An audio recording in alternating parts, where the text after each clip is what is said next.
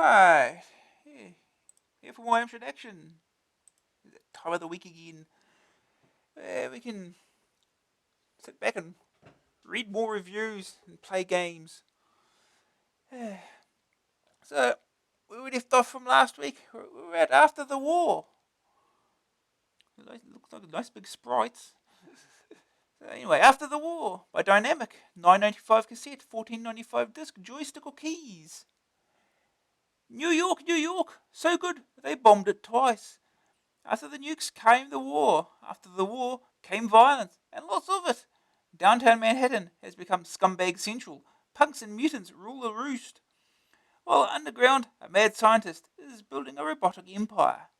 The only sanctuary is outside the city in the colonies, but the route there is through the mad scientist's lair. Firstly, you have to fight your way to the entrance of the subway system. That will lead you into Professor McJurkin's labs.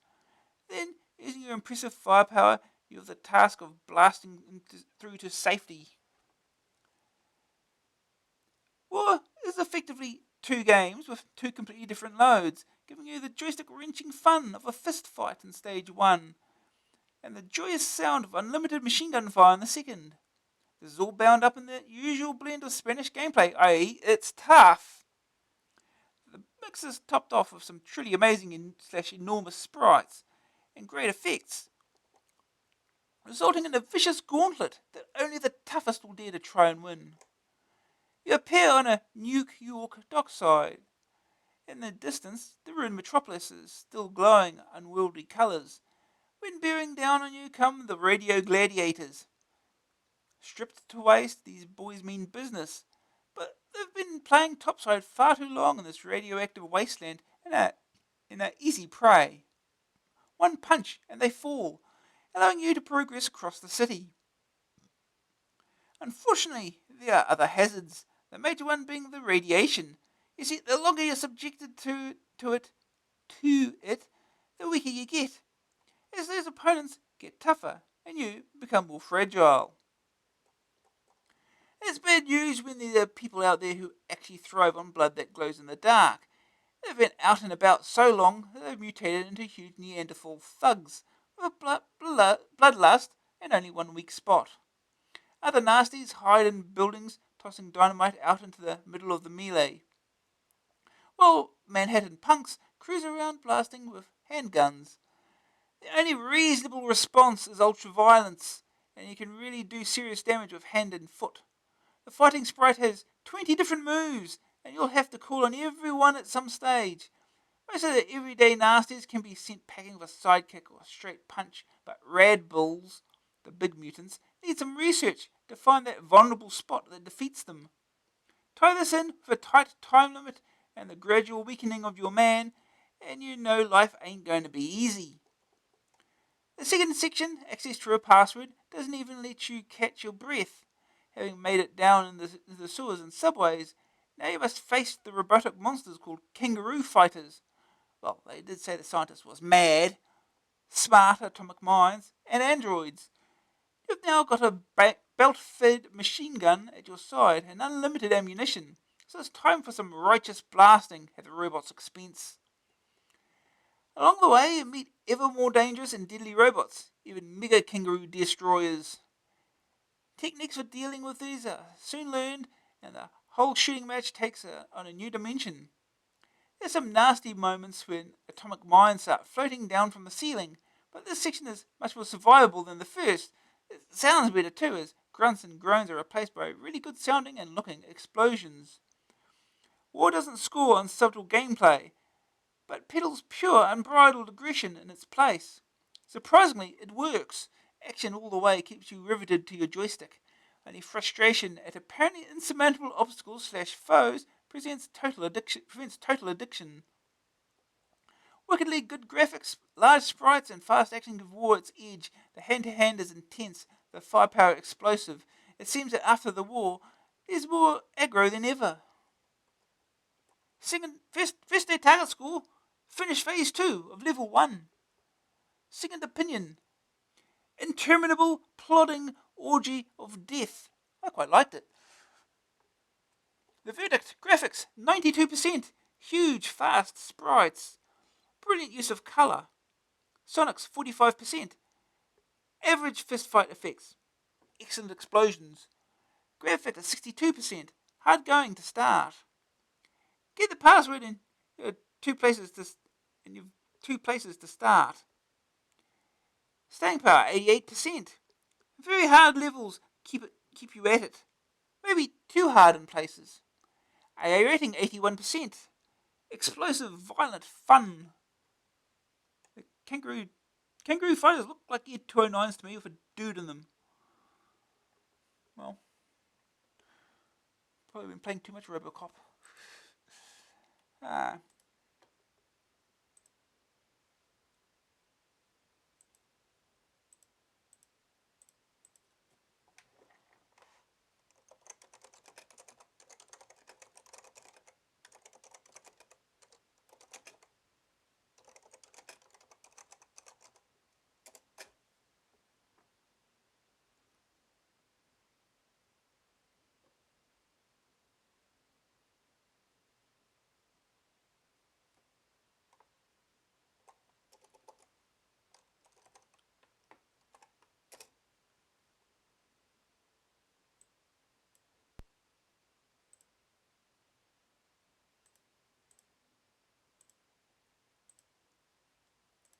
Alright.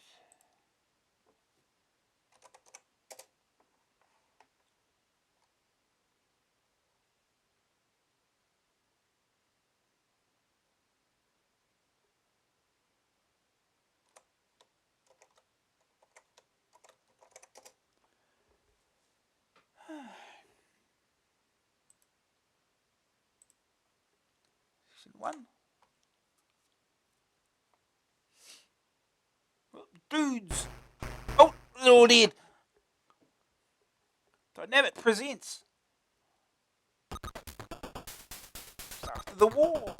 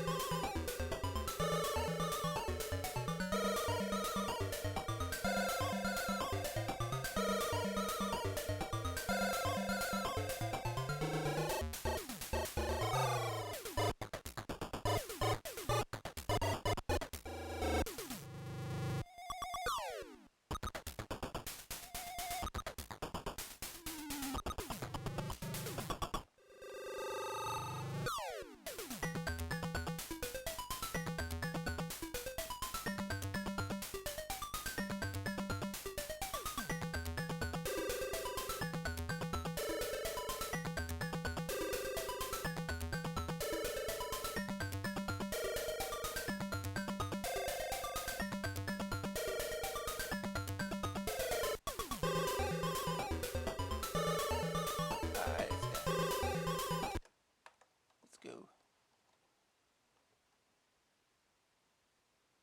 Alright, After the War. Play, keys, joystick. Right, joystick.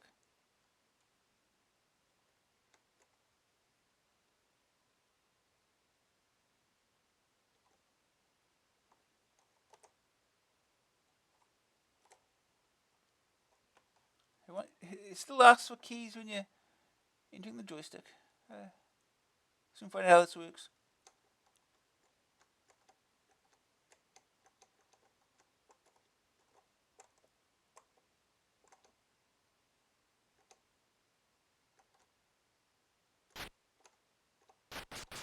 Ow.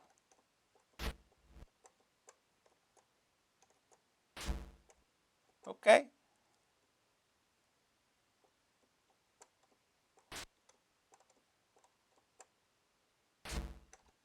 Ow.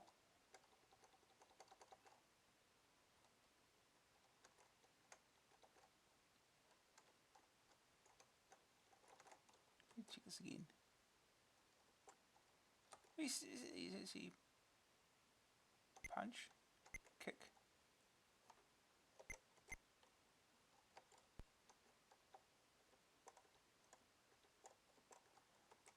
it's not really working the way I'm expecting it to here.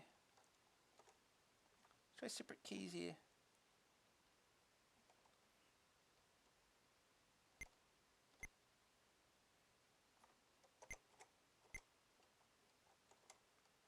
Oh, wrong button.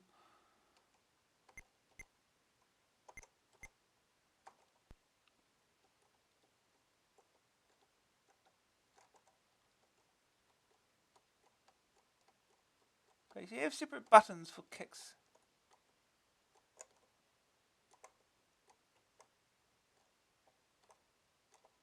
Yeah. Okay, that works. Yeah. Let's do this. Come on. Oh. But you gotta watch out for the dynamite.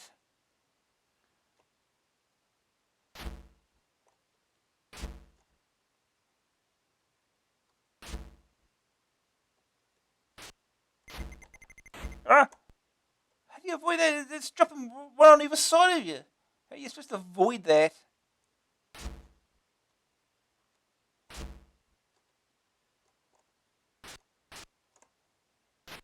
Ow.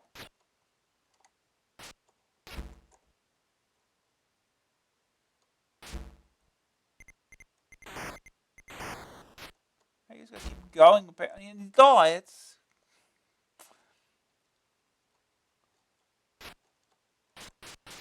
Oh, jeez. Well, that worked out well.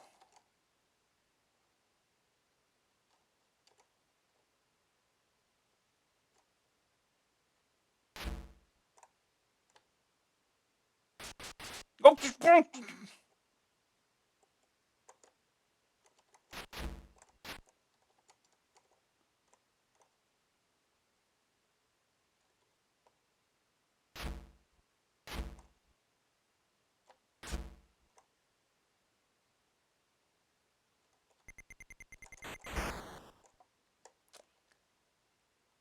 get easily held up by that dynamite.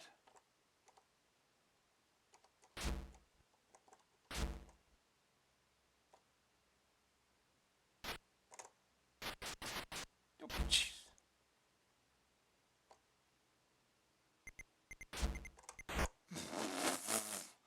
Okay.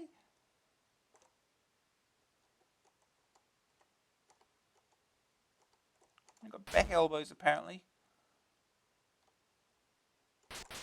Oh, jeez. Just lose your heart, almost over half your energy. One combo.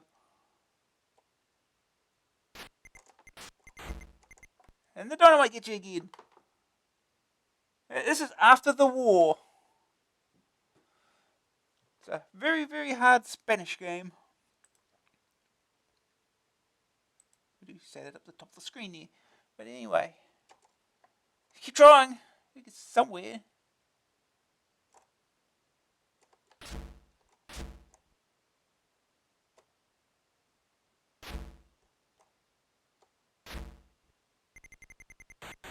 Oh!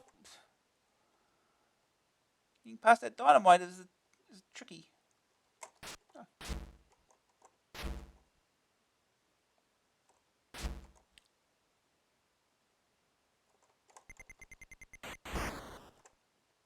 Can't even jump over the explosion. It's terrible.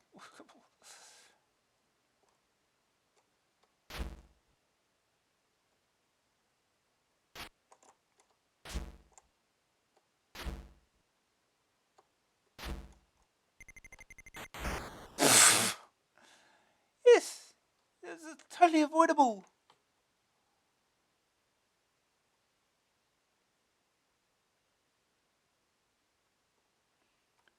Well, these are the very beginning enemies. They're supposed to be easy. More likely they just get in your way.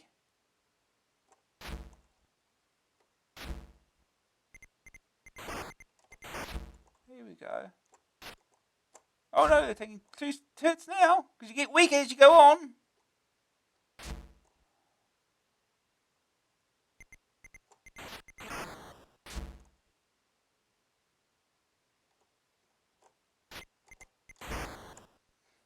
Yep, that was Very avoidable.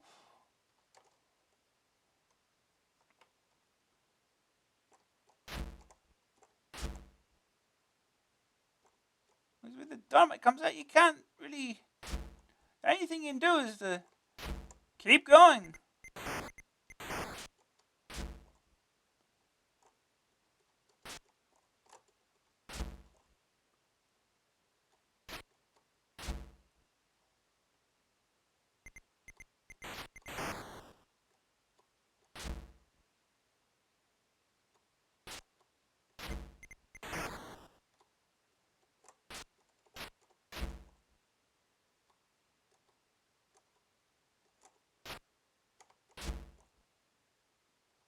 Oh, jeez. But dude.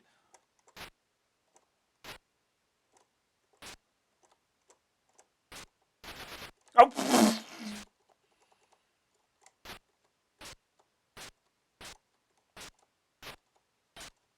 Oh.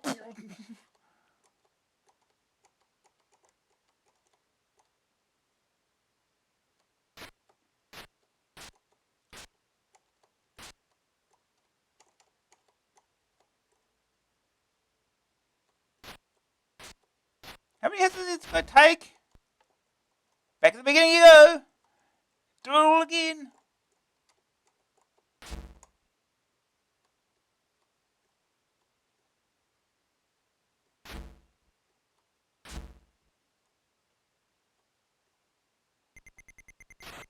Nope. Couldn't really avoid that.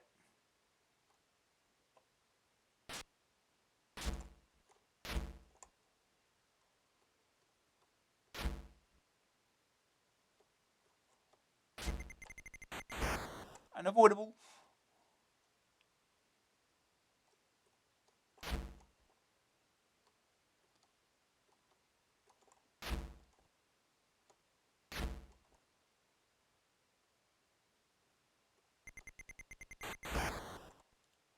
Can't even jump to avoid them. It's...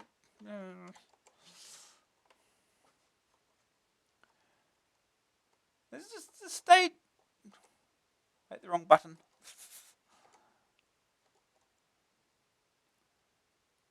This is just the first stage of the first part. Come on. Come on. Come on.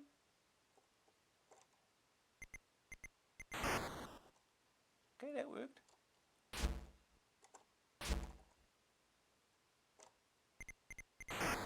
You can just do that to avoid the dynamite, perhaps.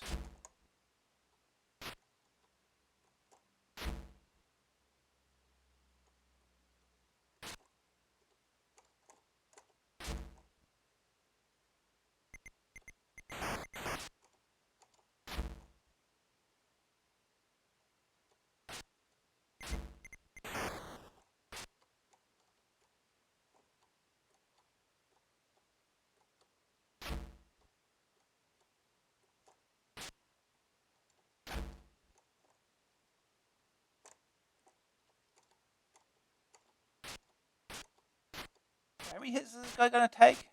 Oh. Oh!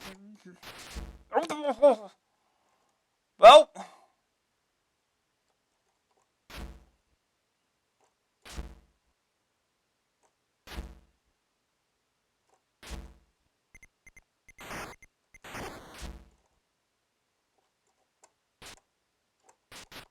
Oh, jeez.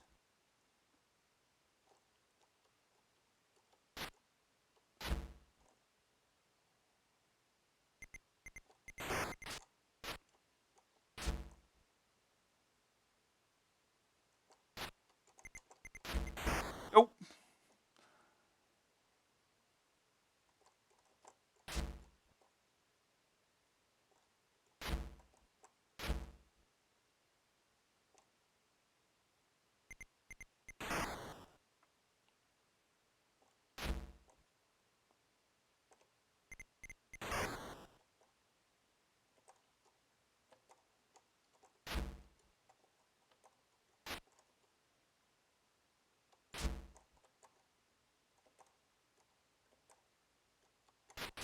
Oh, just get too close.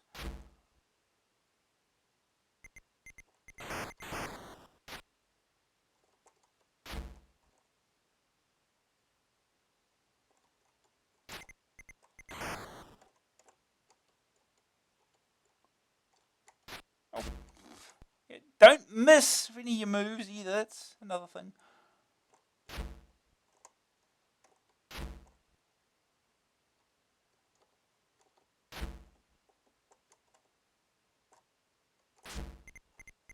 Oh. I'd like to get past the first stage. It'd be nice.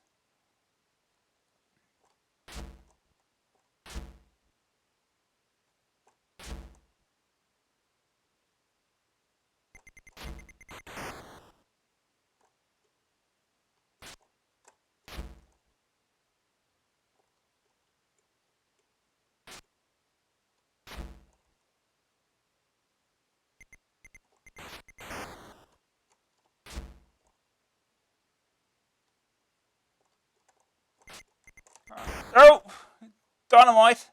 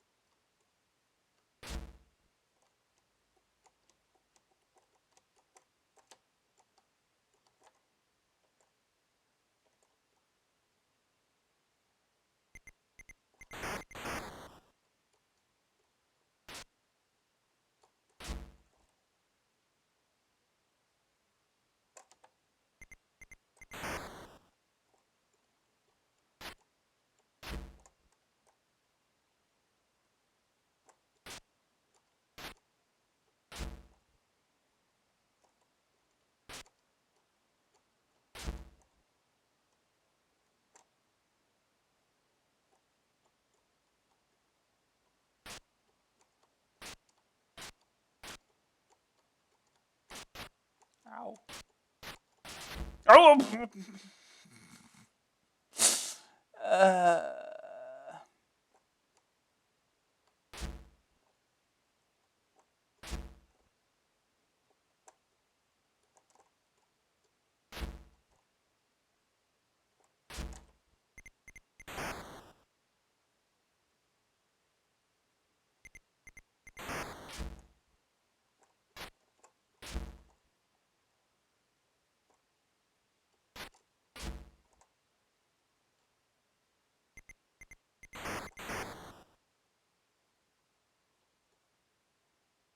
Where you going? Okay, that works. Oh, back up.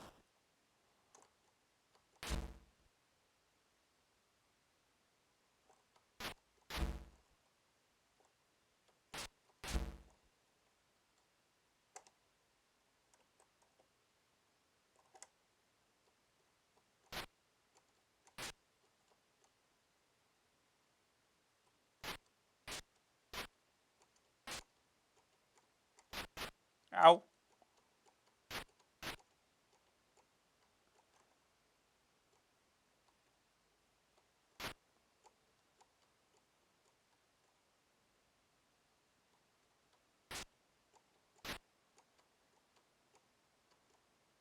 Come on. Ow. It does that whenever you try to kick him, huh?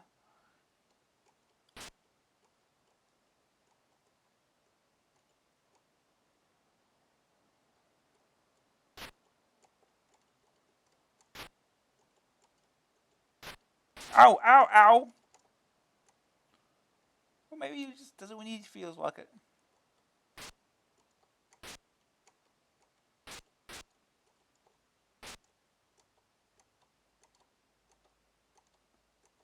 Come on.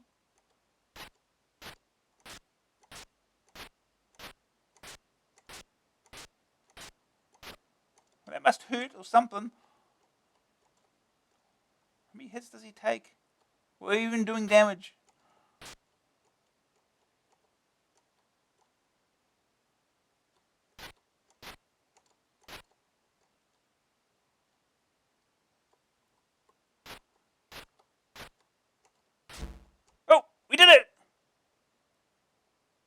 Oh, is that not even the first into the first stage, really? Oh no, here we go, zone 2.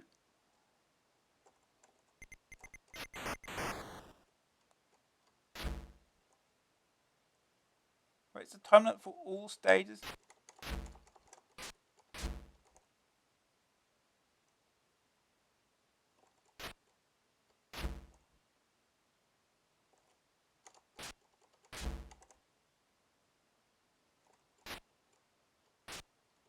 Oh no, no, they take 3 hits.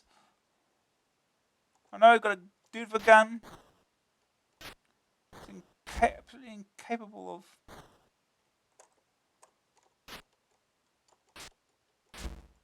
He's absolutely incapable of turning around.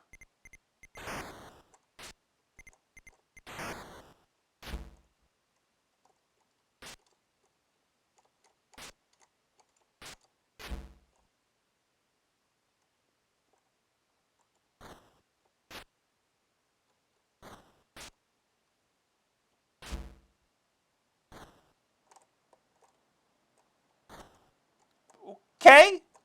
Oh, okay.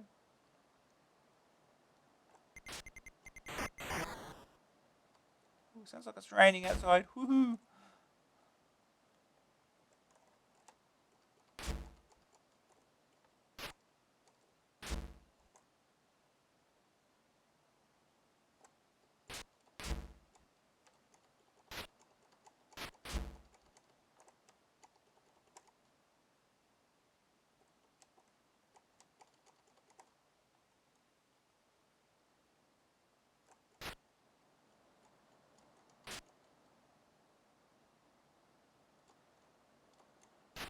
Ow.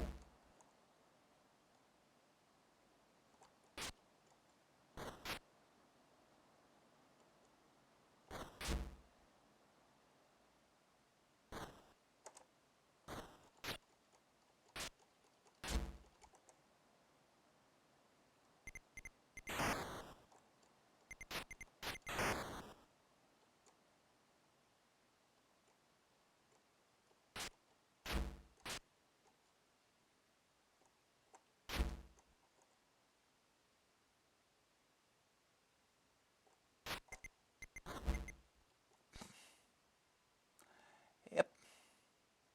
Alright, we'll have a quick look at the second part. I'll have to look up the password for it first.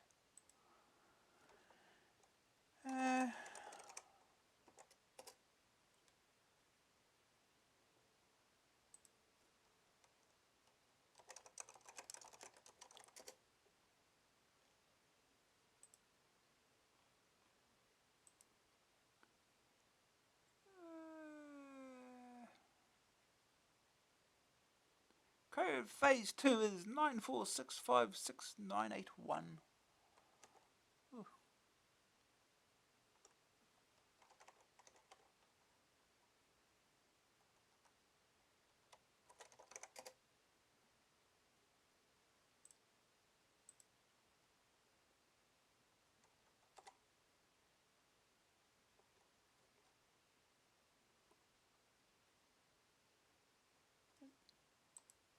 Here we go.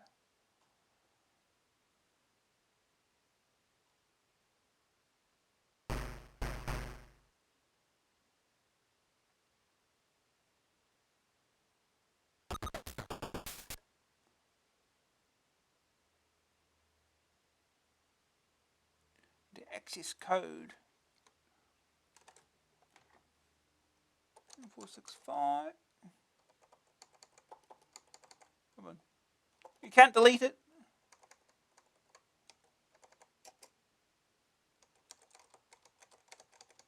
Come on. Wrong code. Try again. Let's see. The code is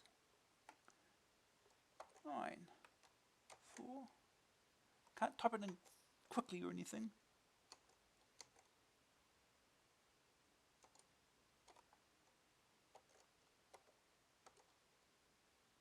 Alright.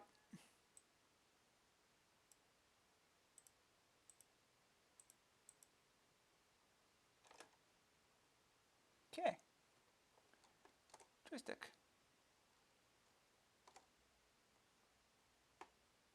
down.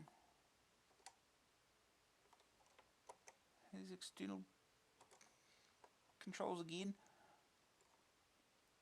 Okay. Okay. We are. Oh.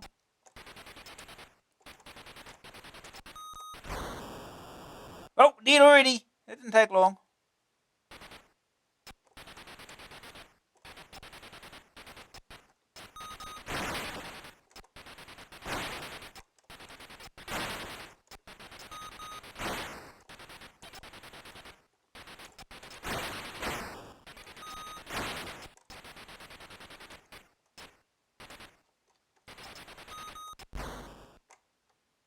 Boy. They say this is easier?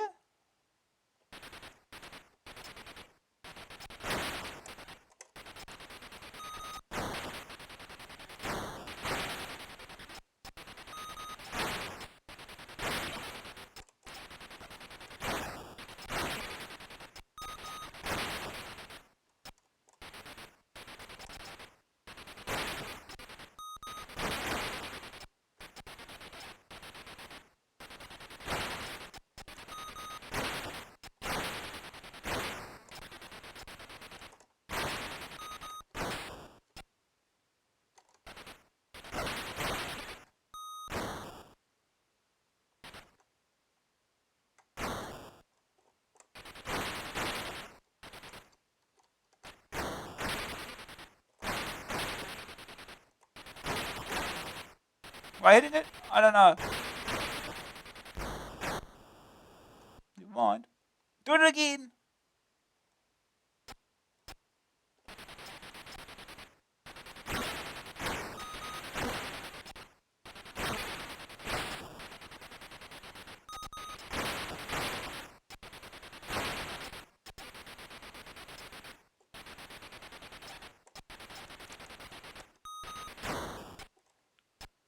Those mines don't really.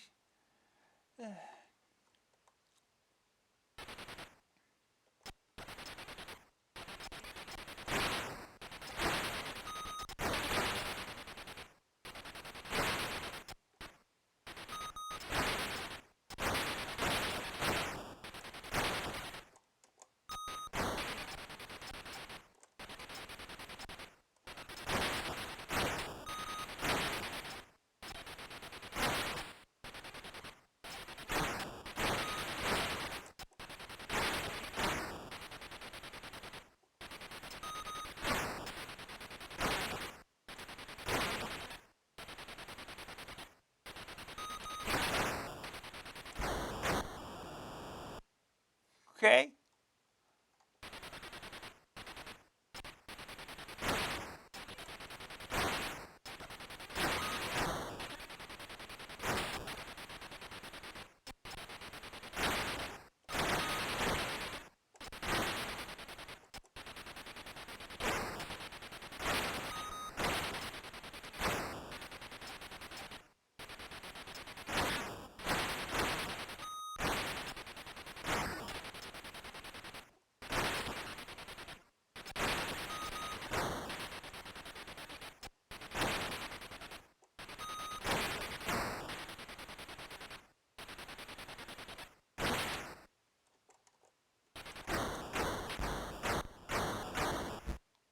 Okay.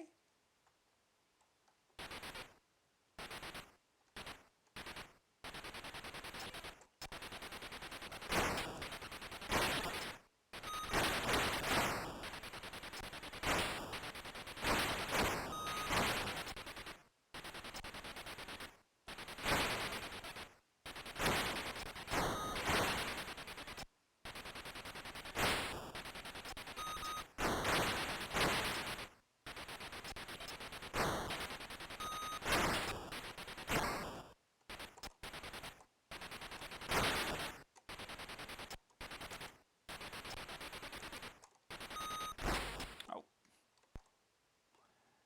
Okay, don't duck for too long.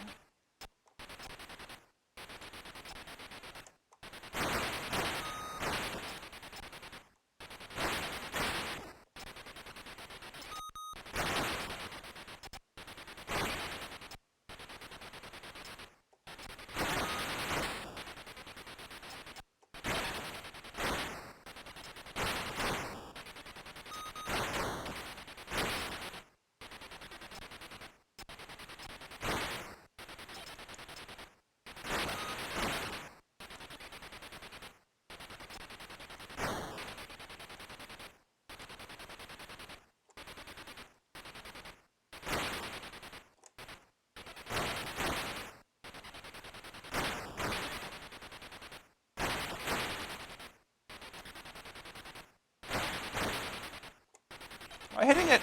Cannot tell.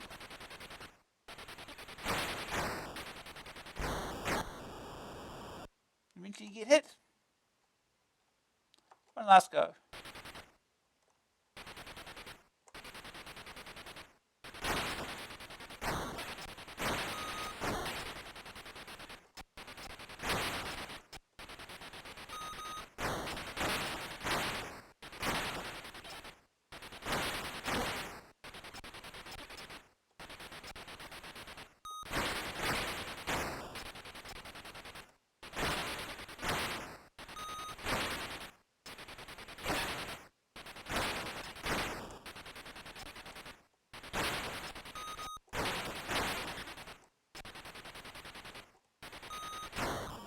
Oh.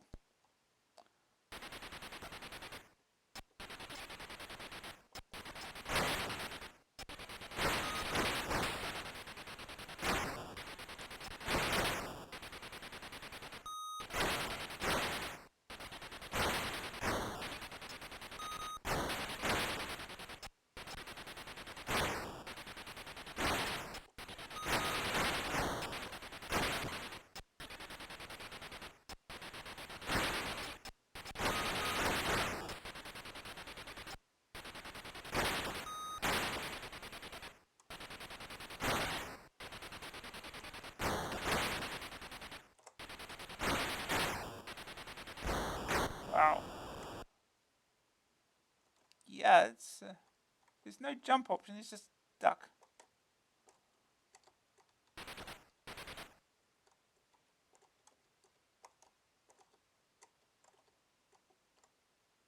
Okay. Can we just do that?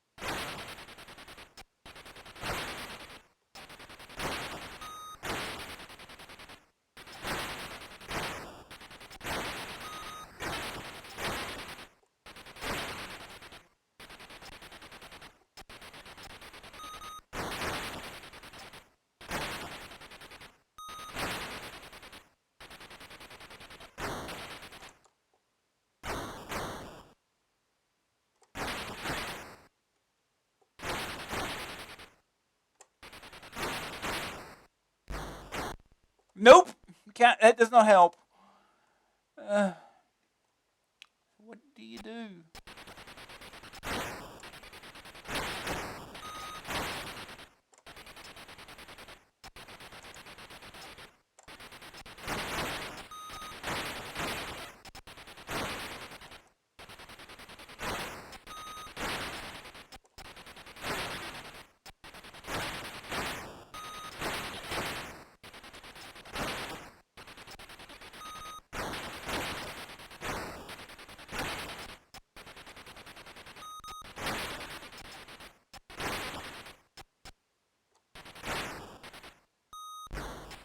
Yeah, it doesn't stop explosions. Oh yeah. Yeah, game's a bit hard. I mean, I guess that's what we expect from Dynamite all this time. Seems to be all they know what to do. Make hard games. Alright, we'll move on. Move on to the next game. Spent long enough on it already. And next game is Tintin on the Moon by Infogrames. 9.95 cassette, 14.95 disc, joystick keys. As the final few candidates fight it out to become the first Brit in space, it's galling to think that the French got their way back in 1954.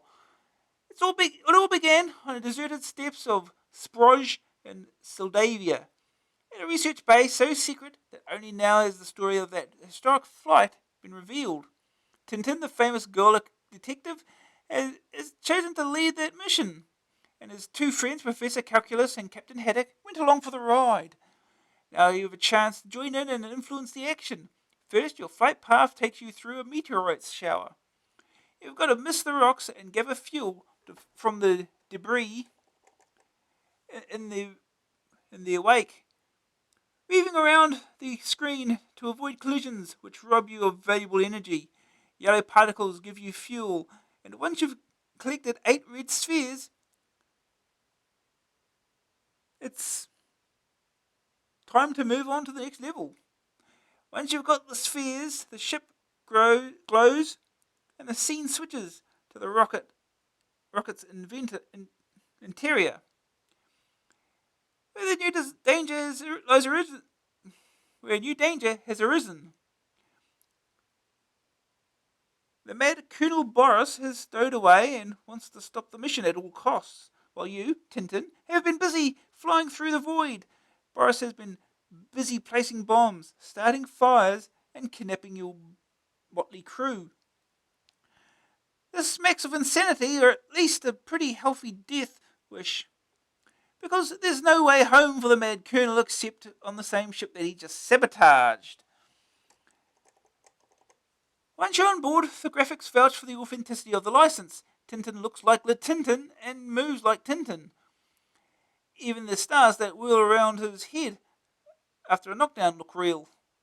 Your task is simple: to rescue your friends, defuse the bombs, extinguish the fires, and capture the evil villain Boris. The detective is to chase around the rocket in either normal or 0G,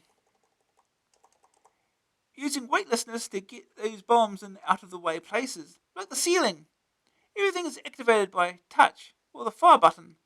Run into Haddock to free him, float past the bomb to defuse it, and jump on Boris from below for a capture. That's all you need to do. Run and climb around the small starship, putting out fires and freeing people.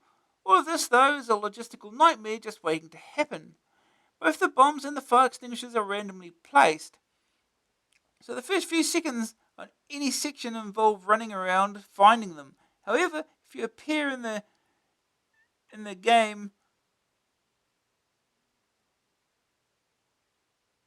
you appear in the same room as Boris, the characters being randomly placed as well, and you aren't near an exit, all your hard work can go down the tubes as he relentlessly blasts you into a pulp.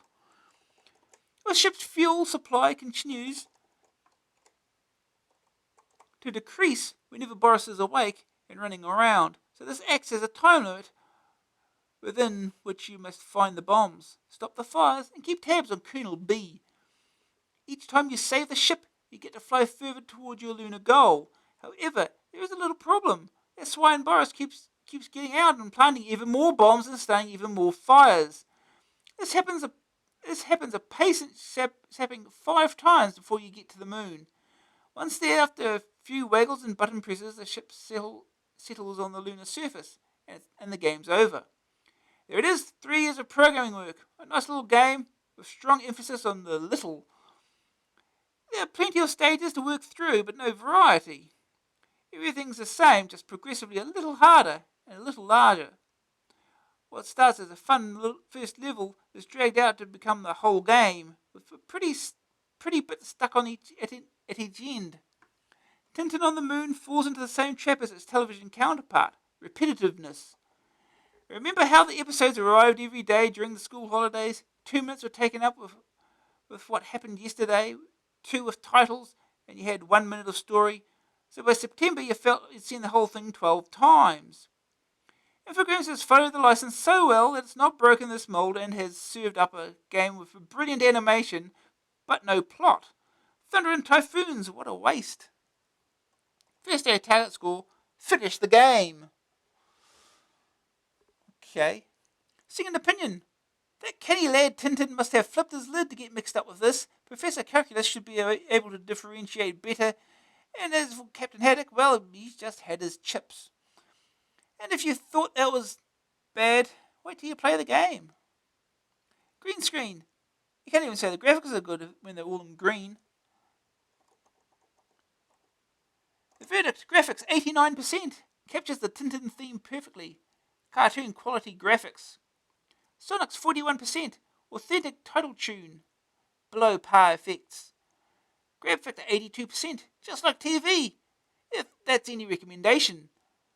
Staying power 31%, 5 main levels that are virtually identical. AA rating 44%, visually spectacular, too repetitive to bother with. Hi.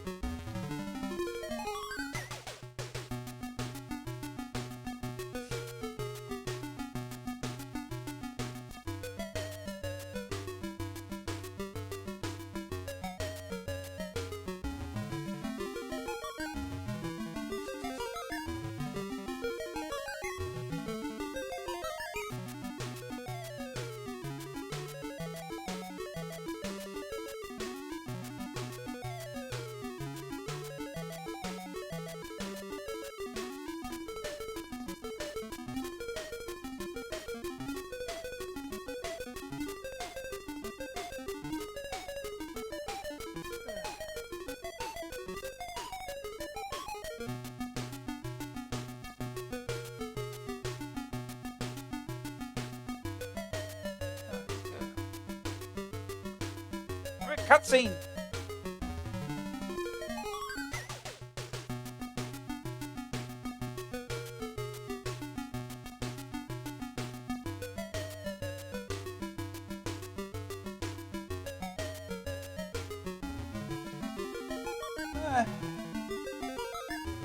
I never remember seeing Tintin cartoons back in the day. I'd read the comic books instead. At the time our school had a bunch of those. That and Asterix. There might have been others as well, but those are what I remember. Off we go! Tintin on the moon!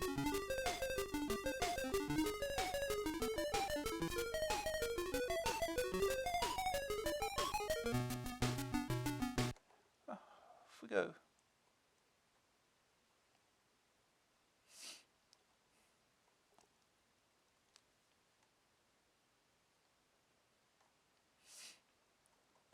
Off we go.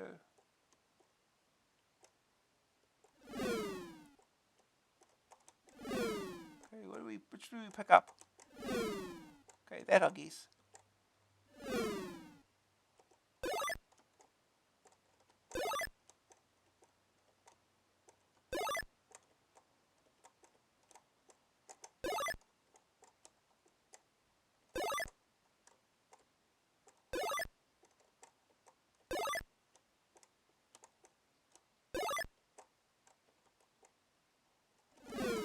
Oh, missed that one.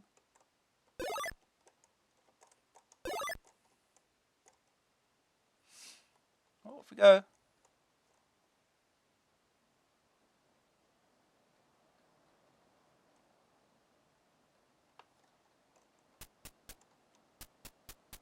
Okay, he's got to find everything now.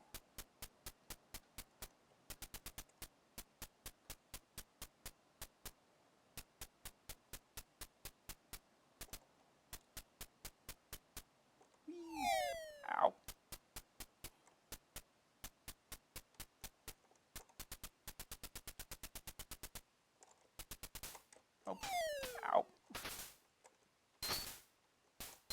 Oh no. He's shooting us! Ah! Oh, he's gone. There's a fire extinguisher around somewhere.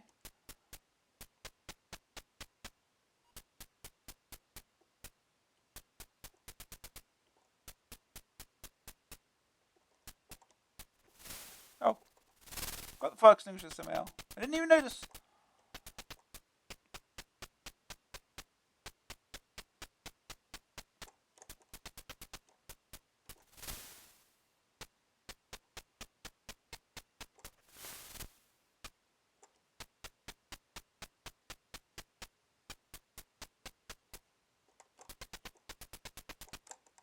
Oh.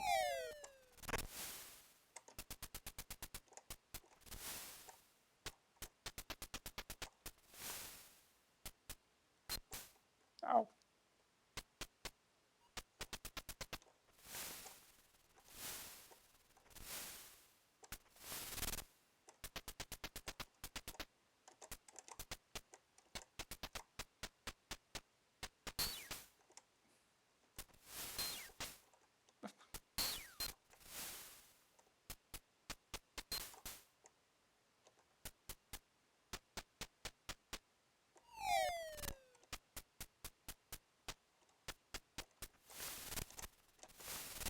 Yeah, the other way, Tintin. Sure. Oh, you can hold it up. Okay. Bit more fire.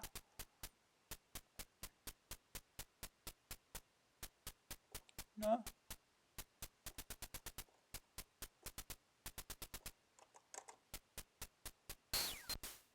Oh, here's the fire. Oh.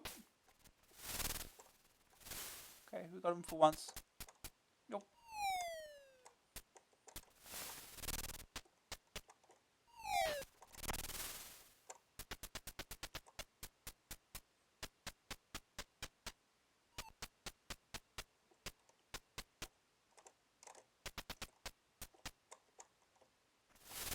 We've got another fire.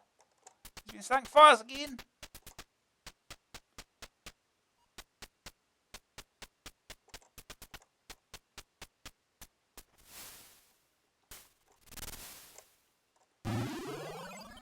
And I guess that's time out. Yep, game over.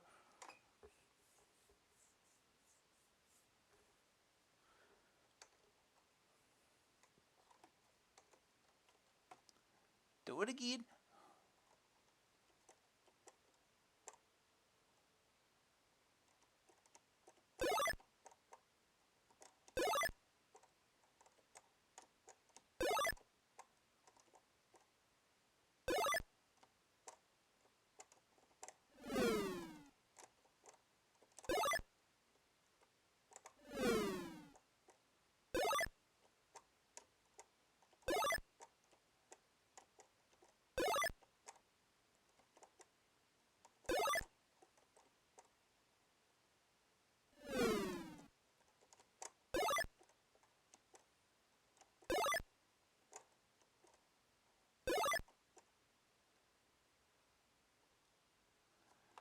Try this again.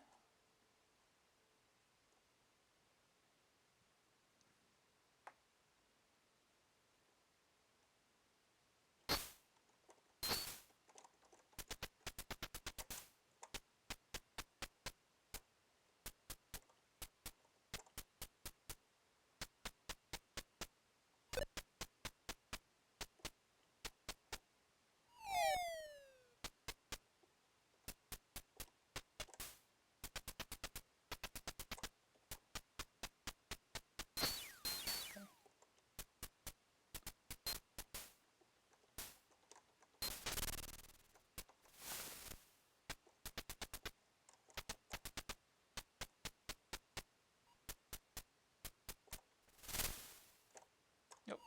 I'm gonna go down, up, across here. I don't know if fire's in there.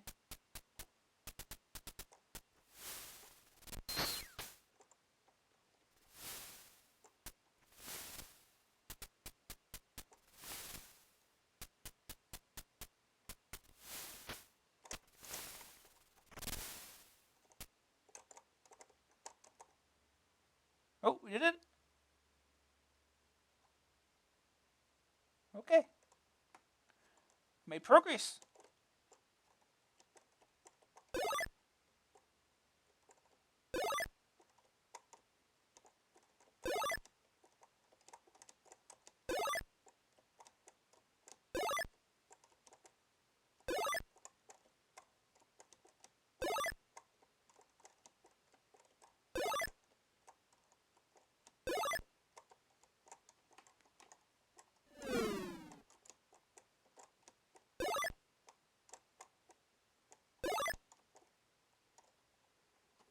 Okay, now we get to do it all again.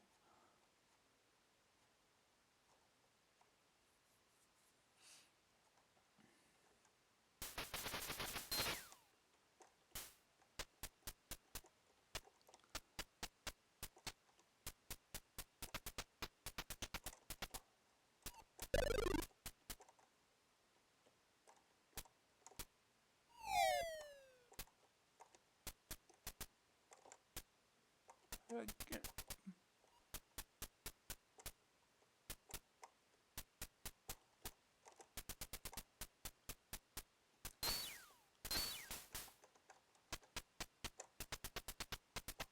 So fox around here somewhere.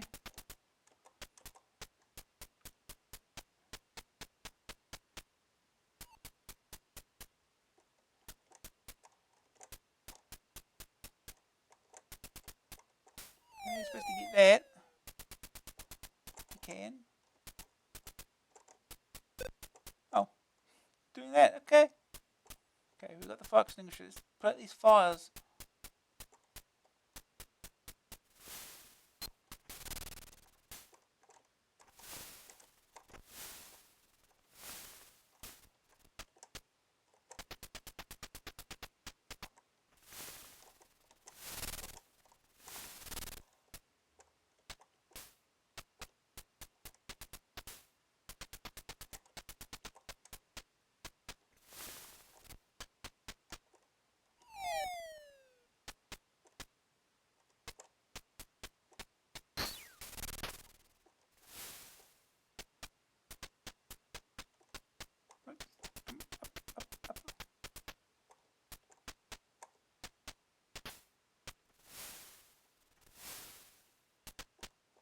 Okay.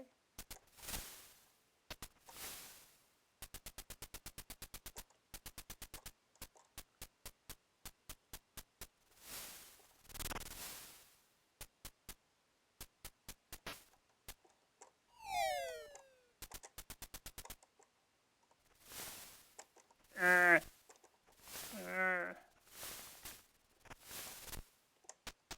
Nope.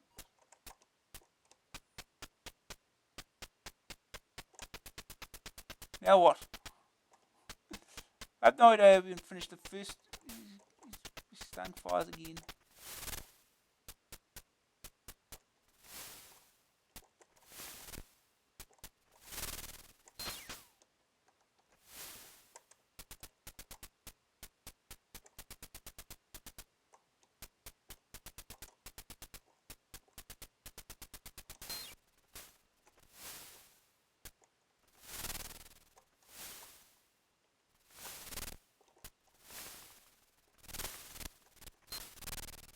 Hey,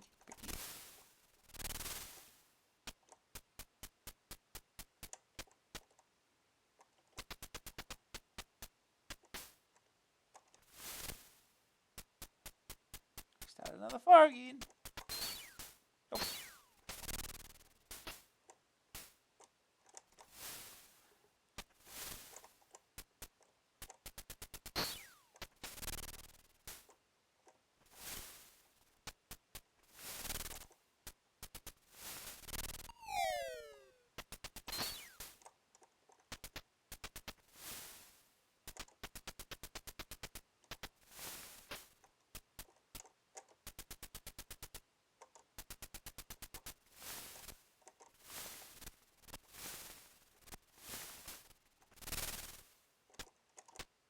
Now what?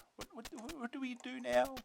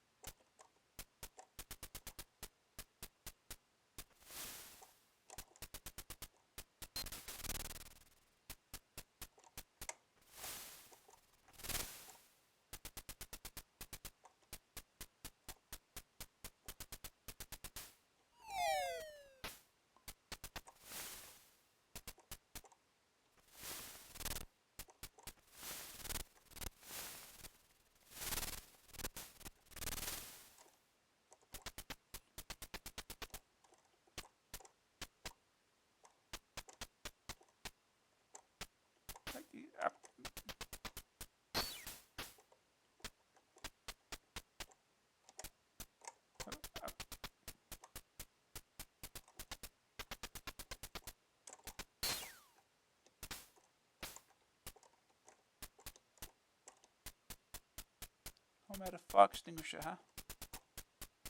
That can't be good.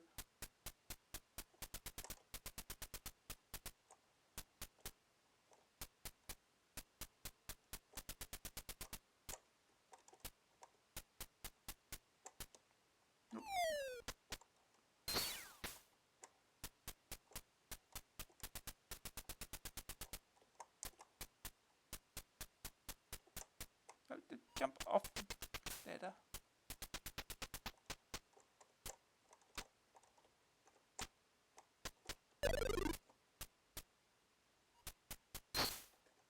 Clicky.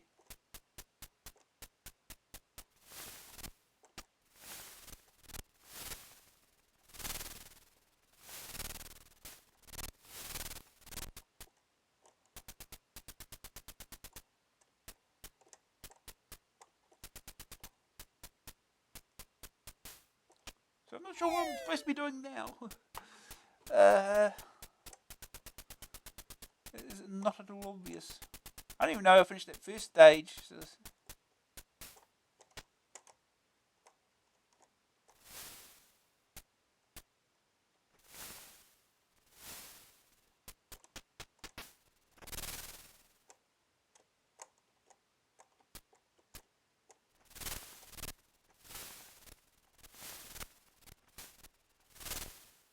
a fire here somewhere. Okay. All of a sudden, it just works. We just go on to the next stage.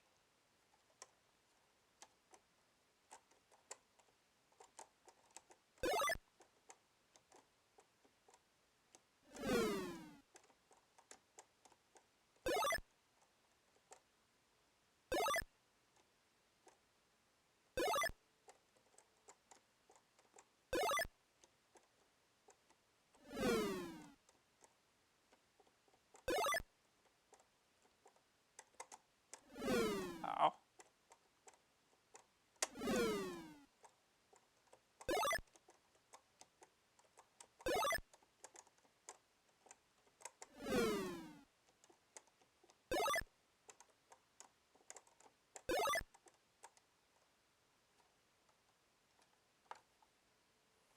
Stage 3.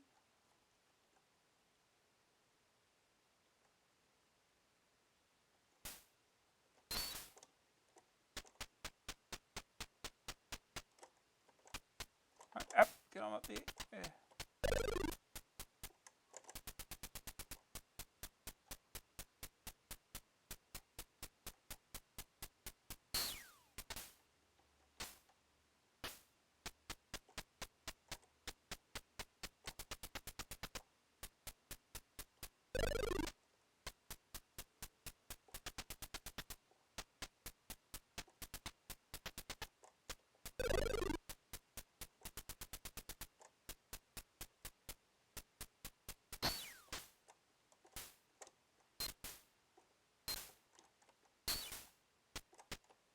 So how am I supposed to get that? All the way up there. Yeah, that's it. Game over.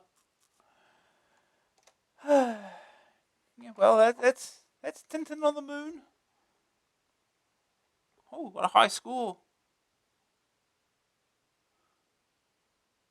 I think the crackers put all these high scores in. Oh well, we'll move on. Next game.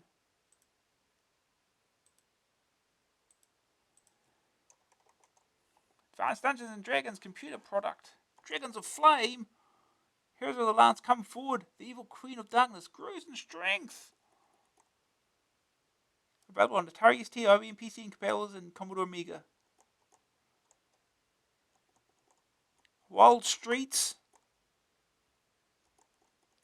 by Titus. Our next game is Lost Caves for players. $2.99 cassette, joystick or keys. Would you like to be an explorer? Risk life and limb for fame and fortune. So play Lost Caves, a game that combines elements of Squeak and Rick Dangerous, and gives you the chance of becoming rather wealthy into the bargain. Your explorer gets around by digging his way through mud, and jolly fast at it he is too. But care must be taken as suspended in the mud are huge boulders that have a tendency to crush hasty explorers flat. Many of the rocks are positioned around the diamonds you've come to collect, so excavate around them and get them all to fall out of your way. Of course, if a diamond falls on you, that too is fatal. There are no points in this maze adventure, just fantastic wealth, and every diamond has to be found before you can progress to the next level. For that reason, you must avoid trapping the jewels behind the boulders. Of course, these inanimate objects are the least of your worries. There's also hiding in the caves are a bunch of kamikaze joggers, little guys in white headbands who run around aimlessly until they spot you. All you can do is pushing rocks onto them, ideally from a great height. Thrown in to make life even more interesting, if shorter, are lava flows, bombs, one-way doors, fake walls, and all the other everyday tricks, traps, and trials one associates with ancient temples. The fun emanates from the mad charge through a sea of mud, never knowing what you'll find until you've found it. Lost Caves has no beauty to look at, its use of colour is limited in the extreme. Sprites are unsophisticated but humorous. As a maze game, it's spiced up with a little dash of tongue-in-cheek fun, cartoon explosions from huge joke bombs, and a truly weird theme tune. And given pace by the falling boulders and joggers, 16 levels of controlled panic are the result. And that's a sound foundation for any game to build on. First Otago score, reach level 4. Risk a 10-ton bomb for a 10-ton sparkler. Yeah, those are cartoon bombs, alright. Second opinion. Okay. Lost Caves is quite simply the best game I've ever played. Do me yourself a favour and go out and buy it now. Go on. Boost my bank, but no, boost your collection with this classic gem, which at the ridiculously cheap price of only £2.99 you can't afford to be without. Yeah, see the technical editor Adam Waring, who wrote this game. Green screen, perfect. Sure, okay. The verdict, graphics 56%, limited but jolly. Sonic 64%, strange music. Grab factor 76%, attractive to game players of all ages. Staying power 79%, some very tricky puzzles to solve. Possibly too tricky. AA rating 71%, a possible dizzy basher. Well, this is nothing like dizzy though. But we tell from the screenshots that this is Boulder Dash, effectively.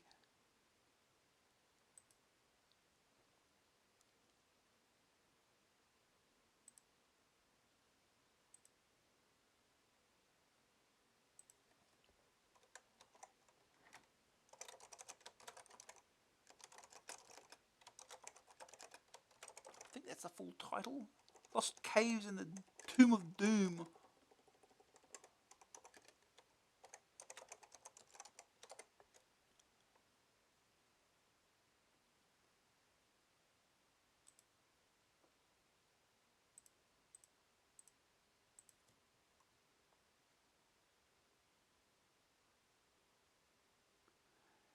Yeah, I've only played the Amstrad version of Wild Streets. Once you figure out the trick, it's rather easy. Just got to remember, you got a gun, I don't think you ever really use it.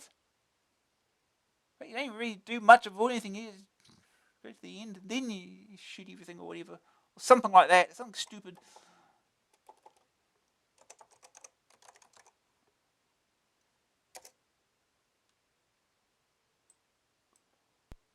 I'm sure we'll probably get on that. I don't remember if it got reviewed or not.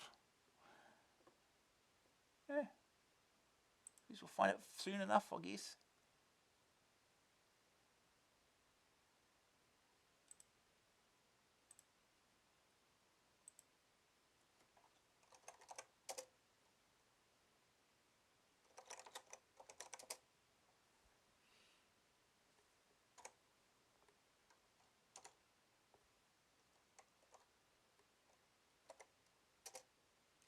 There's a stage 0, huh? Lost Caves, code by Adam Waring, music by Paul Hiley. Graphics Sean Conran. Yeah, that's the music. Well, he's in game music if I remember. Zone 0. Oh, Lost Caves in the Tomb of Doom. Oh yeah, this is Boulder Dash. Maybe he goes one gem.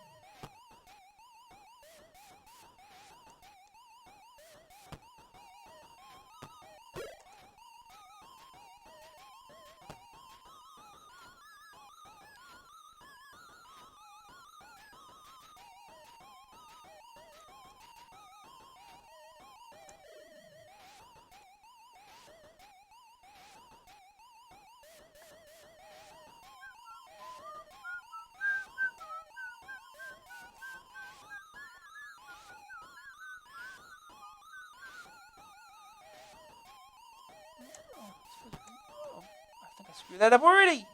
Wonderful. Can we... Do you have a...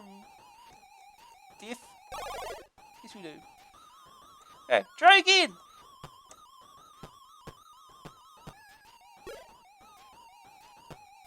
The first stage is long enough as it is.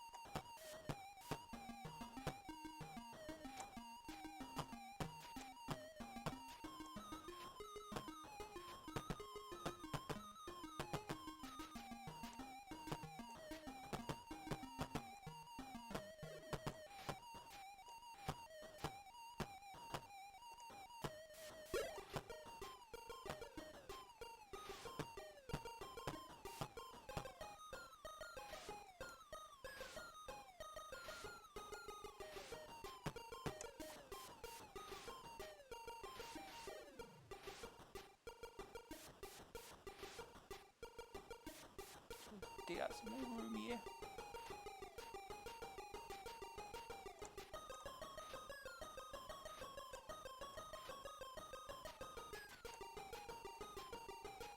Alright, let's go.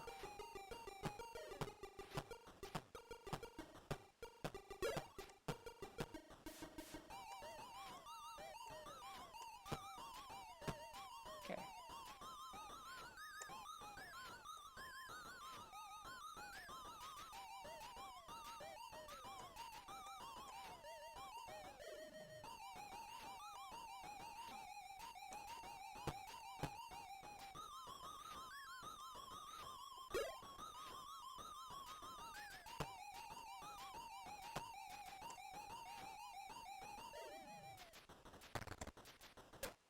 Hop.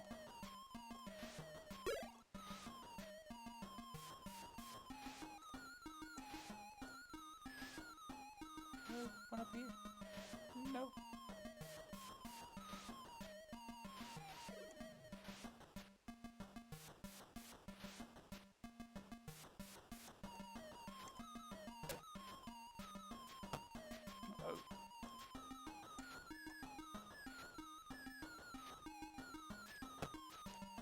Oh no!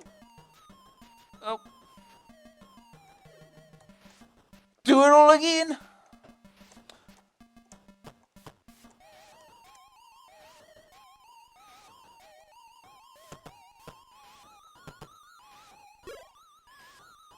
The Boulder Dash will just redo the entire whole stage again when you die.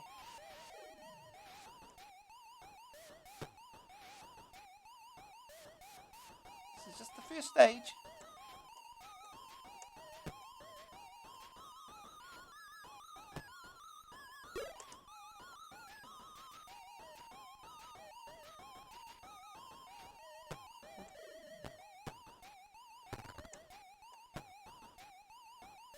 Ah.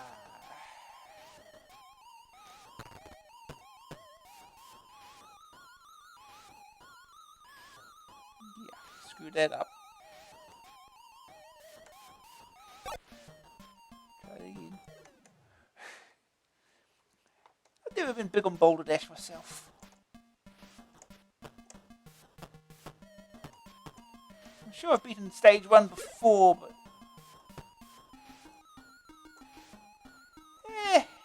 this is...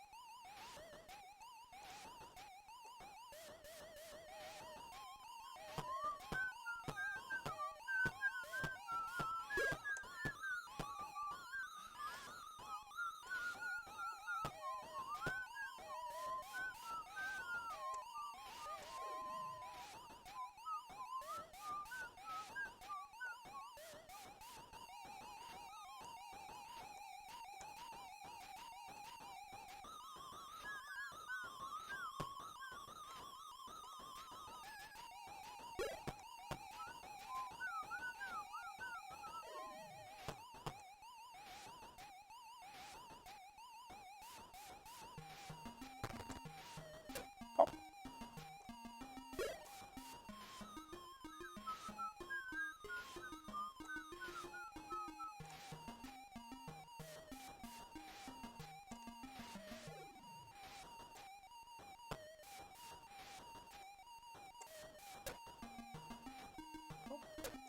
Pop. Both. Whew. 3 to go.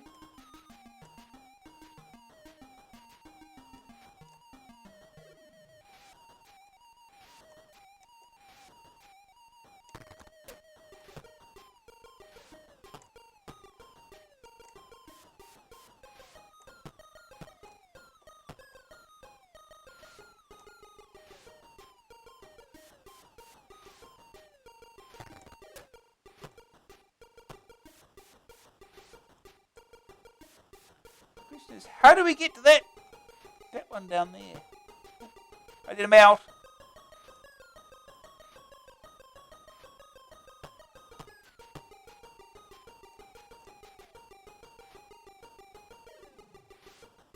Okay, we do it from this side, okay.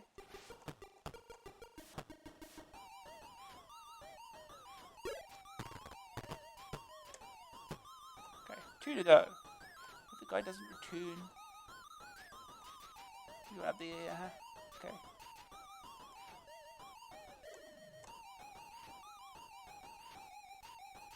Let's make as much room as we can.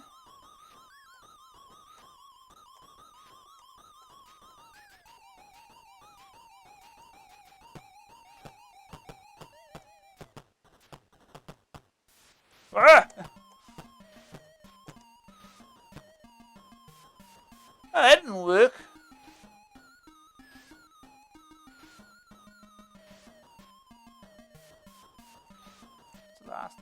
trying to get here. It's right there. Can we just crush him with it? Oh, okay, yeah, you can do that. Yeah. And that guy kills you. Guess what? Guess what? Doing it all again! The second to last one, gotta get to somehow.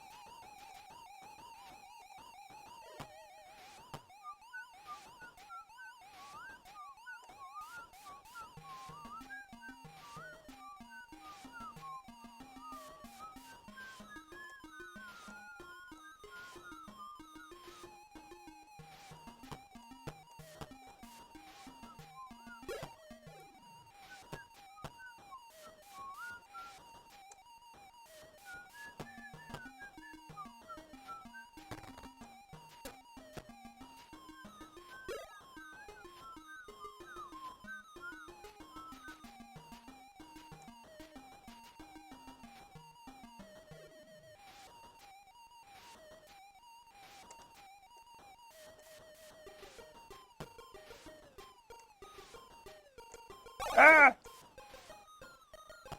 Because you're going around the boulder as it's falling towards him. Obviously!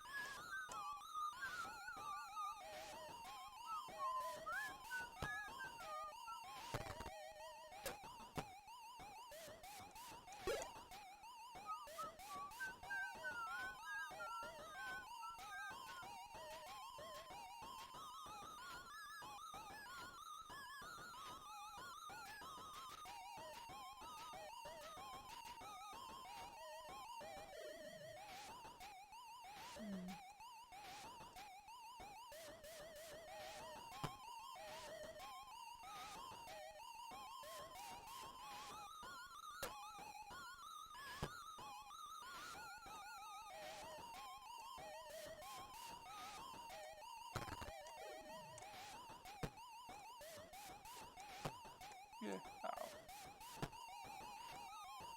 Oh, he's gone.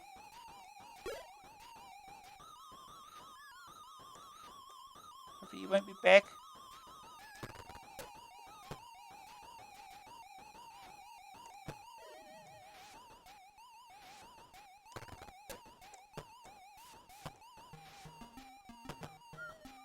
Oh, good. This guy came out. He's after me! Ah!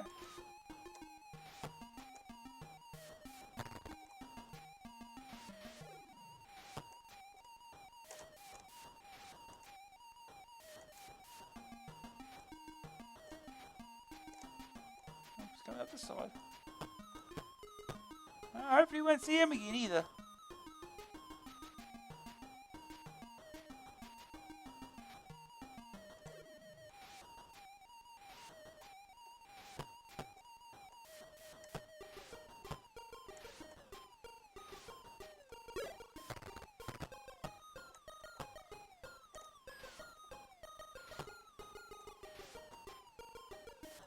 Okay.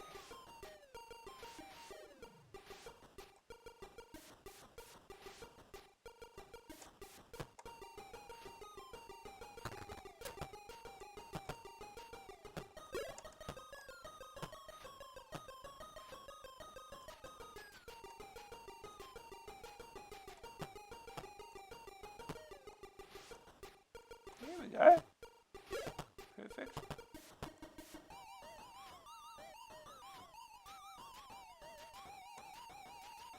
There you go. We just select stage every time, do we? Up and down to select.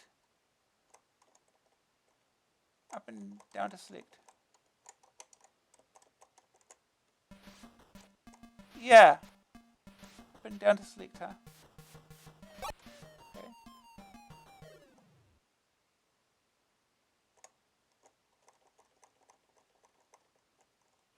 I get a feeling the crack they put on this didn't work right. Okay, we'll try it again. Try it from the...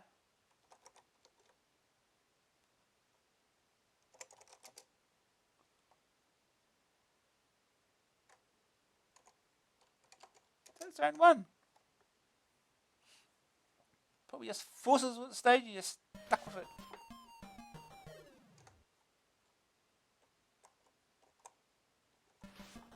Okay, zone one. Oh, that's a good thing to put at the beginning of the stage.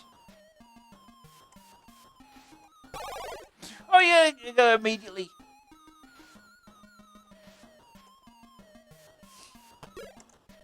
Alright, that's one. Falling diamond right on your head is exactly what you...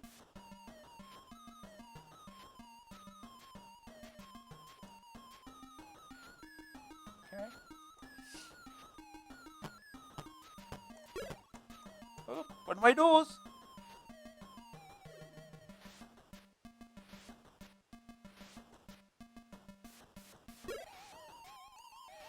All these dudes.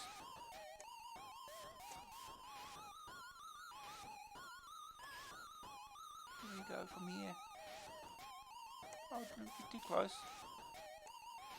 Okay, I think we've got a fake wall over here or something. Yeah, fake wall. Ooh, switch. No idea what that. Oh no! Okay, that's what that switch does. Oh, go, keep going, go. Don't dawdle. Okay, just start again. Immediately go up. You have no time to do anything else.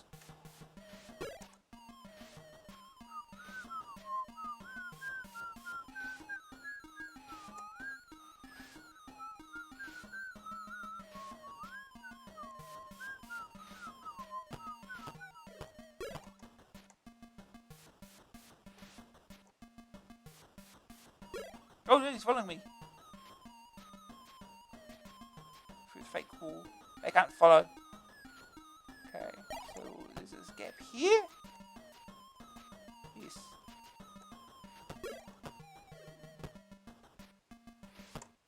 There's another one here.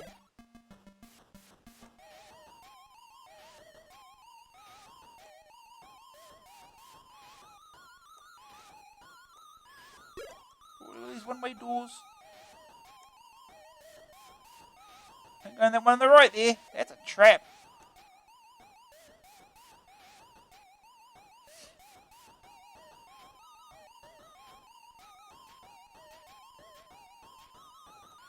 What have we got up here?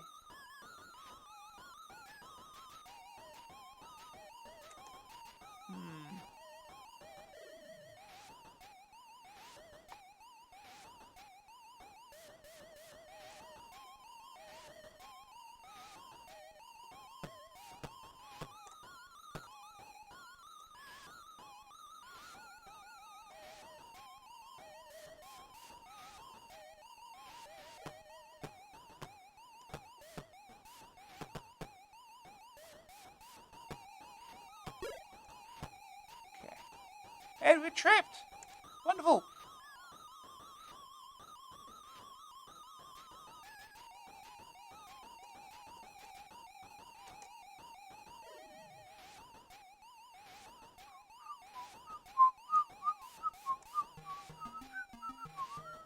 Well, go straight up.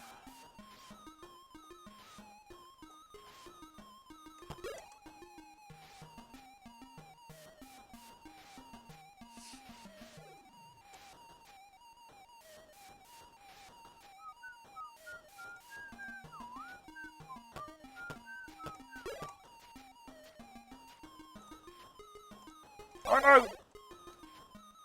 Too late. Oh no, I forgot. Oh, and you did.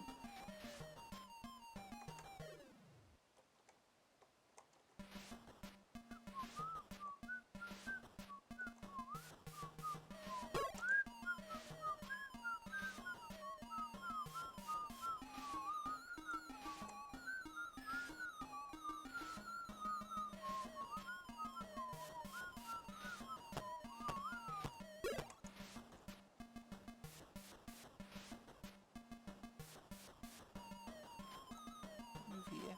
This is safe. Okay.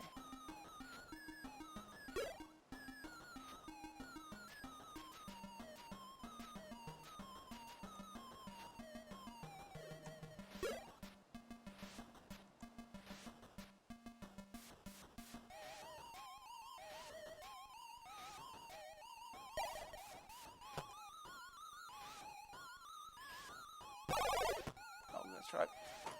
I forget the diamonds are deadly. Look at the size of them. I forgot again. Up immediately.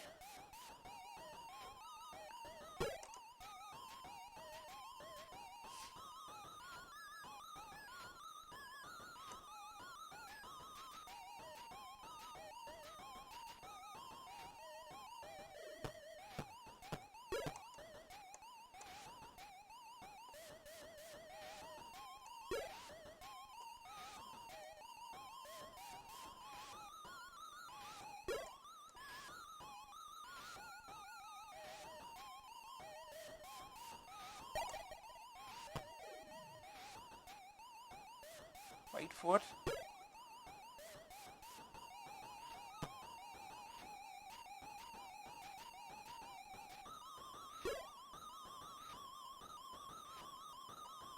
And over here too. That's another trap.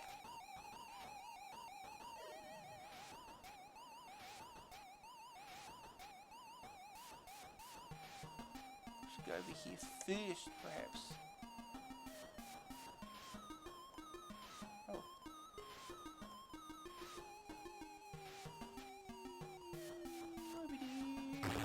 Yep. That was an explosion.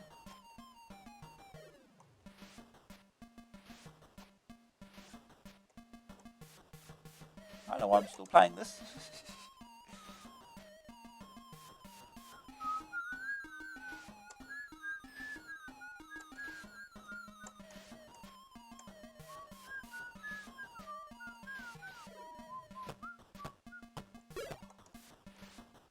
No. Oh, I'm too late. Oh, okay.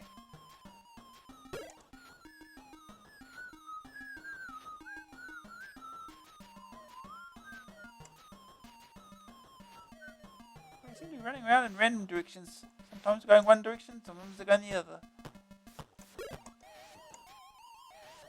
Wait for it.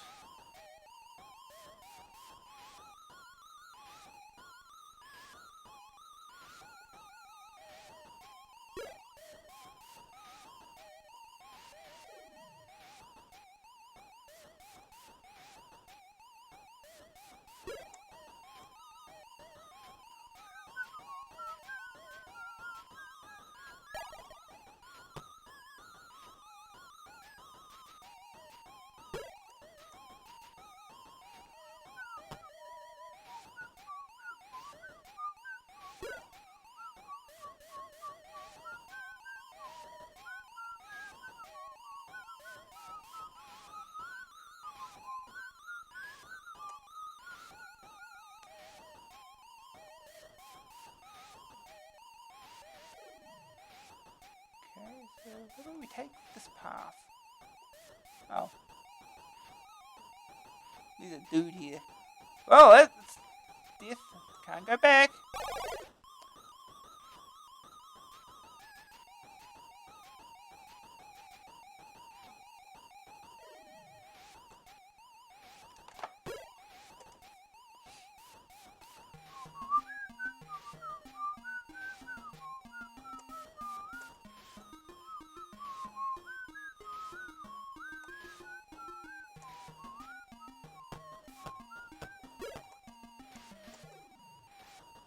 Wait.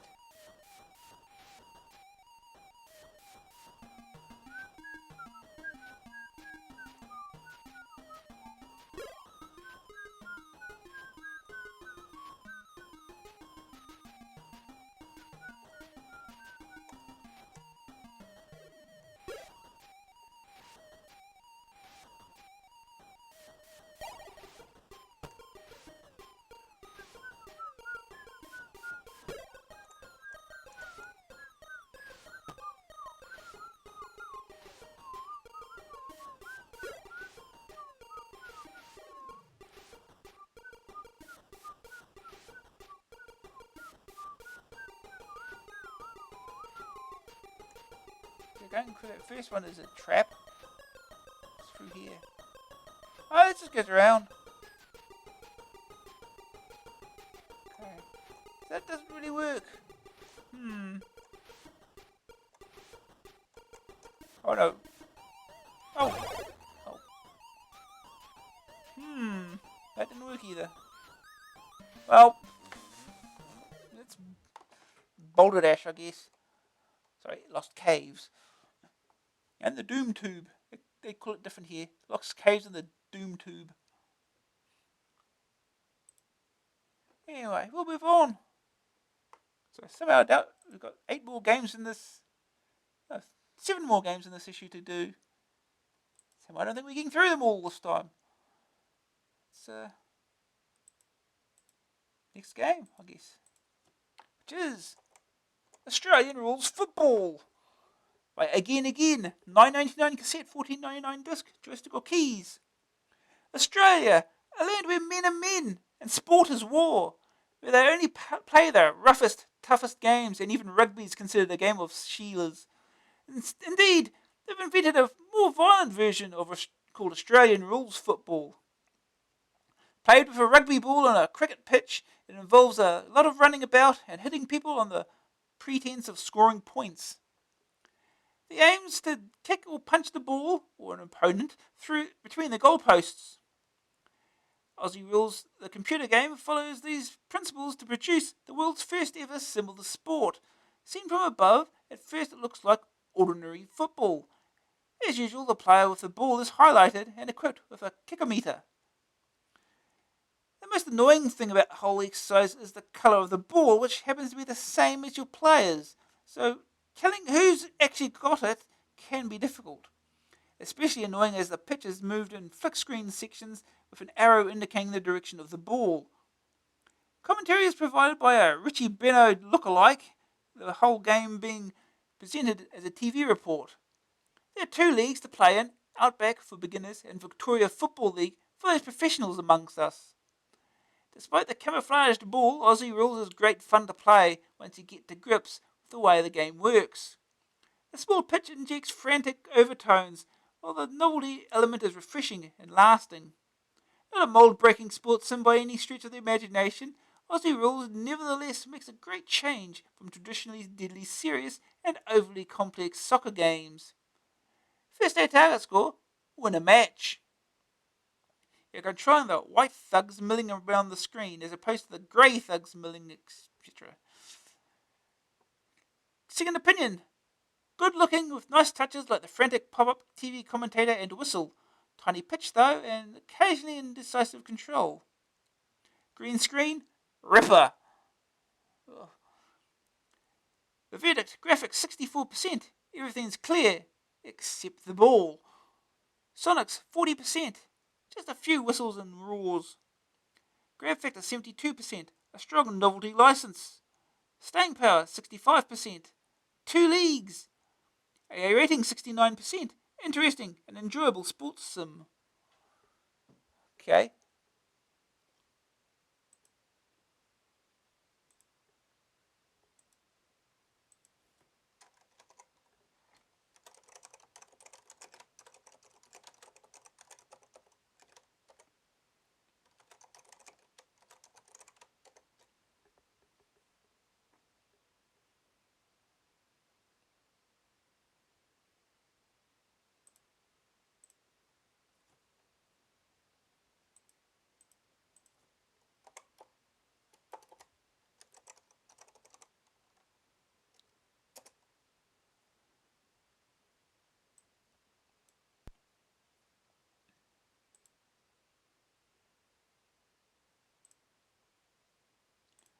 Alright. Let's go.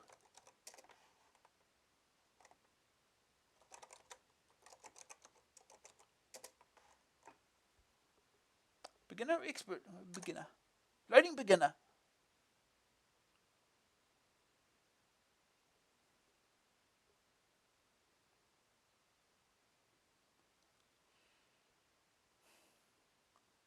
Australian Rules Football, the Outback Amateur League. Again and again, clockwise. Yeah, that's Australia in the background, alright.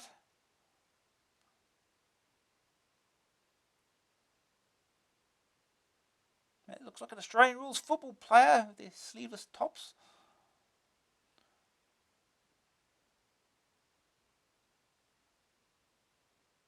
Australian Rules Football, the Outback Amateur League. Oh no, it's cracked. Oh no, it's Australian Rules, it's crap. Yeah, I think the crackers changed this message a bit. What bullshit? No. Welcome to Australian Rules Football. Cracked from tape.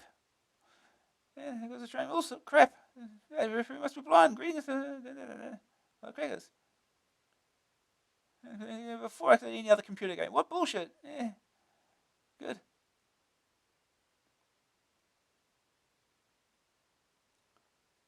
Game sound status. Whistle only, silent, complete sound. This is a lovely sound.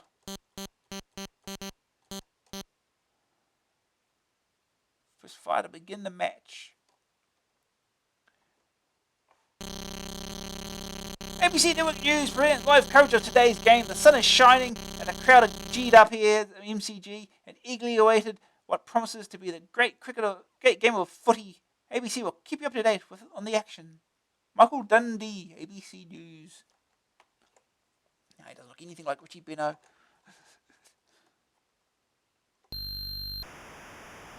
Right. Door. Oh.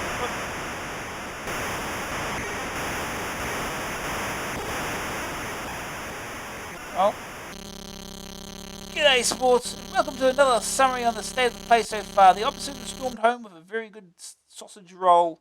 6 points, lads. ABC will keep you up to date on the action. Get the ball first. Everyone else just seems to wander around aimlessly. So you get the ball. Pretty much. G'day, sports, and welcome to another summary on the state of play so far. A great sausage roll there by the koalas, and home crowders are ecstatic. ABC will keep you up to date on the action. So you just did the same thing again. Oh, we missed the ball. Oh, we do have the ball. No, we don't have the ball. There's the ball. Where's the ball?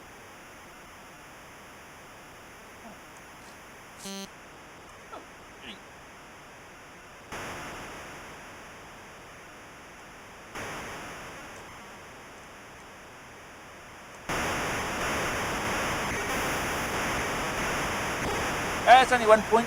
Look here. G'day, sports, and welcome to another summary on the state of play so far. The opposition scored up behind. That's 1 more point for the ladder. ABC will keep you up to date on the action.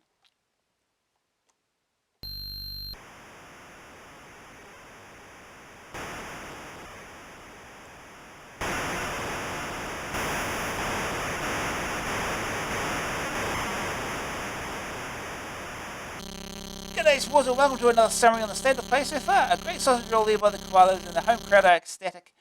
ABC will keep you up to date on the action. Let's do that again.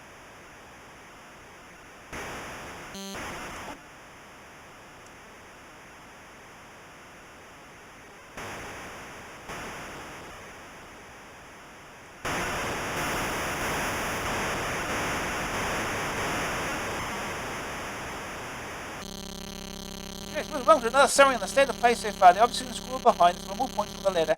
ABC will keep you up to date on the action.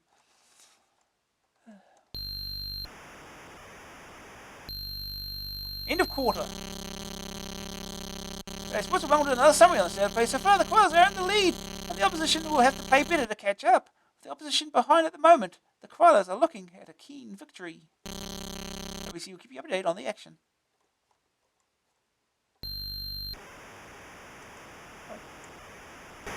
We're going the other direction now, huh?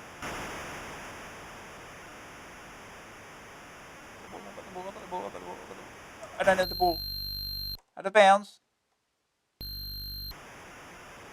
He stole the ball.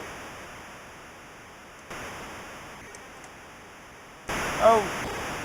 Well.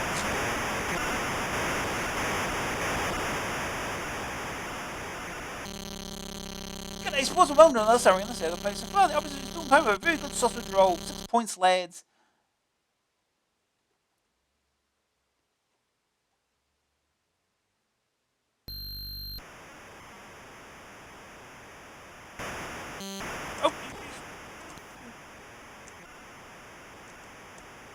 The ball.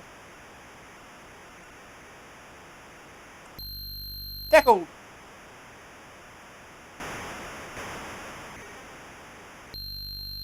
Out of bounds.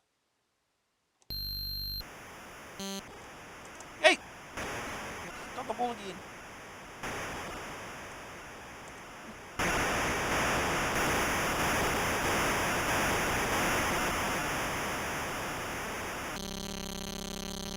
G'day, sports, well, another summary on the set of play so far. The opposition scored behind. That's 1 more point for the ladder. ABC will keep ready on the action.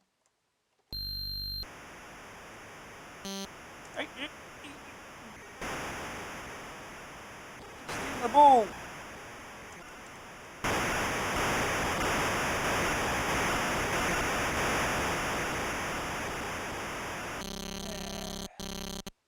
Oh, we can speed it up. Good. End of quarter. G'day, sports, and welcome to another summary on the state of play so far. The koalas are behind and need to play some good footy to take the lead. With the koalas trailing, the opposition's chances look very promising. ABC will keep you up to date on the action. Back up again. No. Back here.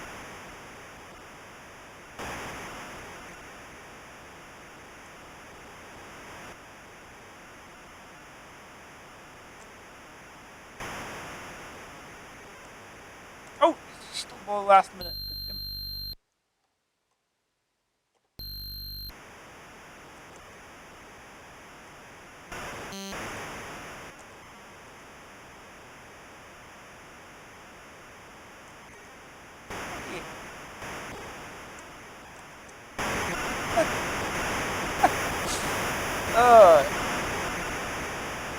like the little map of Australia on the bottom there. There's all states shown except for Tasmania.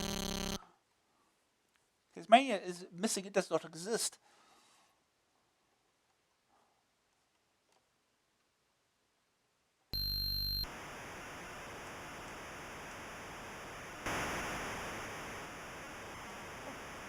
Really?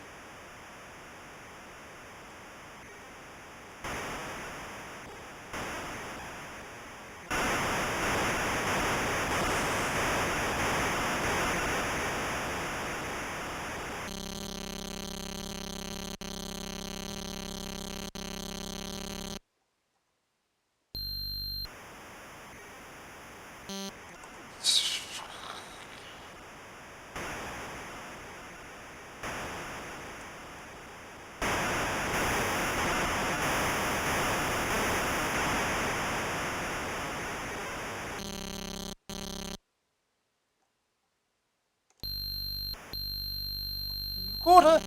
G'day, mates, and welcome to another summary on the state of the play so far. The Koalas are behind and need to play some good for you to take the lead. Down by 7. Score at least twice. Oh, gotta go down.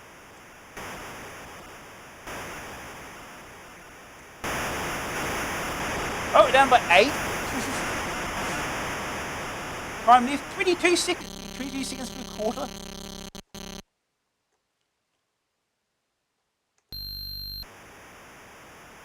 Oh, just.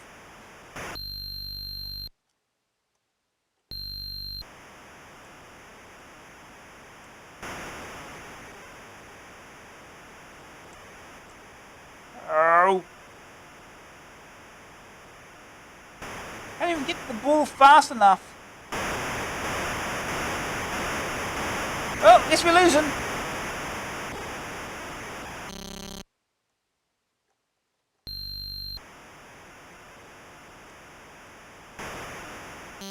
Oh, it just drops the ball. Oh, just. All of a sudden they got good.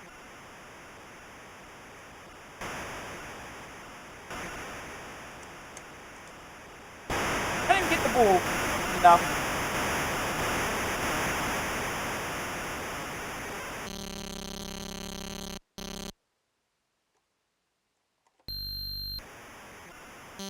Don't just stop it.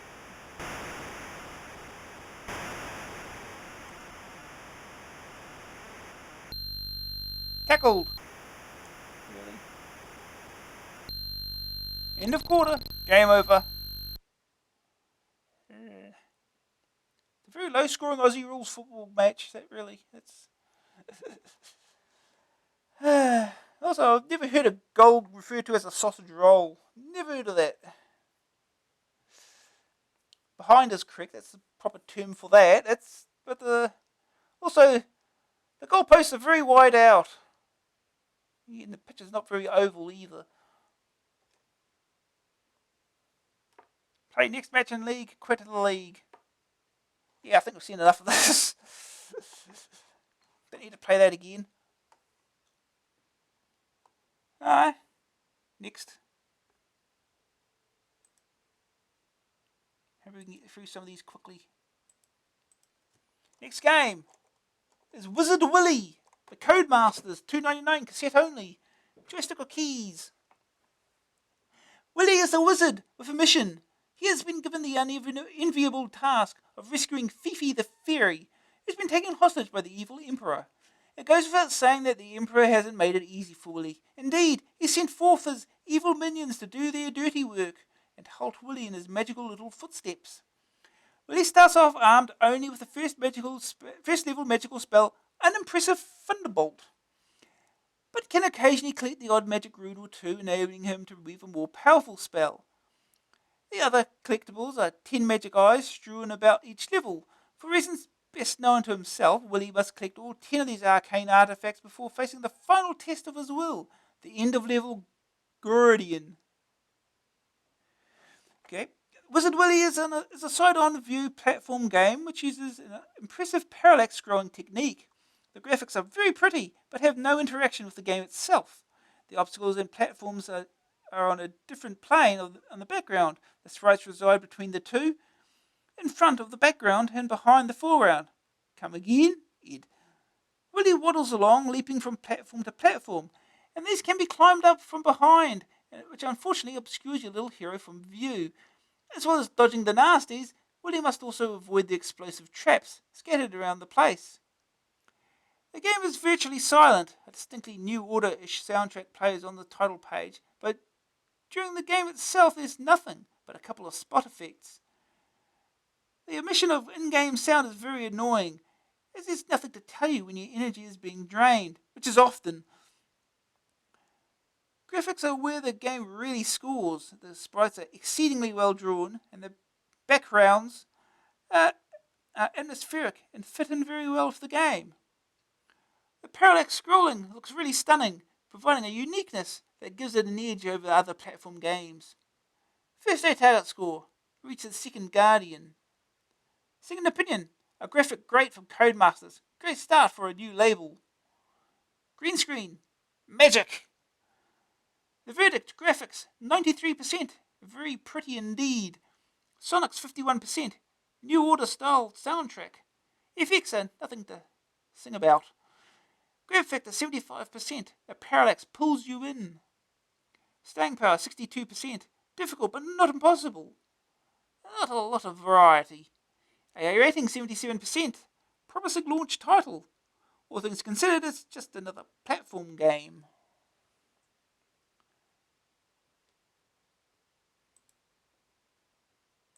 Okay.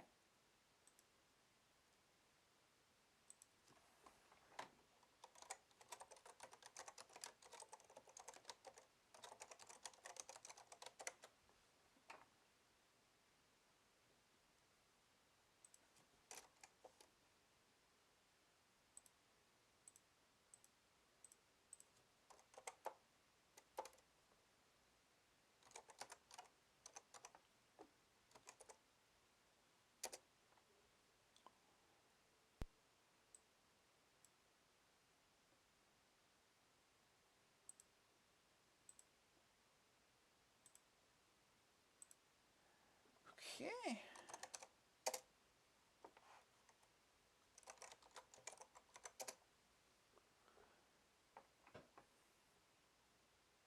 Where is he, Wizard? It's Wizard Willy. Cracked by Baysoft, 1990.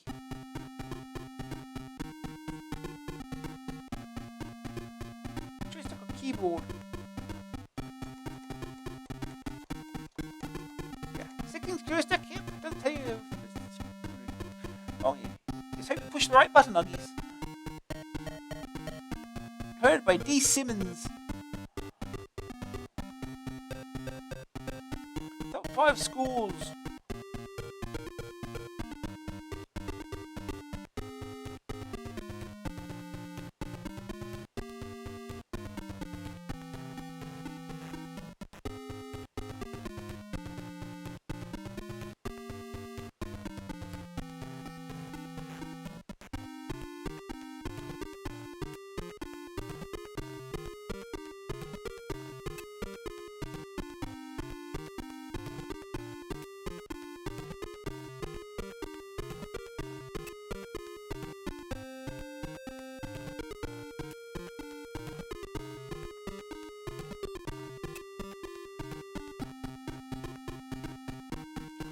Alright, let's go. Level 1. Here's Willy. Here's Willy.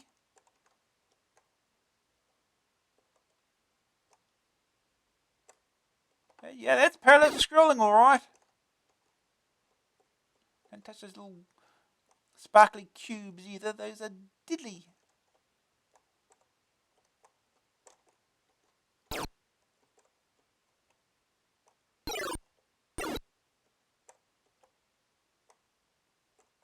It shuffles along like anything. It's shuffling. Oh.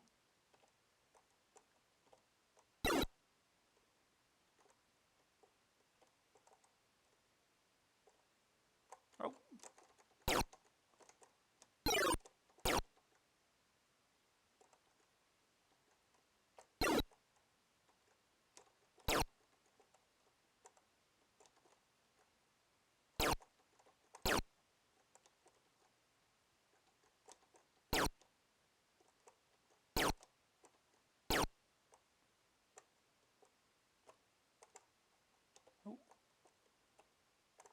Oh, well, that was close.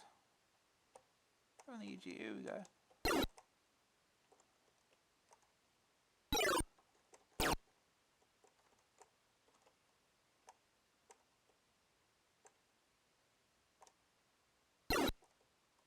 Vanish spell ready.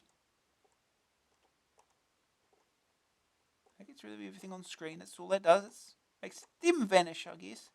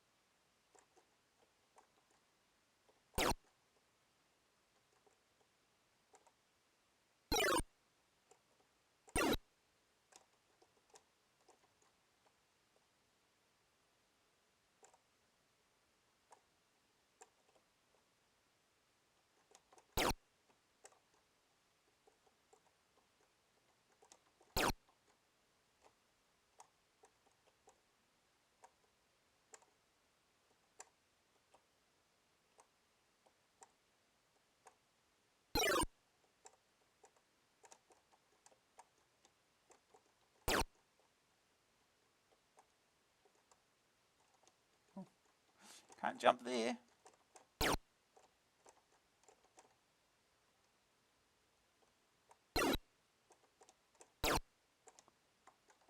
Okay, you can jump down. That's something.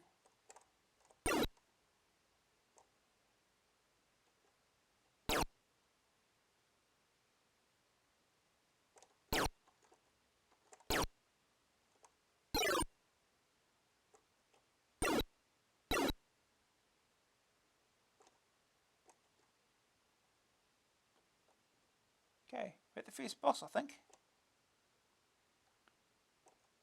Yeah, it's a skull. Fireball spewing skull. I've never been able to beat it. Because hitting it is another thing, and you only got so many spells to shoot at it.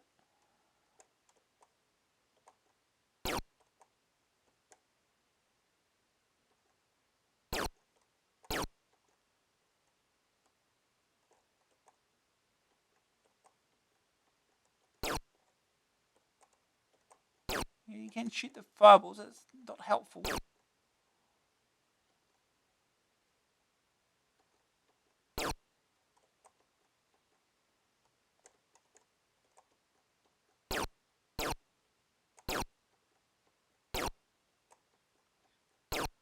Oh, he's getting angry now, it seems of it.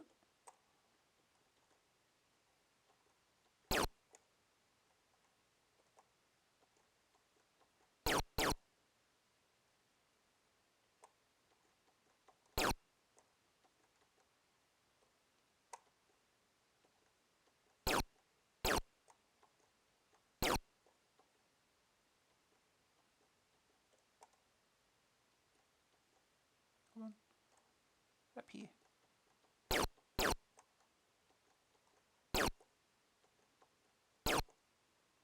One more hit. Ow. Done, level 2. Okay.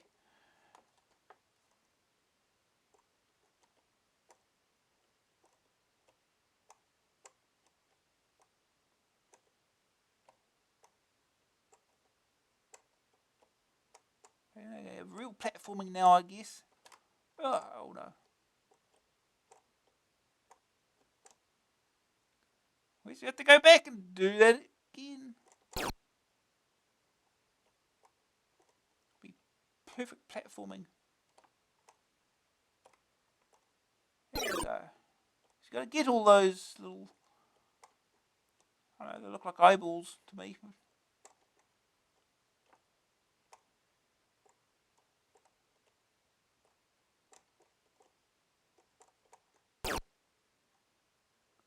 the other way now, huh? Oh.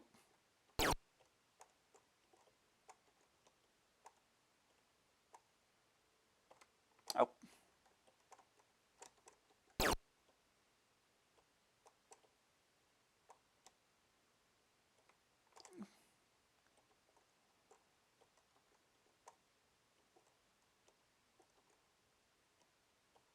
Oh, I've got 5 of them on the screen.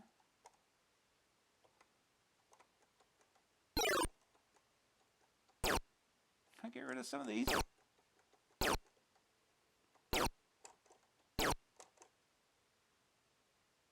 Oh, okay. He's not vulnerable. It's good to know.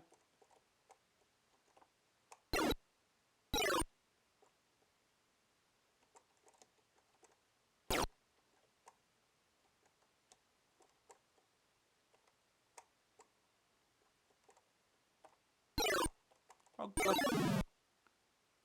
Oh, yeah, death.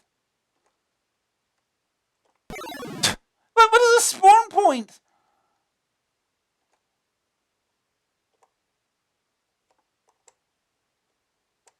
I don't know if there's a spawn point here.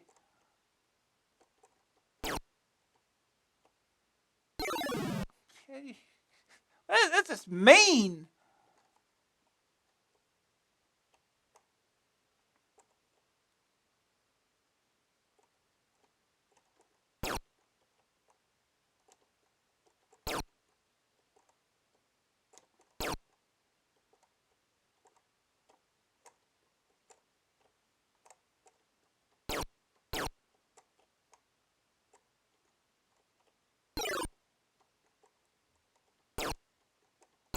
They jump again.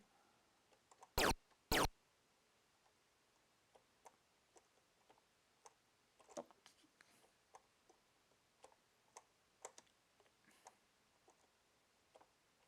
come on. Oh, come on.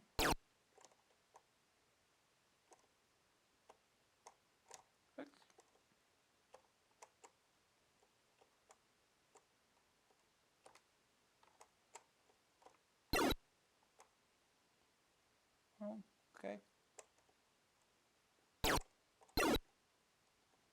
Hold him.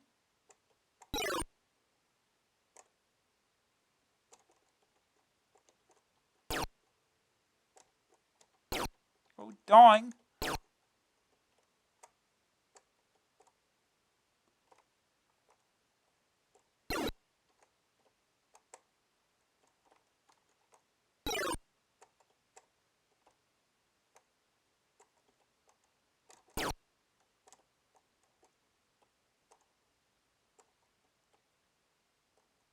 Oh.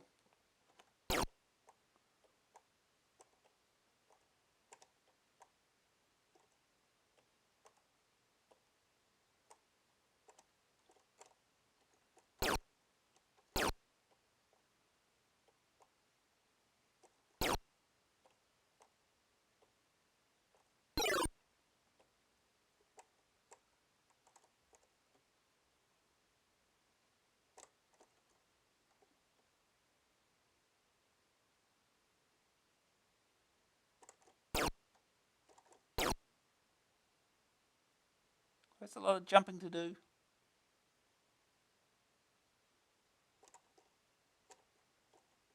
Can you even do it? How do we get up there? Not from here, really.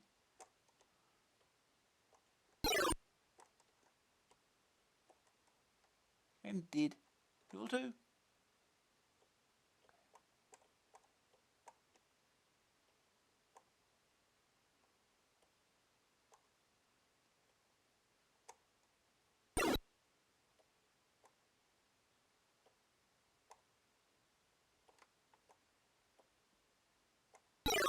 Okay, got it.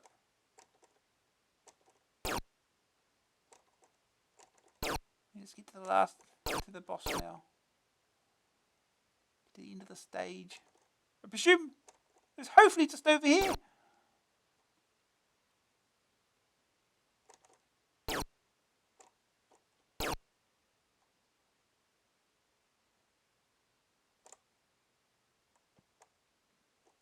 Oh. This is...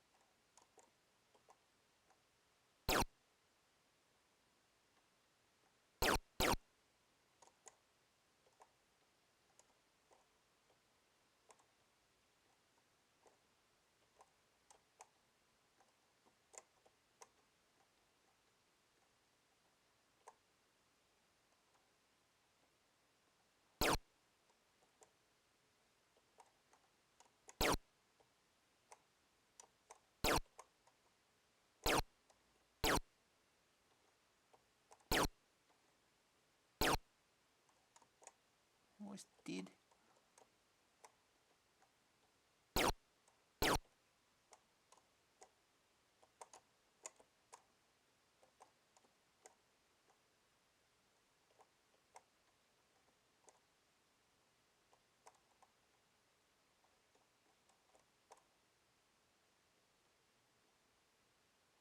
Come on, hit him. Here we go. Level 3.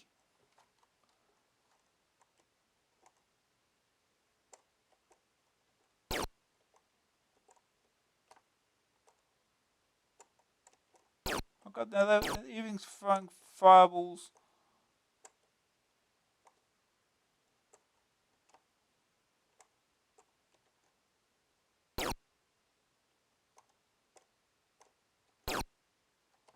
Oh,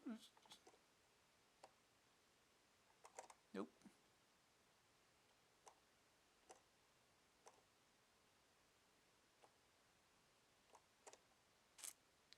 There's gonna be a good jump in it now.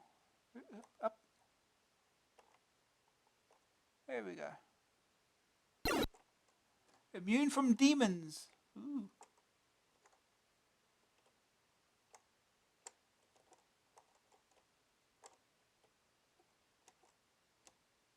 I have to do that. It looks like a terrible jump to make.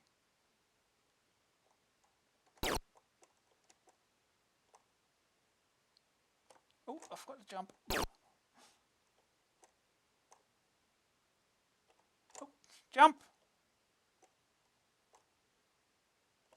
Oh, jump.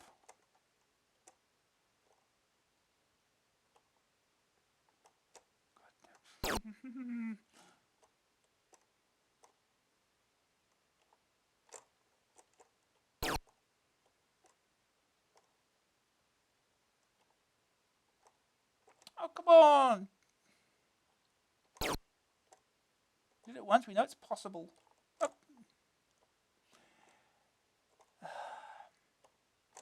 Jump. Jump, you idiot. Really? There we go.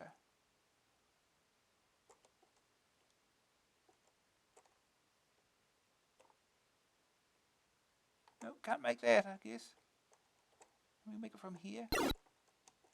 Health. H for health, I guess. Oh, health draining. No, I don't think we can somehow. I think I'll do it from over here. This is...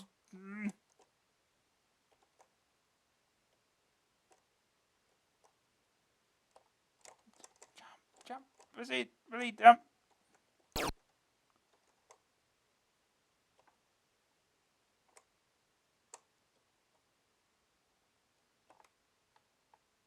Okay.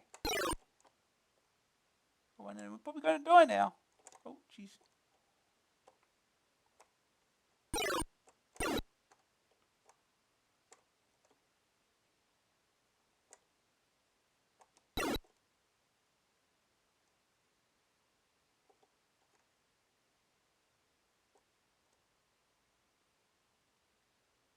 I have to go backwards again.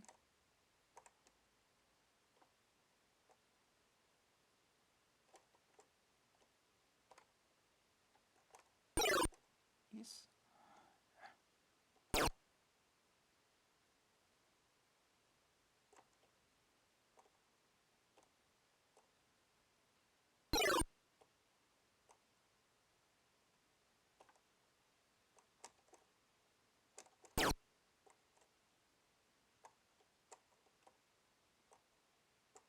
I'm dead.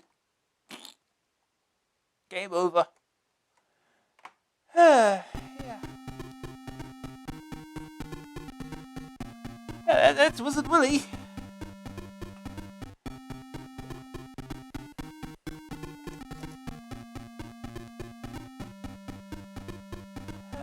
We'll move on. A lot of games to get through still yet.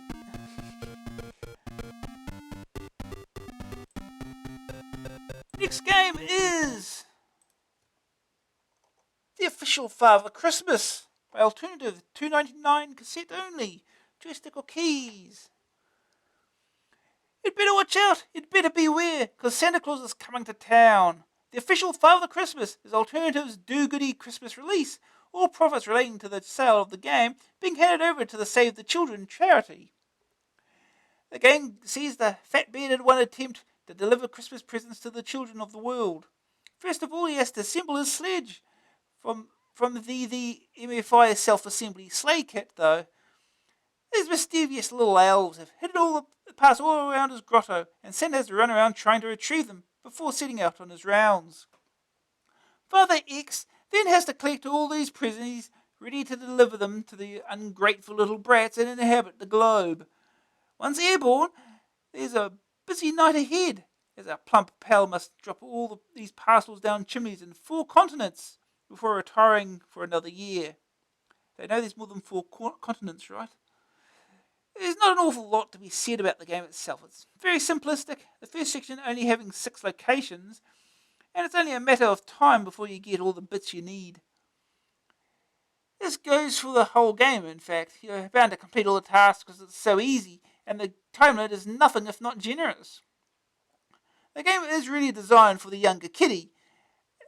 Anyone over the age of 8 won't find it much of a challenge. The official Father Christmas isn't going to win any awards for programming innovation. Buy it instead as a Crimbo present for your little brother or sister. It'll keep them quiet whilst you get on with the serious business of celebrating the festivities. You'll also be giving a little something to less fortunate children as well. First day target score, complete the game, first attempt. Okay. No pressure. Second opinion, a novelty game for a worthy cause. Green screen, Santa can be seen in green. The verdict, graphics, 50%. Sprites are okay in the first level, but deteriorate rapidly from then on. Sonic's 50%, a reasonable rendition of Christmas jingles. Not a blip in the game. Grab factor, 65%. Interesting theme. For the first go. Staying power, 63%. 3 different sections. Very easy to finish, even for a youngster. A rating, 60%. All in a good cause. You'll need to be young to enjoy this one. Okay?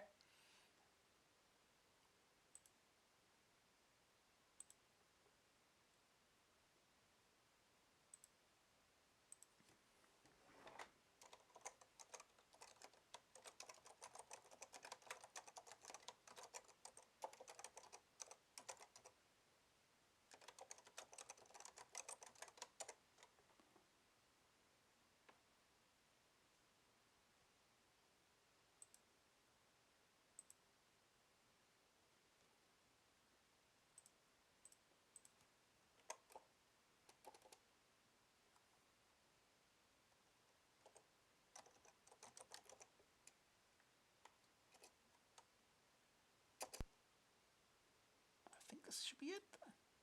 Hopefully.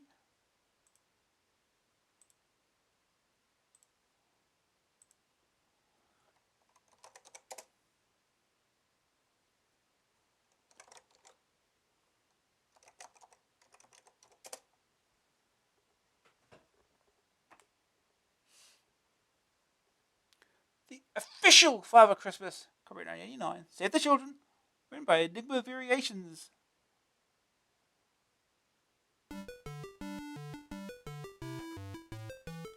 Official Father Christmas game, written by Enigma Variations. Graphics by Sean McClure.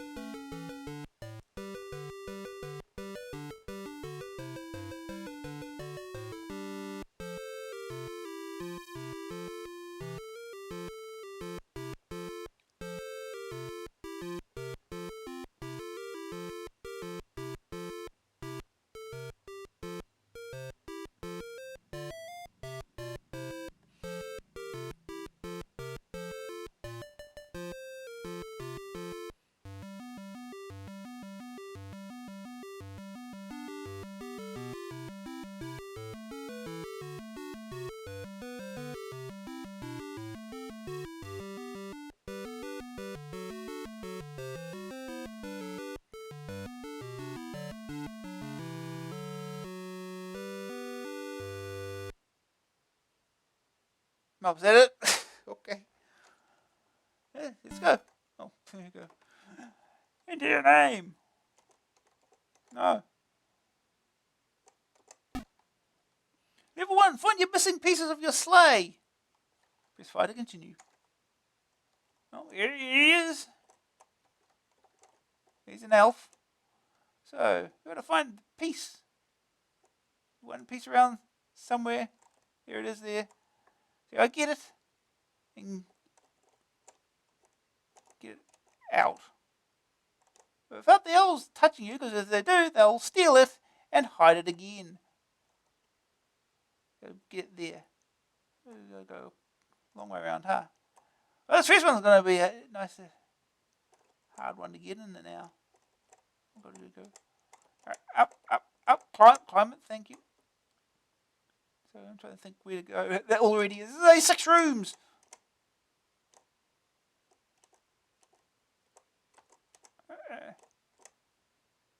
So wait a minute. Huh? Here.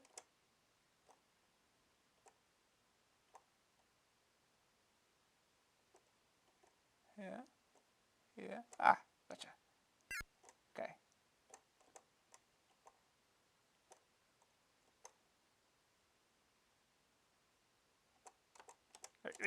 Go. Elf. I'm waiting. Go. Okay, it's one piece.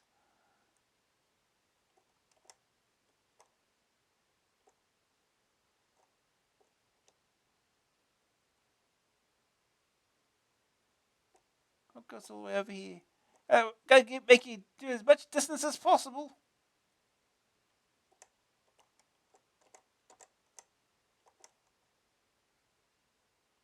This dude here. And he stole it already. Well, he's a bit closer now.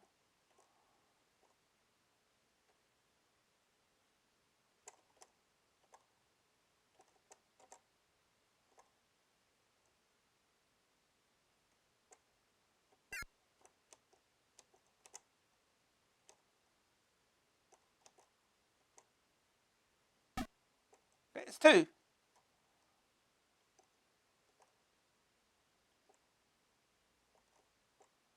Here's the next piece.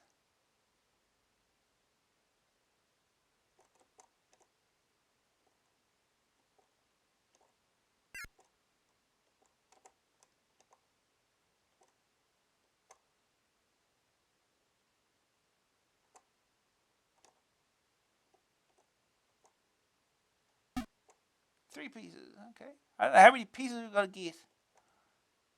So we'll find out soon.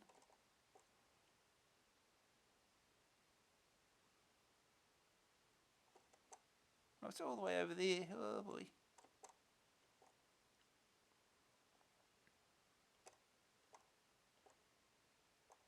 This dude right here.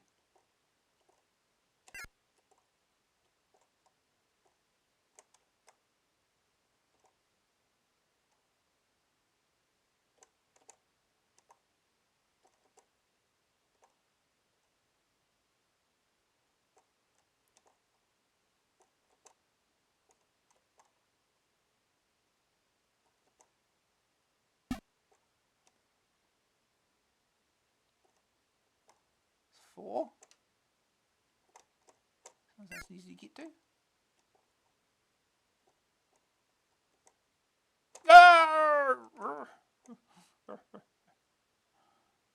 Okay. 5. Oh. Oh.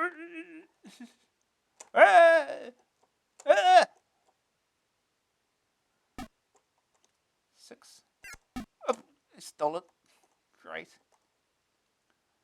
It's right behind you. It's all the way over here now. Here it is.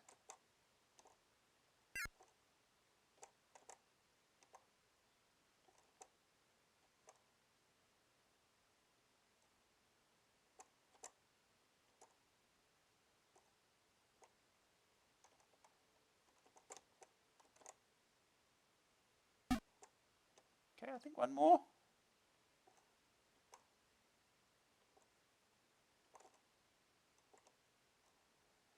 Yeah. Gotta cover as much distance as possible again. Oh, all the way over there.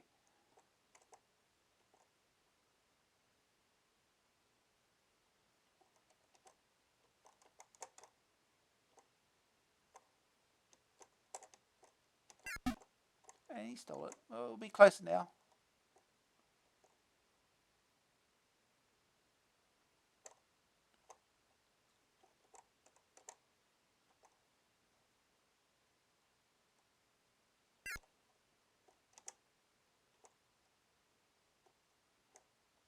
Wait. Oh. Alright. Well done, Santa. The sleigh is now complete. Thumbs up. Press fire to continue. Make a screenshot of that. Level 2. Find the presents to deliver. Dear Santa, this Christmas I would like the following presents. I've been very good this year and promise to be good next year. We've got a teddy bear, a doll, we've got apparently a computer. It's got stripes on it. Must be a Spectrum. Ball. Apparently a house. Roller skates. A book on the alphabet. Car. Cassette recorder. Train. Tennis racket. Random gift. A cricket bat. Tank. And a little TV. Cricket bat. Yeah, it's a cricket bat, alright. Television. A book. A computer.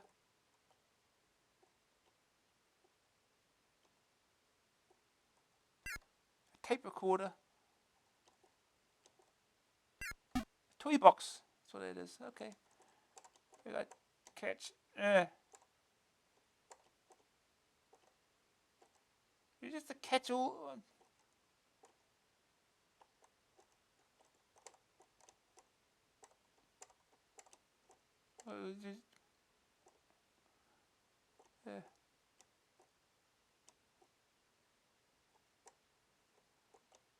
Just to get the ones we need, right?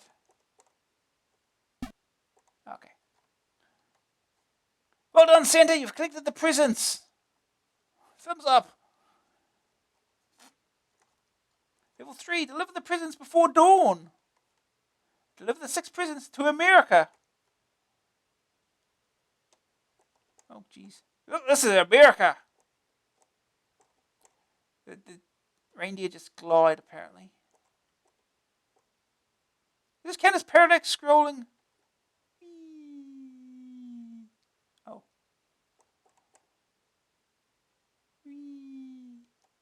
I don't know if that counted for anything. You can't move up or down. Oh. The clouds carry them away, of course. As they do.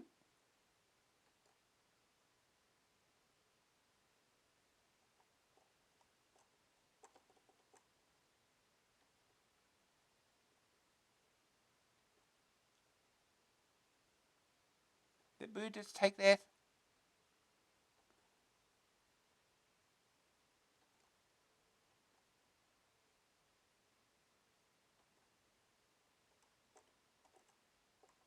I don't know if we're supposed to aim for anything in particular. Really unclear.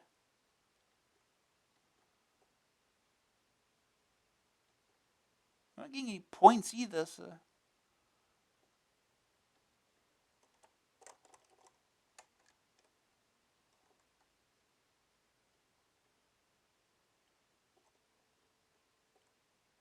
Do I have to aim for anything in particular? I don't know.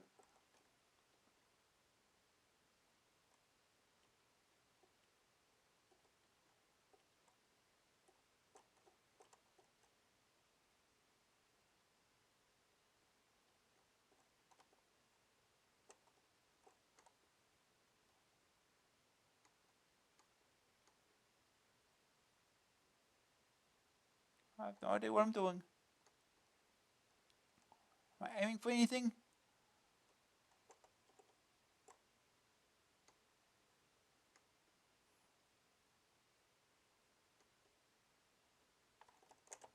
move up or down. So.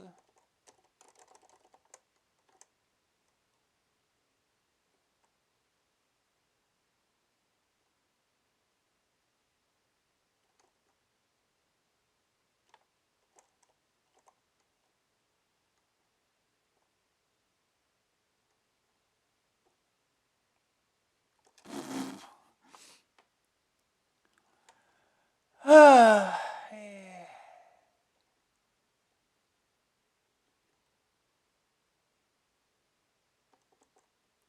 I don't get any points for anything, so I'm worrying for hitting anything.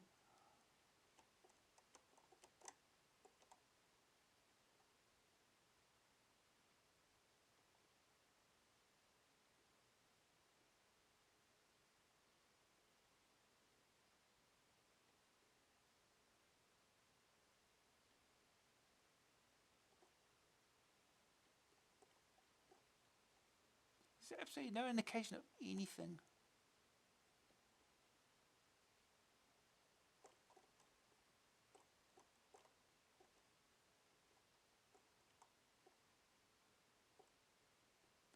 Clouds like to steal the prisons.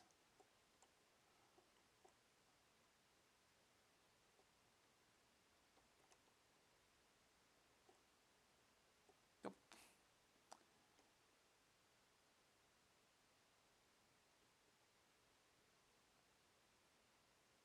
I have no idea what we're supposed to be doing here.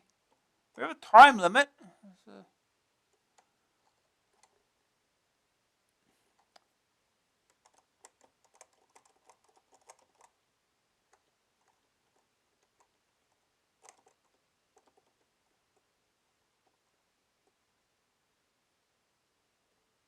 How do I know when I deliver something?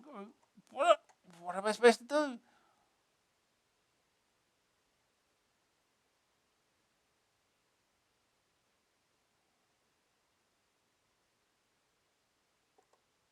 The same background just keeps scrolling by.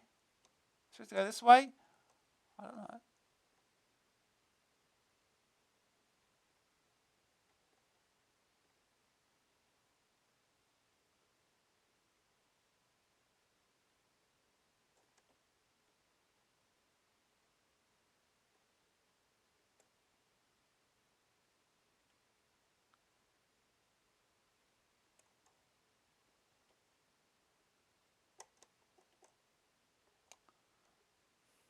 I have no idea what we're aiming for.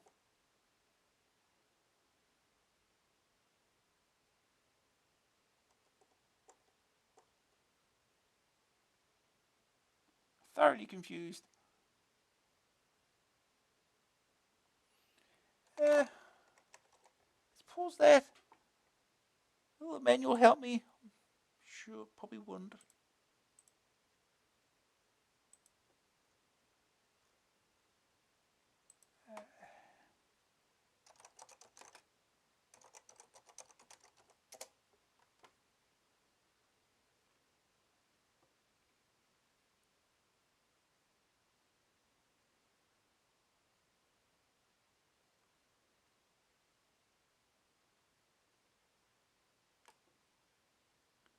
Manual.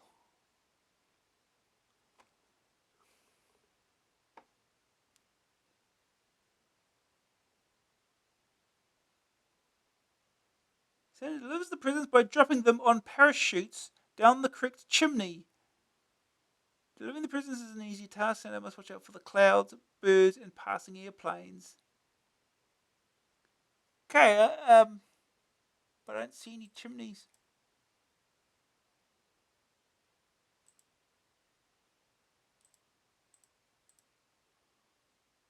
You haven't seen any chimneys in here? Oh, there's one right there. Uh,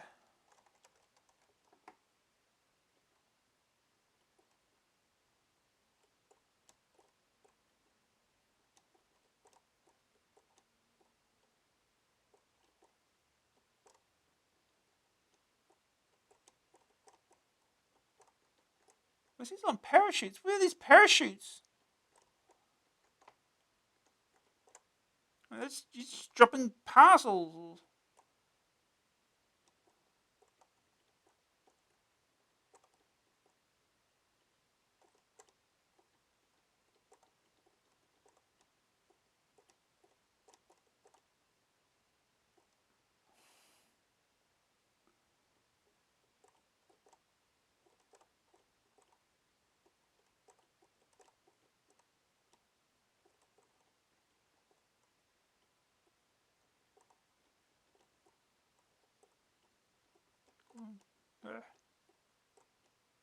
It's supposed to be easy, but nothing's happening. This does not help.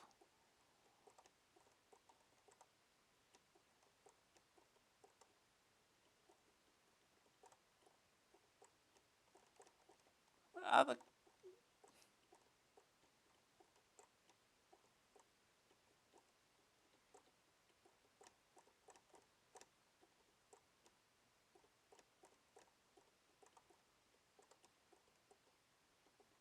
No points. But I presume I get points if I hit the right thing.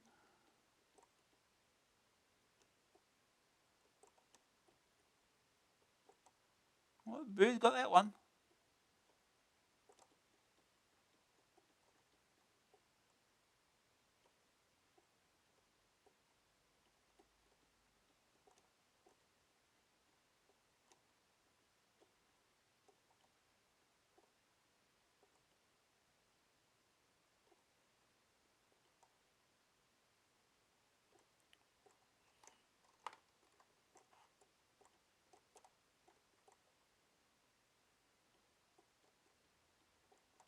Uh,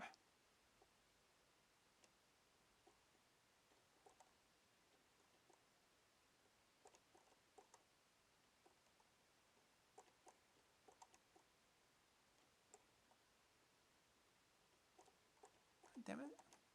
Where did clouds steal the prisons for? I mean, really?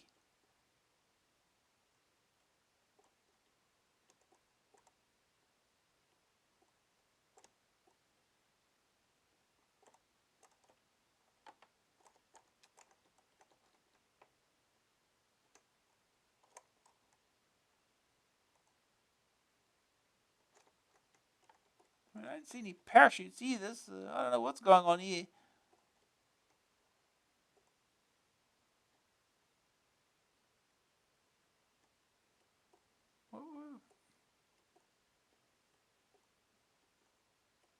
These are all buildings. I don't see any chimneys here.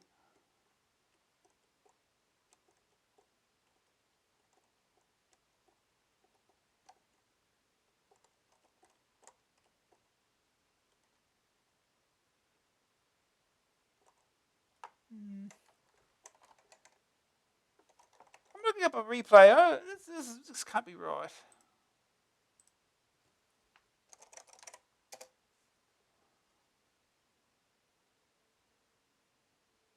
Not that I really want to spend much more time on the game, but at least I'd like to be able to progress.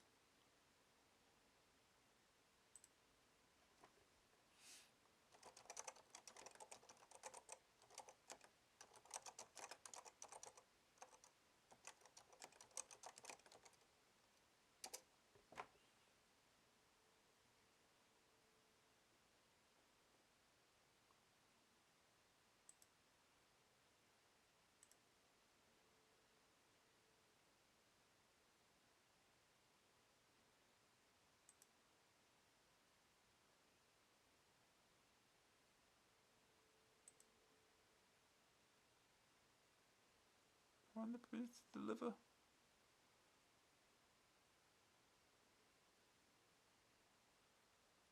Americas. Oh! It's an arrow!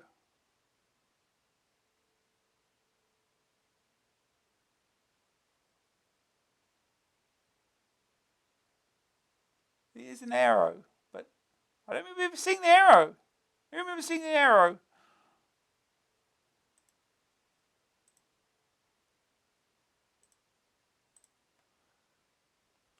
So it does indicate.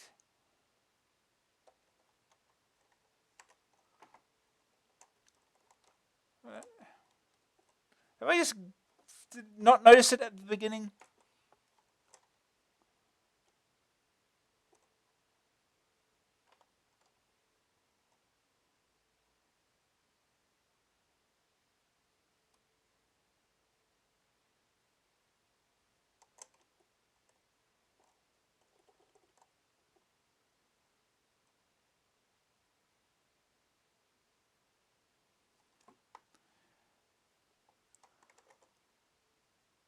Do it quickly.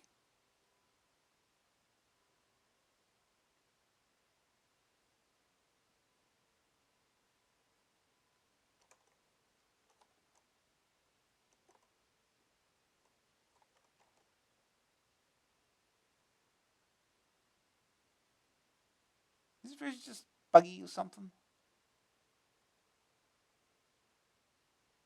Oh, there it is. We saw it.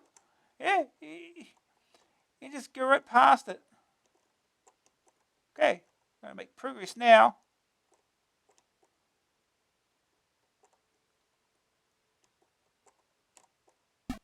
Here we go.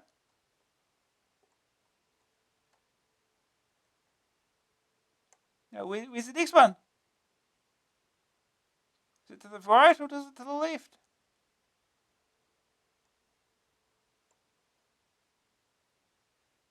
Is it to the right or the left? How do you know? Go back this way.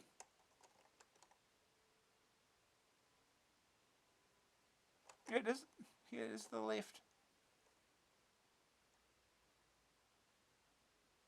You go past it. You go past it.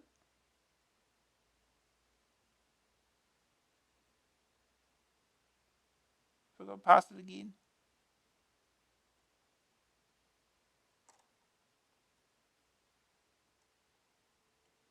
Hey. Here it is. Oh, it goes off screen. It goes off screen. It's gone forever. So you have to go left.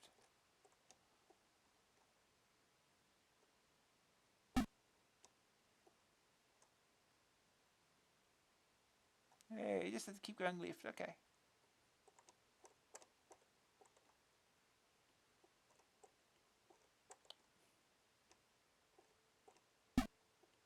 Okay. Okay, we're getting somewhere now. Finally figured it out. That's why I should run out of time or something stupid now.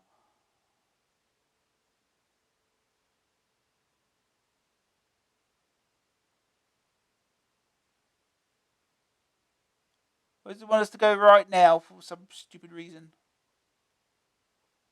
This is to go right, does it?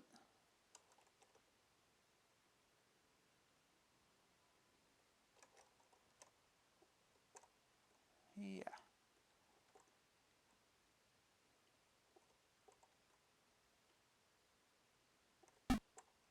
Okay.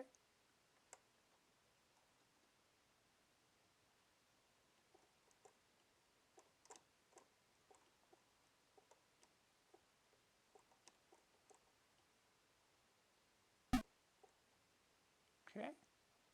One more, isn't it? Yeah.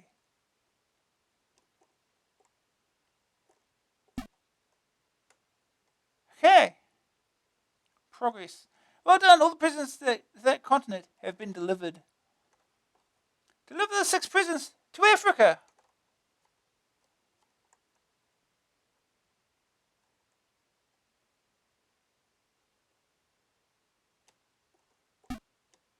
Deliver to the tree.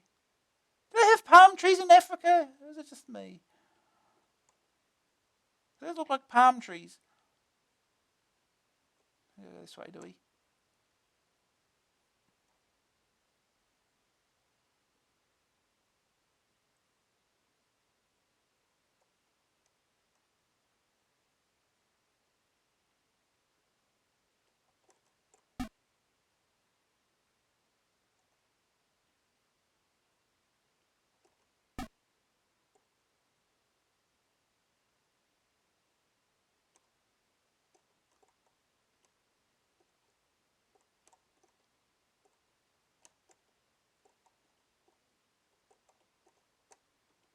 Damn it. Stupid clouds.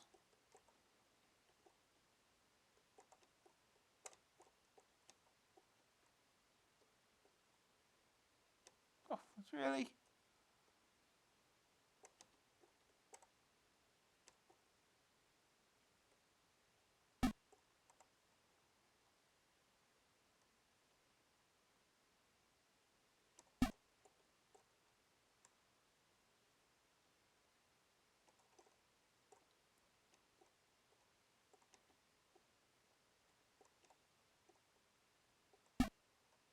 Okay.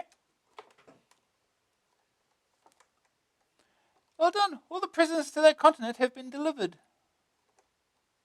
Deliver the 6 prisoners to Asia. This is what Asia looks like.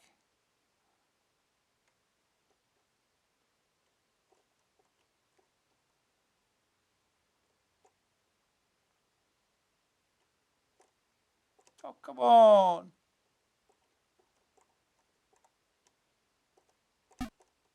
One. It's 2. 3.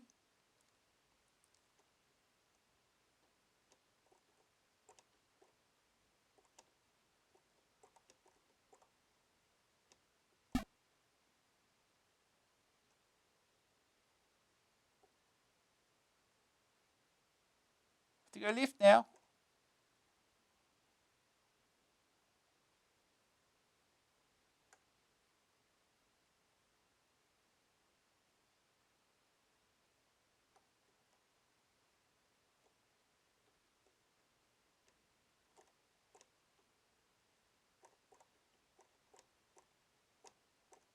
Oh, stupid bird.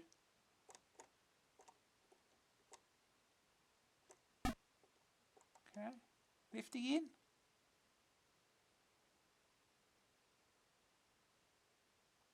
No? To the right then.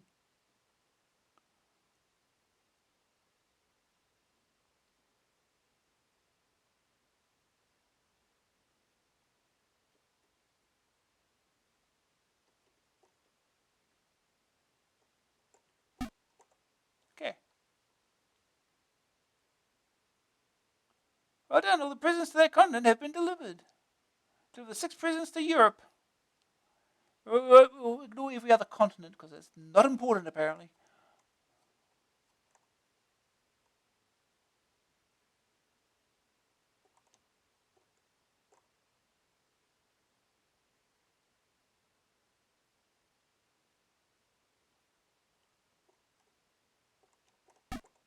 One.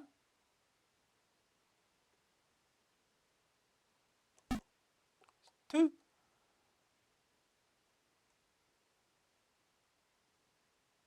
Oh, we're going left this time, are we?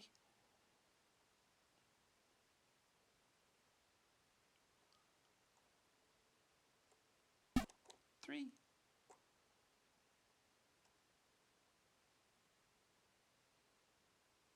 Left again, huh?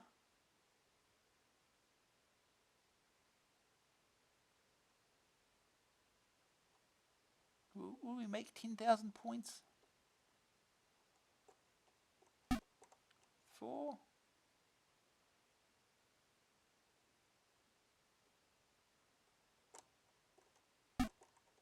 5.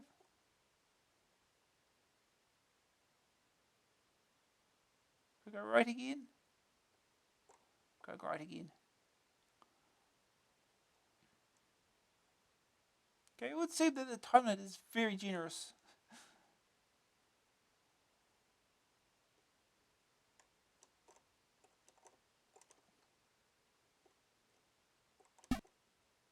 Okay.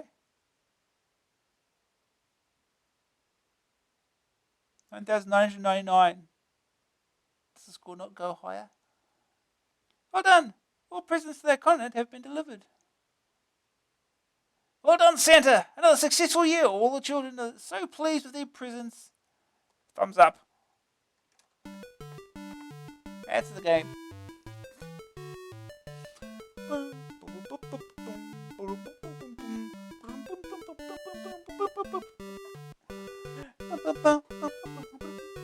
Alright, next game.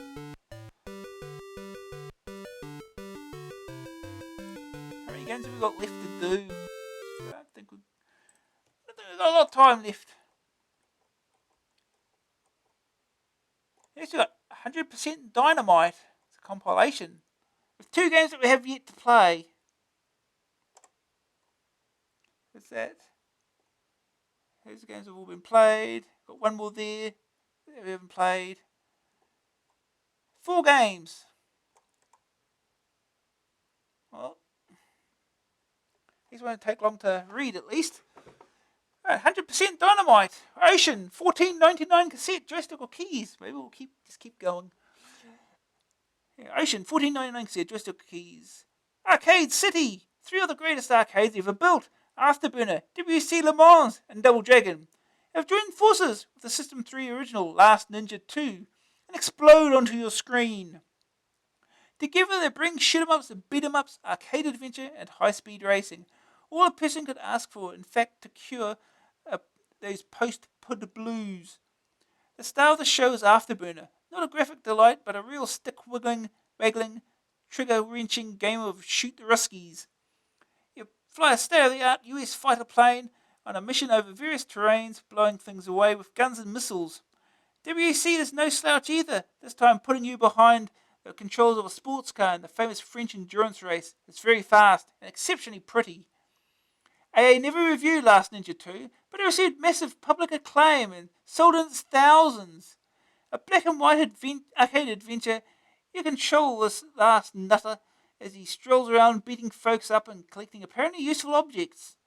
Double Dragon at last makes it onto the CPC, and you'll soon see why we had to wait. The graphics are excellent, and the game moves with all the pace of an arthritic slug. Okay, we know what version this is then. A decent filler, but little else, and not a patch on its arcade parent. A great compilation that brings you a new game and 3 established hits. There's enough variety here to keep any games player quiet for weeks. Unfortunately, Ocean spoils its compilation record once again by only releasing the package on tape, which will no doubt deter many disc-based customers. The verdict: Afterburner, reviewed in issue 41, 81%. WC Le Mans, reviewed in issue 42, 82%. Last Ninja 2 and Double Dragon not been reviewed. A rating 80%. 2 absolute solid gold faves. So that means we have to have a look at Last Ninja 2 and Double Dragon. Alright.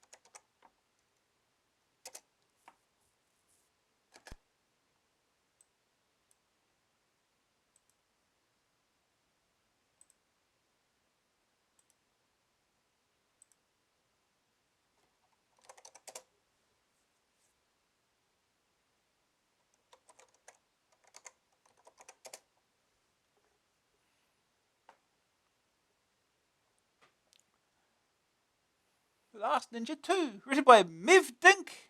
Graphics by Gary Thornton. Music by Brian Marshall.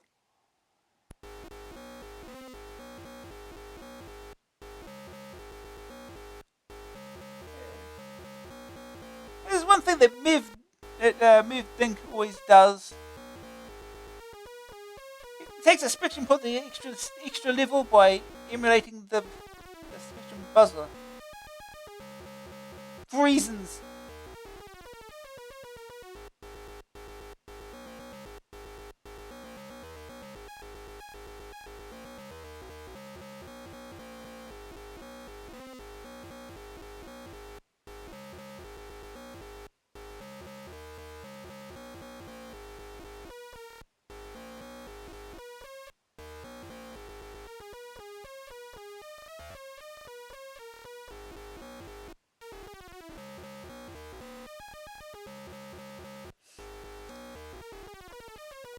Alright, let's go. Oh, here's the game. Oh, not much happening in here. Let's go over here. Oh, kick him in the nuts. Ow, ow. Maybe punching's quicker.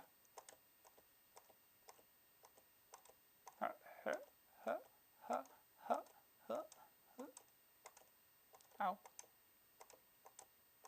Stop it.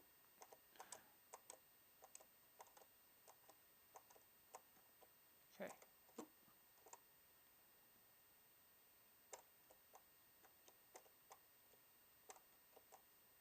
Punched. Okay. here. That's about all I remember from the game is just this bit. They played a bit back in the day, but not a lot.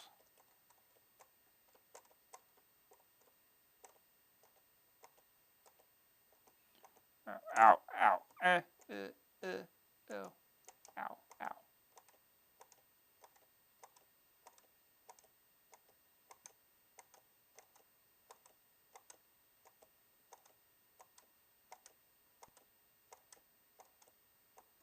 That'll be better. I don't take me back up here.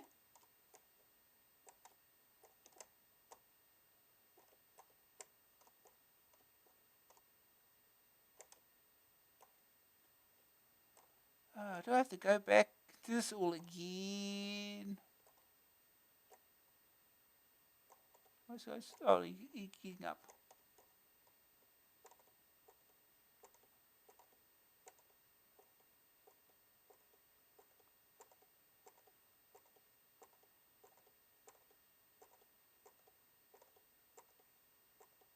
Just punch him. Kick him in the nuts.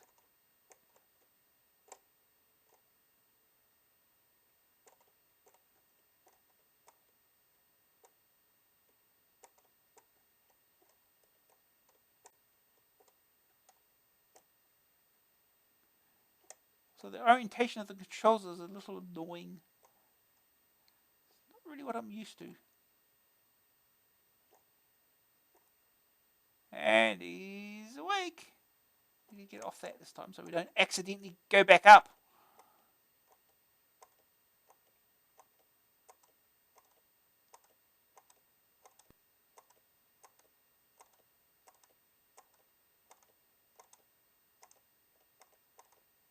Absolutely no sound game. Oh, almost. Okay, how do we pick up?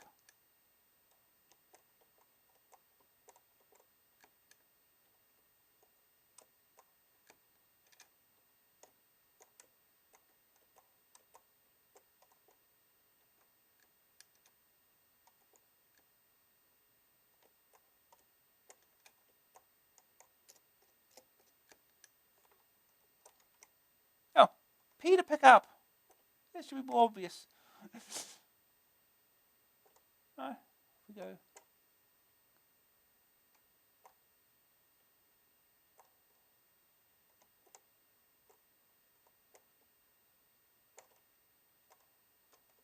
Oh, ow, don't punch me. I'll punch you back.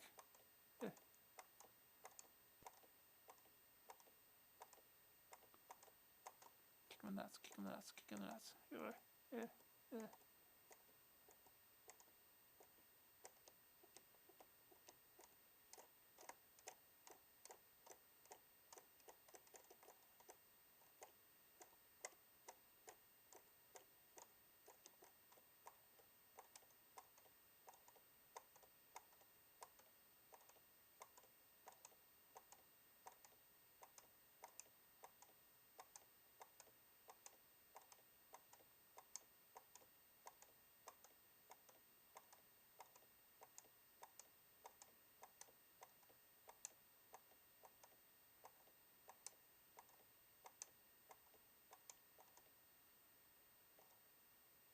Can we open this gate with the key? Where do we get a key from?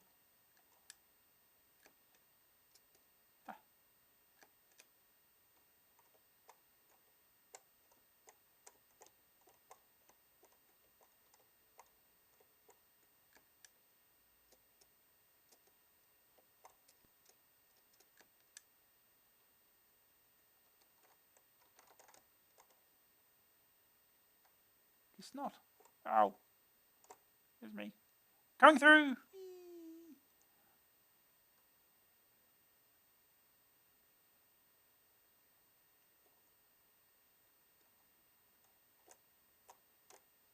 Oh, he's got a stick. That's not fair. Oh, jeez. Okay.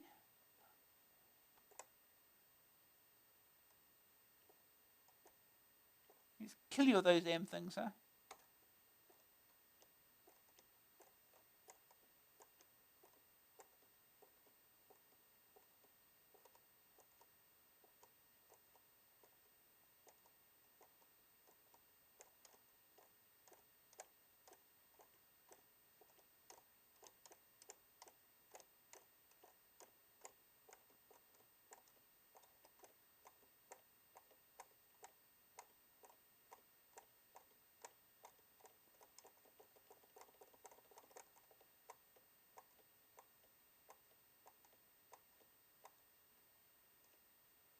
Off we go.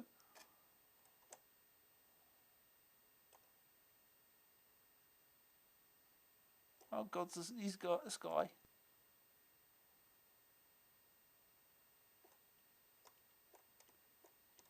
Oh, you should have an item blink when you enter the screen. I guess it's something.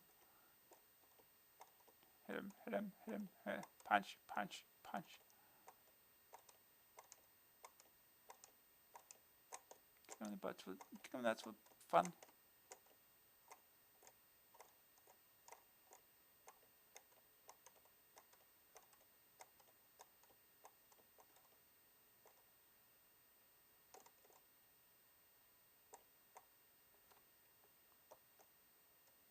Found something. Found some paper. I wonder what it does. It's for climbing. It's good.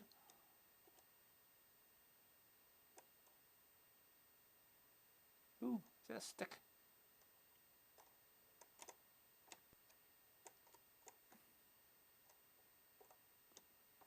Whee! Whee! Oh no! Splat! Dead. Try it again, shall we?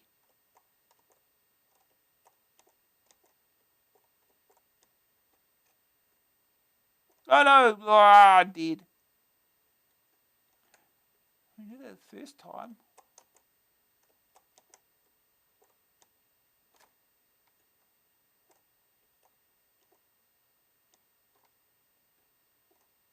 Okay. Got found. Can we use? How do we use? Okay. We got a stick. Oh, don't. Oh, that was. And the controls confused me again.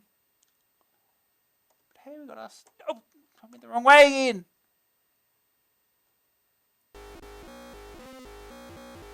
Yeah, the orientation of the controls is a little.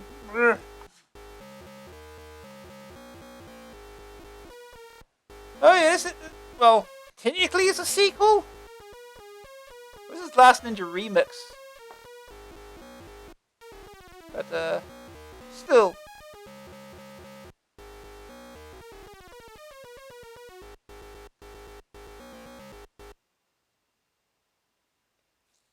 Oh, get back here.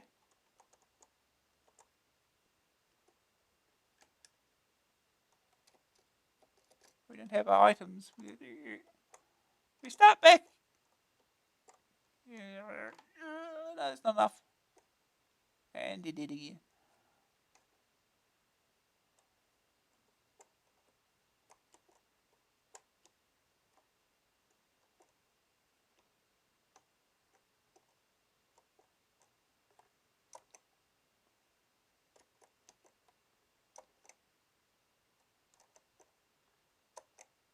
Thank you. Pick it up. Now we have a stick.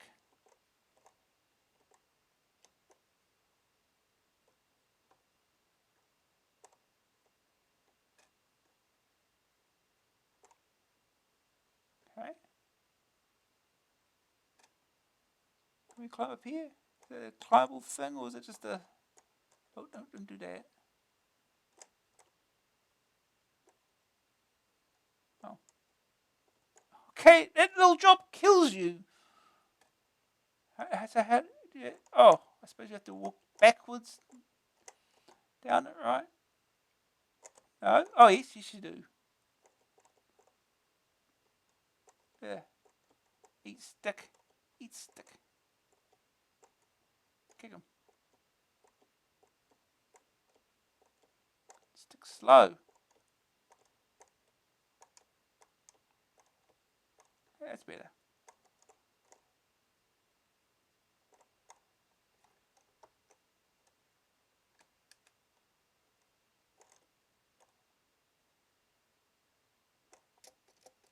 Where's the stick gone? Okay, can't you there's a stick disappears in. Wonderful. I'm gonna do that one.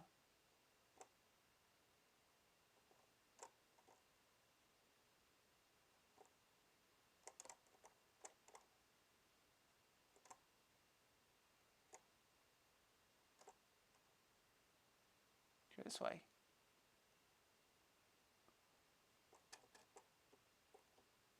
He's got to... Not close enough. The right keys, it helps.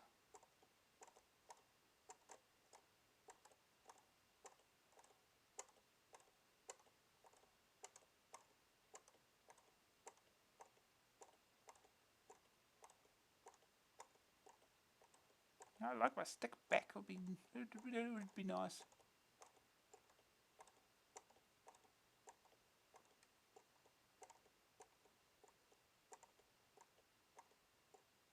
I wonder if we can steal his weapon. I guess not.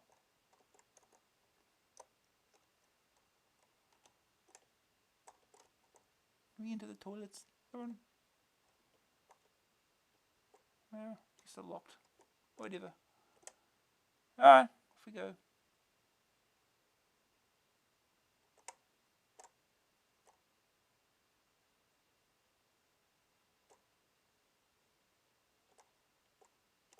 Oh no! Yeah, there's that. That's instant death. He's got to deal with this guy then.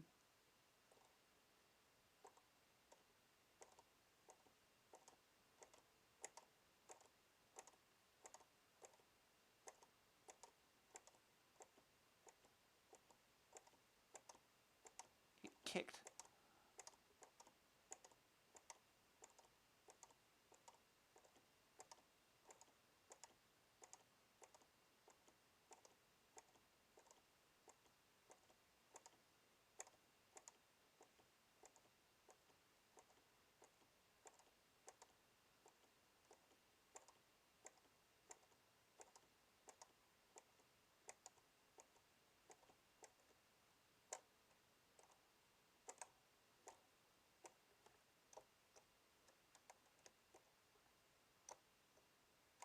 Yeah.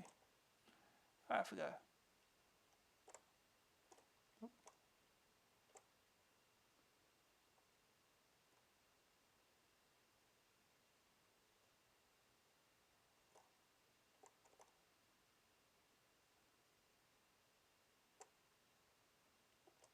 Okay. Wrong direction.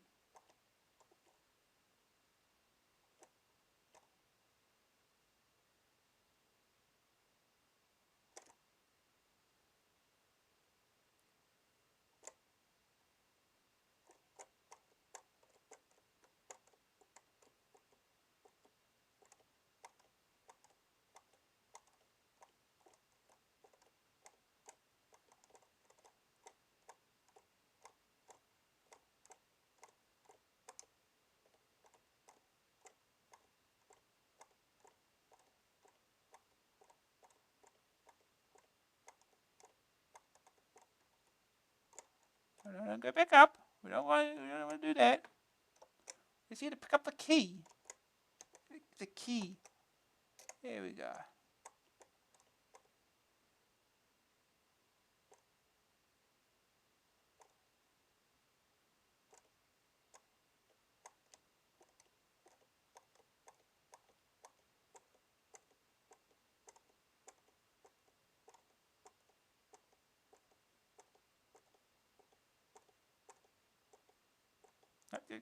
Hit him!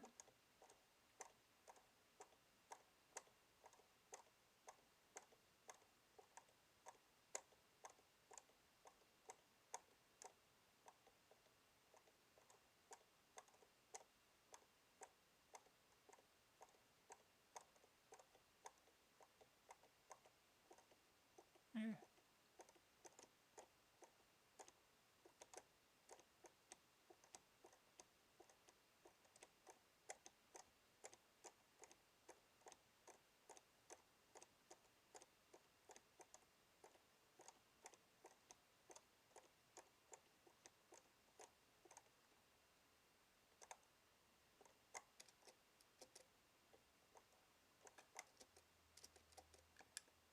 Oh, we got a stick.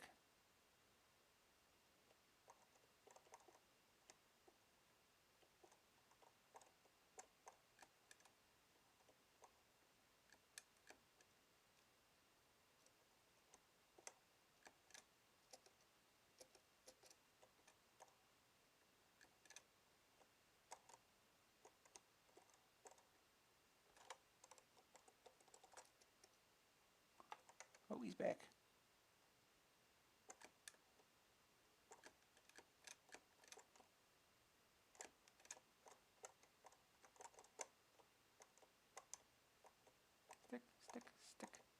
Stick him. Yeah. Well, a stick does more damage. It's good.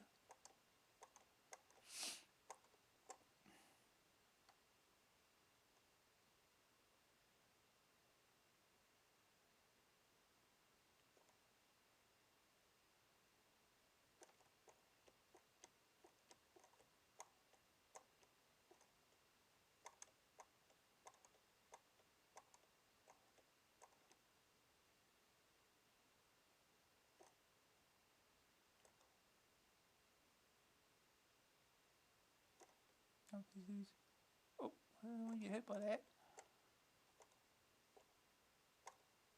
Go this way. Oh, he's back here.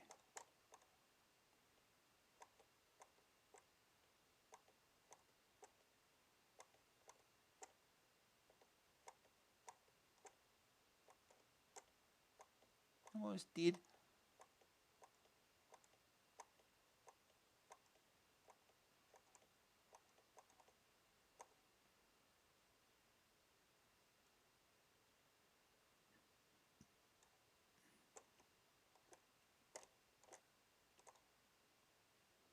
Yeah, just get out of here. Back this way. Oh, I have absolutely no idea what I'm doing, of course.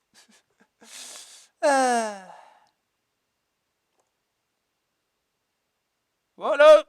Oh, oh.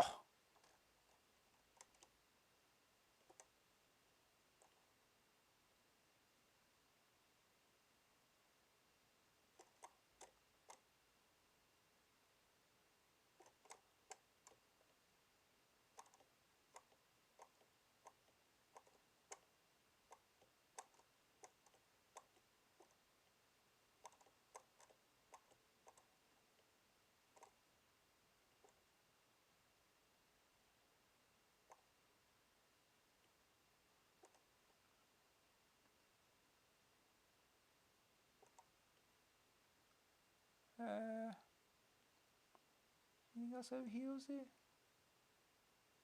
Can we use the key on this gate? I don't know. Let's try it and find out. If you make it across.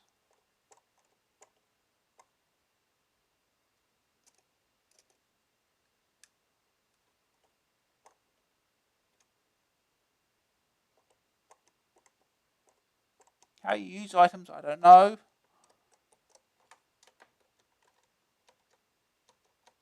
Okay, shift also goes through items. Okay. Run. Oh, we're getting better at jumping. I suppose it's something.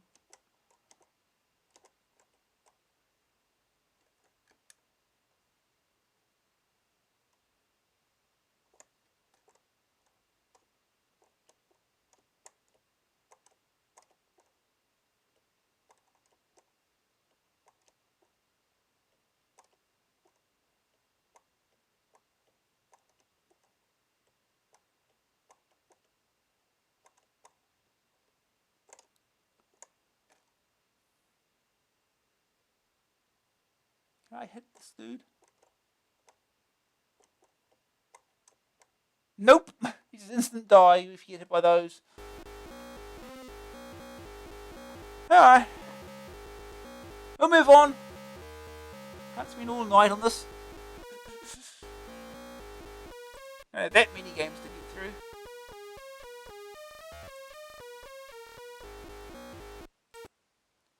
Right, next game.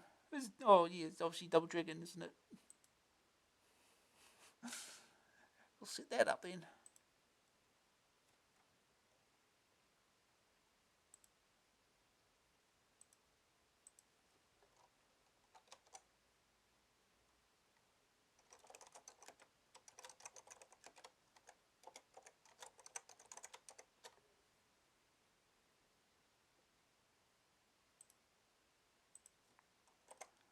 So I remember the main set is a Spanish version of the cassette release.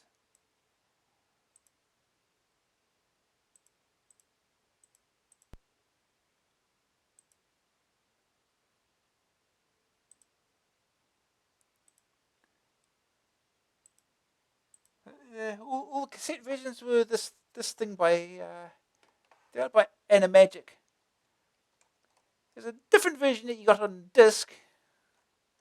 It was done by Richard Applin. I think this should be the version we're looking for.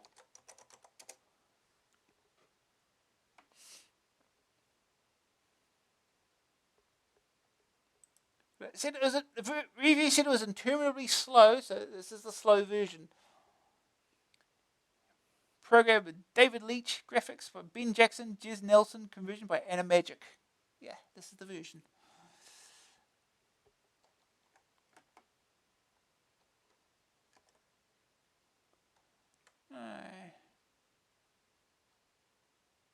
Player 1 controls, joystick.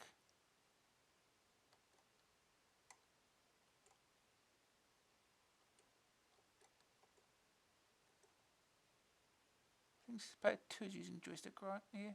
So player 1 on keyboard. Player 1 can use joystick. Here we go. Let's go. Press fire 1. Mission 1. Here we go. Yeah. There's no sound.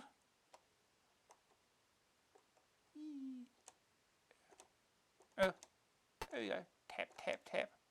Elbow.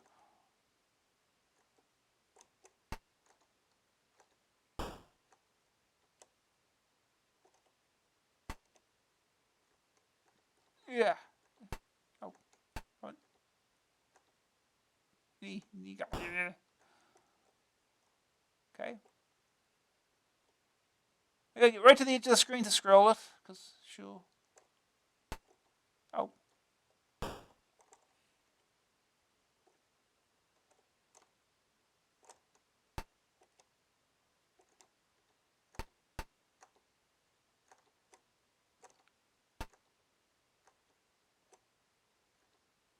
That's the throw. Whee!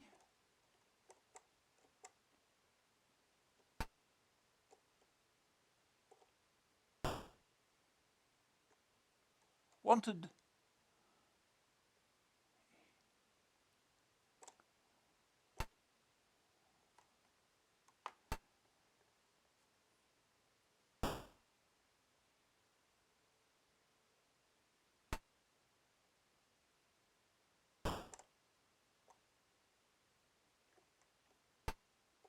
Elbow. Elbow.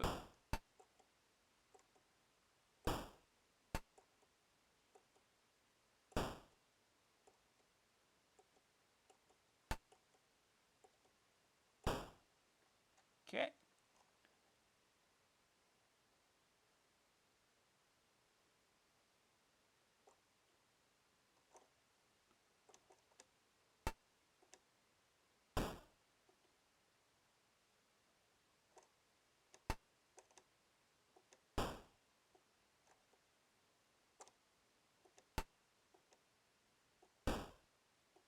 Just elbow him to death.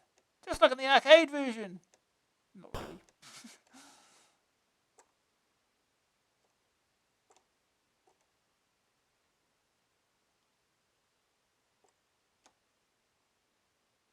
Oh, you get that move. Whee!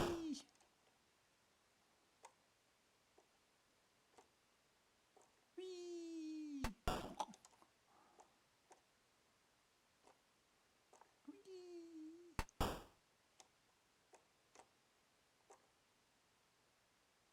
Missed. I'll have it.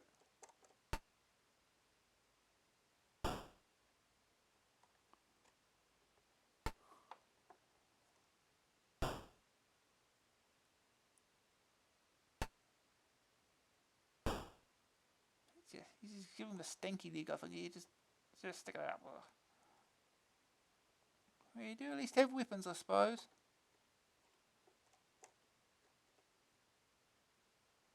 scoop. Moto. Oh, a bat. Do it with a bat. Okay. Okay, that worked. Sure. That's how whips work.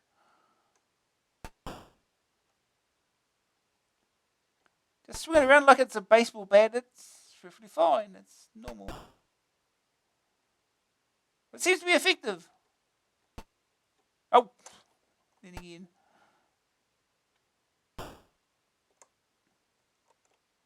Hit the baseball bat. Here we go, just like that. Oh, he's up above.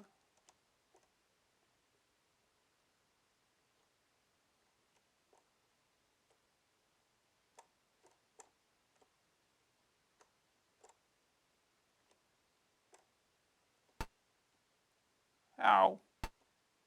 Ow.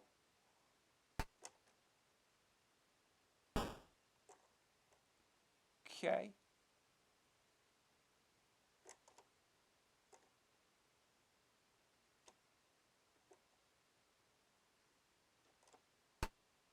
Oh, we got a headbutt even.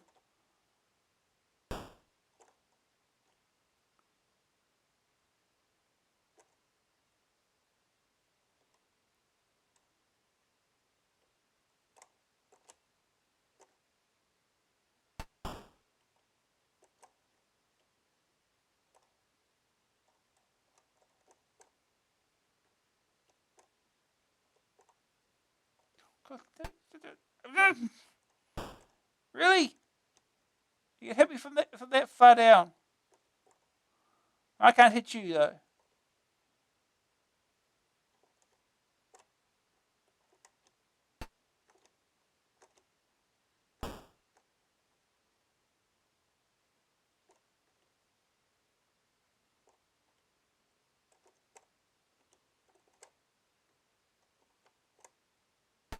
Oh. Yeah, let me get around you, why don't you?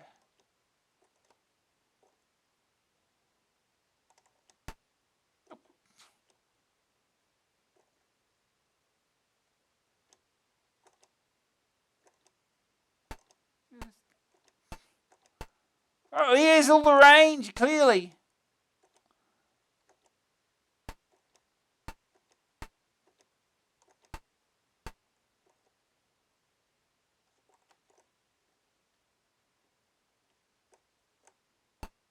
Oh, really? Unfair.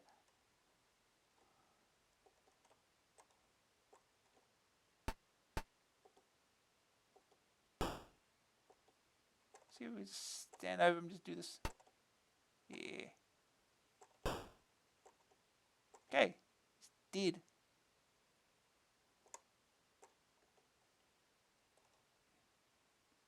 Get 5 credits, I assume for a reason.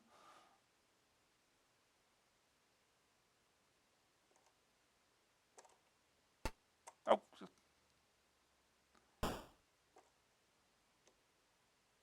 no, he's got a knife.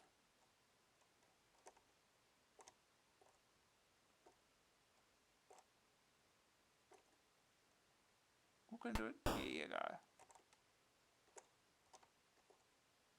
What? The knife is with wee. Oh, look, they can duck it.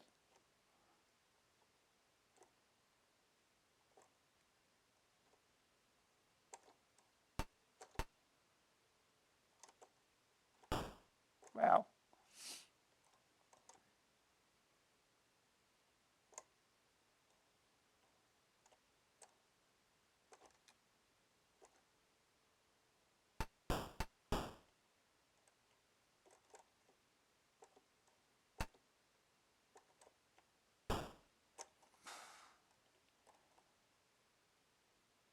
Yeah. Abu just knows his range and sticks to it.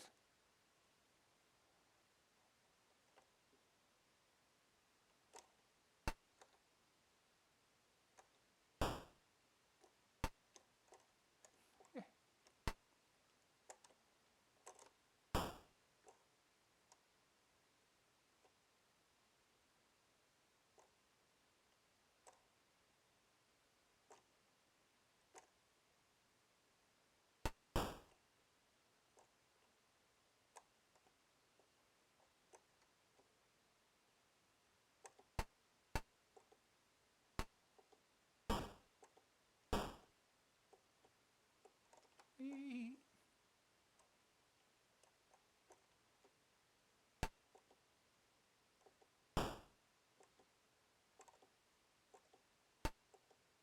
We just stand over him, just keep giving him the elbow, I guess.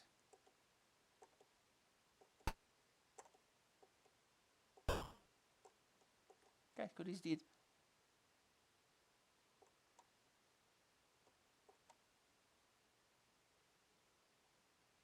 Hey, complete stage 1.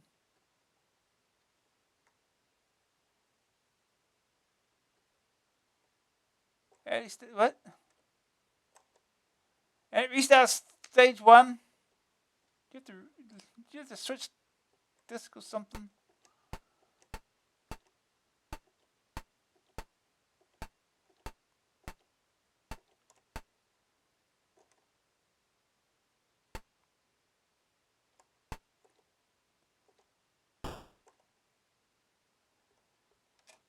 Let me check. Do we have more than one disc?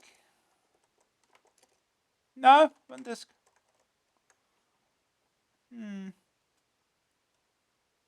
Or does this give you an option? I didn't understand because it was in Spanish. Anyway, it's Double Dragon. You probably want to play the Richard Applin version. It's better. This looks better, but it's slow. Anyway, we'll move on.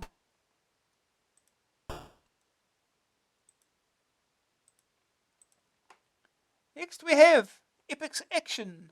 Epic's 14.99 cassette, 19.95 disc, joystick keys. Epix is a sports sim specialist, which has brought us the games in all their various guises: summer, winter, early afternoon, and March, etc. Here it unites two such multi-event games, California and Winter, to let you try your hand at everything from roller skating to slalom skiing. Bundled in for good measure are 4x4 off-road racing, which purports to take you driving across some of the most hostile terrain on Earth, and street sports basketball racing's competent but not exciting, while basketball is graphically limited but surprisingly good fun to play. Out of place with all these athletic and sporty games sits Impossible Mission 2, a corking game that helps the compilation along with a bit of variety, but somewhat destroys the sports theme. The amount of different games within here here is staggering. But can your joystick handle all that waggling necessary in so many games events? A good package, it still lacks that single star title to give the whole group purpose. The verdict: Impossible Mission 2, AA33, 85%, 4x4 off-road racing, issue 42, 45%, Street Sports Basketball, issue 36, 44%, California Games, issue 30, 59%, The Games Winter Edition, issue 39, 59%, AA rating 63%, masses of events, but little variety. And on we go to winners. US Gold, 14.99 cassette, 19.99 disc, joystick keys. US Gold's Christmas goodie bag is stuffed to the brim with conversions. Thunderblade's the big name leader of the pack. It was last year's chart challenger from the Brummy boys and girls, and straps you into the cockpit of a helicopter gunship that flies through cities and over battle stations, running a high explosive death. Indiana Jones and the Temple of Doom's a strange film coin-up crossover. You take on the role of the Man in the Hat and fight your way across various landscapes, rescuing children, finding artifacts, and trying to stay alive. Blasteroids is a very credible attempt to revive the long-forgotten asteroids genre. A 1 or 2 player game, you must clear sector after sector of debris and aliens with your ever-trusty laser cannon. It's limited, but fun. Impossible Mission is in a league of its own as a game of running and jumping detective fun, trying to defeat the improbably named Elven Atombender. You have to neutralize 5 tower strongholds relying on luck and judgment, not firepower. A classically frustrating game. So wait, which one is Impossible? This one is Impossible Mission 2. Okay, whatever. LED Storm is better left unmentioned, other than the fact that it's a car game of dubious repute.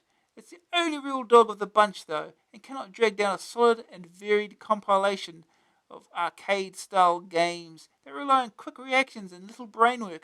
Great blasting fun. The verdict: Thunderblade, issue 40, 74%. LED Storm has not been reviewed. Indiana Last Crusade. That's Indiana Jones and the Temple of Doom. The screenshot shows that. Issue 27, 72%. Blasteroids, issue 44, 68%. Impossible Mission 2, issue 33, 85%. A rating 76%. Arcade Action, and lots of it. And since LED Storm hasn't been reviewed before, we'll have a look at it.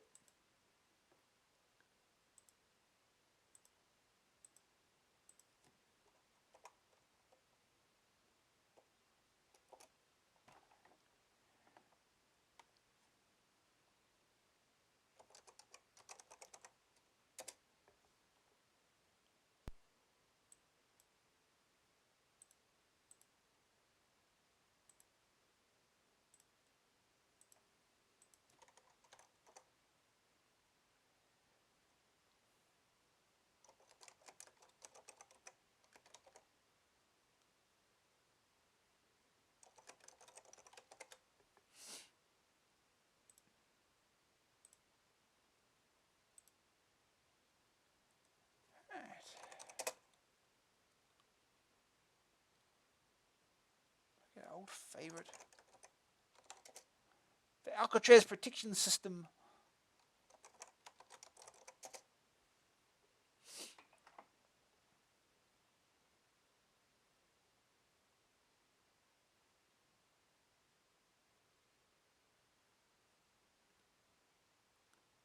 LED Storm, correct. 1988 Capcom and Software Creations.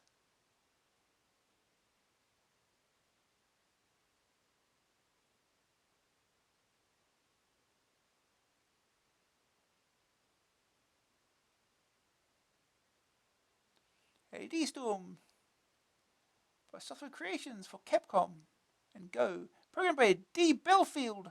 Graphics by W. Blake and J. Tatlock. Music by Tim Follen.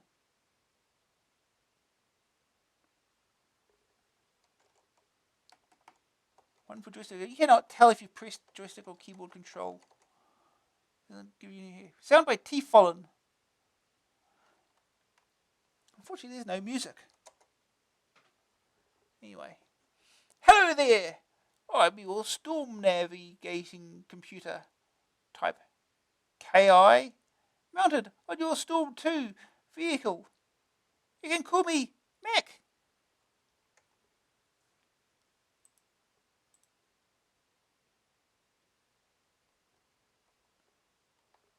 Off we go. 3, 2, 1. Yep. Hardware scrolling. That's something. Okay. You gotta figure this thing out. So, stop it. Stop it.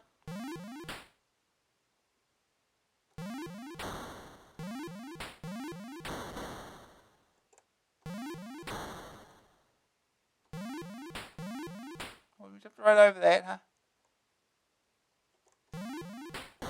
You have absolutely no idea what energy is. I tried this in Virtual Machine. It plays exactly the same as this does. It's just no display, no UI whatsoever to tell you lives or energy or whatever.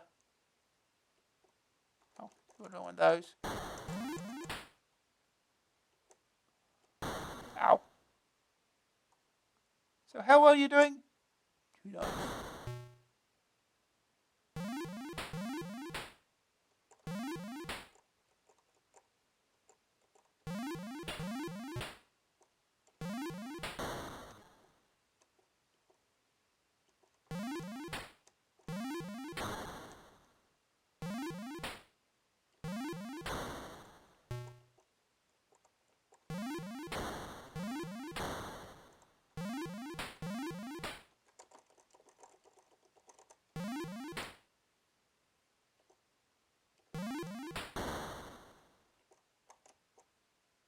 Can I get that?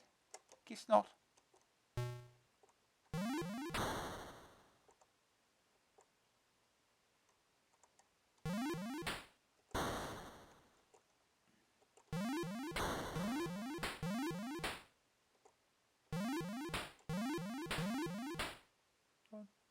Faster. Come on. Ow.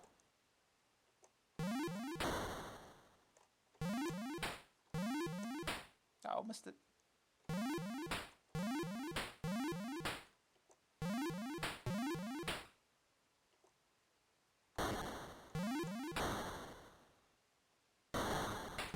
Oh no!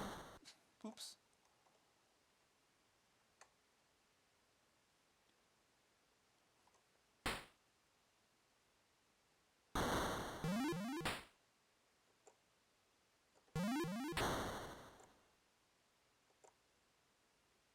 Oh, out of energy apparently. I'm sorry to say, but you've run out of energy.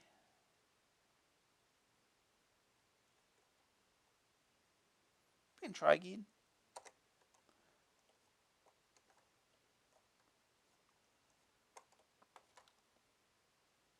This is by the same people that did Ghouls and Ghosts. You get the idea.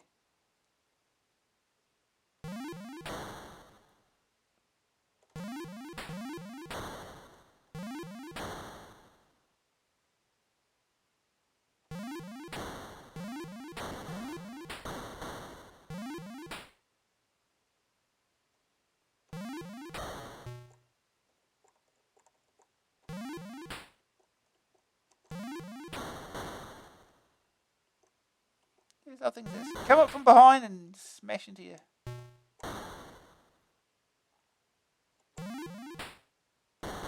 Oh, stop it.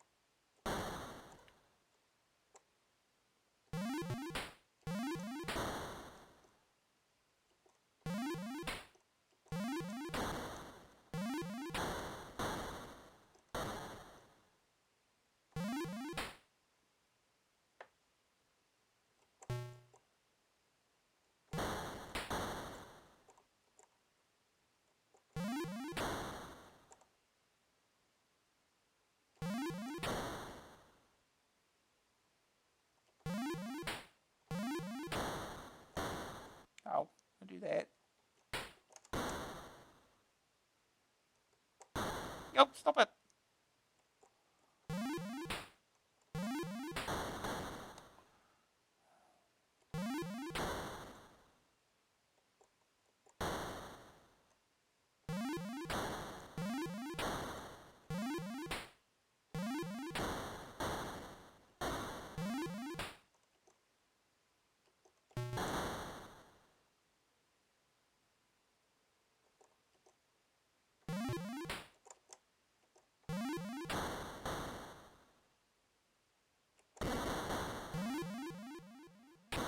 Not fast enough. Looks like you can tell what's coming up from behind you or something. Like that.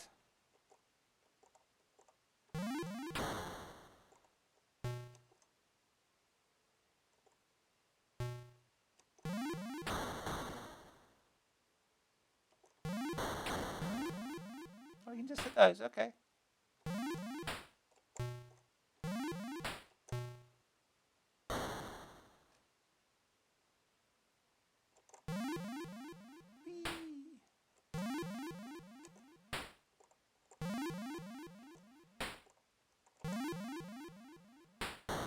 Ow.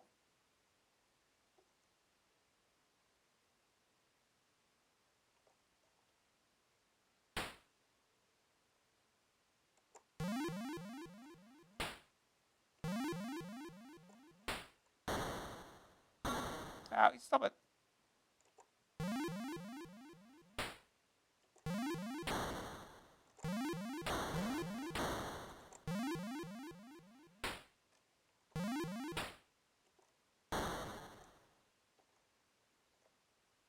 Oh, checkpoint. Made progress. That was close. Next time, be more careful. I can't keep up this way. How am I supposed to know if it's close or not? You give me no indications.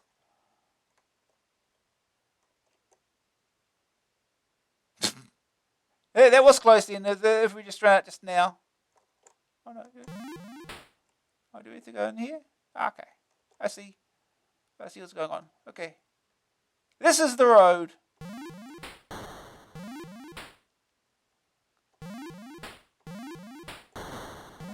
Stop it. Oh, stop it.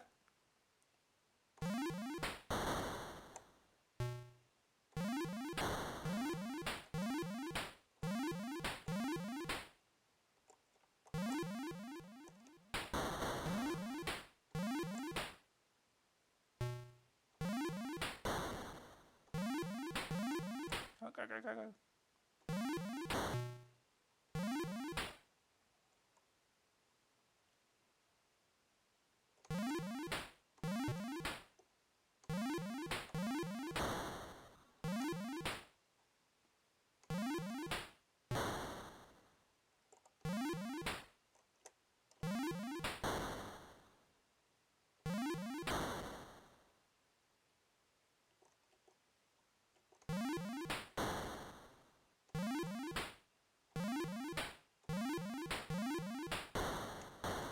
Stop it.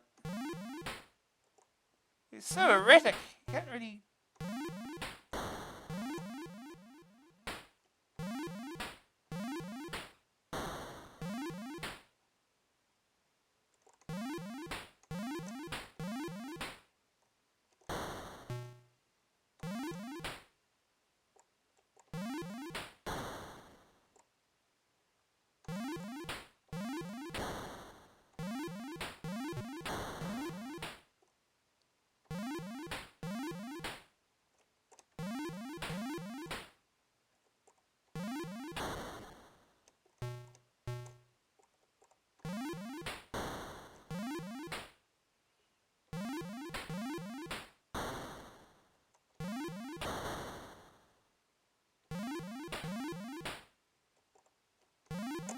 No, instead.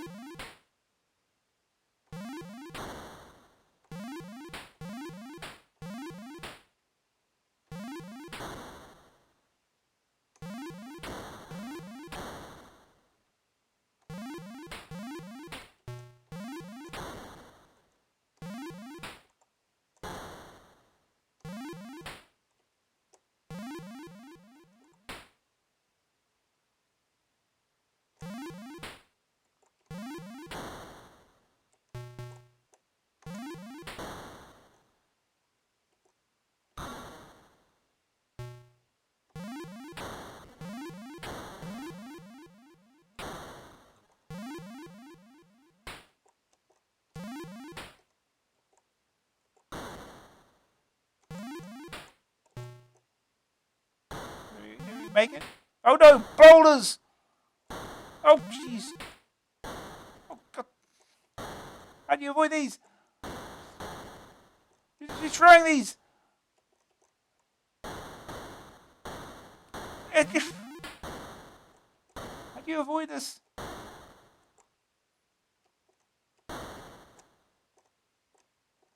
You just gotta avoid it. Just wiggle around a bit or something. That doesn't really help much.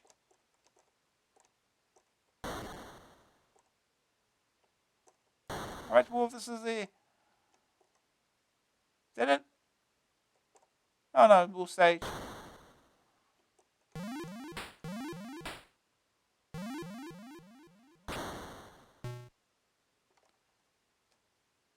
I'm sorry to say, but you've run out of energy. Well,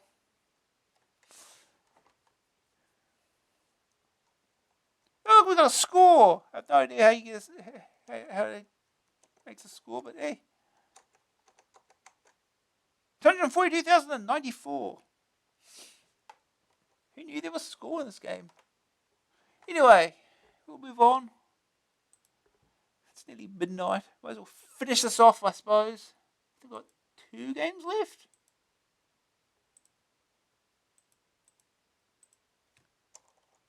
Oh, no, just the one. Toobin. This is the last game of the issue, finally. Toobin.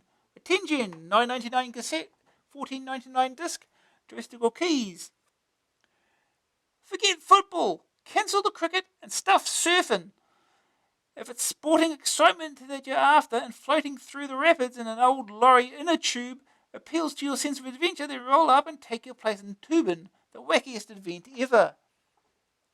This outrageous sport stars Biff and Jet, two crazy tube dudes looking to have the time of their lives as they shoot down the rivers of the world, sitting inflated in the tubes. They're carried by the current with little control over their destiny except frantic back-paddling to keep them from danger. And danger abounds. There are dead branches sticking out through the water, floating logs, fishermen, kamikaze penguins, Eskimos, and glaciers, to name but a few. Our two heroes have an arsenal of tin cans for defence. The little louts throw the cans, dazing the baddies on the bank, sinking the sticks, and generally blasting anything lucky to puncture their inner tubes. Toobin loads to a great jazzy soundtrack, which for change you don't want to turn off after 2 minutes. 1 or 2 players can play at the same time, taking control of either Biff or Jet as they bob merrily along in their tubes. The daring duo can pedal in combinations of forward left, forward right, backwards left, and backwards right, providing exciting possibilities for doing water stunts. Graceful arcs can be performed with skillful paddling, as well as rather spectacular crashes into objects on the side of the screen, other side of the screen. This is one of those games where it is far easier to control from keyboard than joystick, and in 2-player mode, both players can be accommodated on the keyboard. The river is seemingly endless, and the landscapes are many and varied. It passes through swamps, jungles, icy wastes, and sewers. Yuck. If you dawdle for too long, then a nasty crocodile pursues you to keep your speed up. The tin cans bob up and down in the water and can be picked up easily by floating onto them. The occasional 6-pack is also available, which tends to be more difficult to reach. Sticky plasters can be collected, giving you an extra life, and bonus points are obtained by zooming through the marked banners. Branches are the most common hazard and can be dislodged with a well-aimed can. They can often hide a special bonus, including special letters that bump up your score. The game features a credit system so that you can restart from your last position when all your lives are used up. This makes the game a tad too easy to complete, though. And after a few hours of intensive play, you'll find yourself crossing the finish line. All the sprites are monochrome, being ported directly from the Spectrum. Everything on this riverbank is the same colour, and the missile-firing bozos on the riverbank are particularly difficult to spot until it's too late. It's the erratic style of control that really makes this game. 2 people playing simultaneously increases the actions no end, and competing for the tin cans and bonuses makes for edge of the tube stuff. Although it's possible to reach the finish line without too much difficulty, it still remains a very enjoyable game. Toobin retains one vital ingredient that seems to be missing from so many other games: sheer playability. First day target score, complete the course. Second opinion. An original arcade theme is a rare bird. Tintin have come up with another corker. It's fun, it's fast, and playable. Shame about the colour, but worth every penny all the same. Green screen. Some screens are a shade too dark. The verdict. Graphics, 47%. Spicky port. Sonics, 92%. Great jazz tracks. Grab factor, 80%. Brilliant fun. Hard to control at first. Staying power, 71%. Even when you've finished, it's still fun. A rating, 76%. You won't tire of this one. Oh.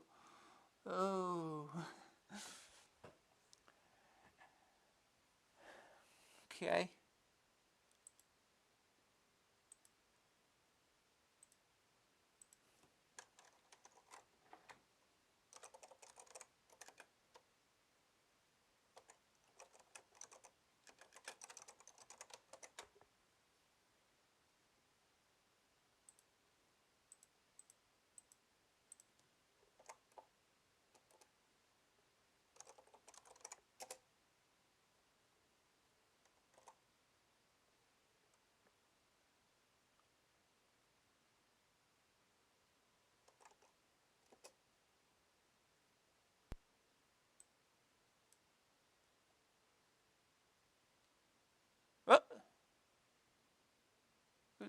just crash for no reason.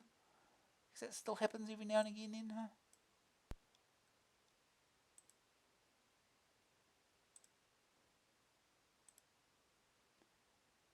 Right.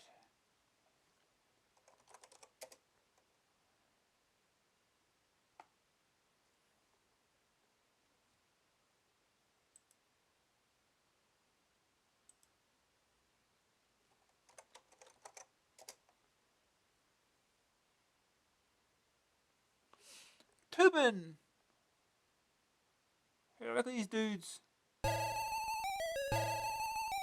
Toobin, copyright 1989 Tintin. Code by Sean Hollingwood. Jim Crazy Trip. Music, Infernus.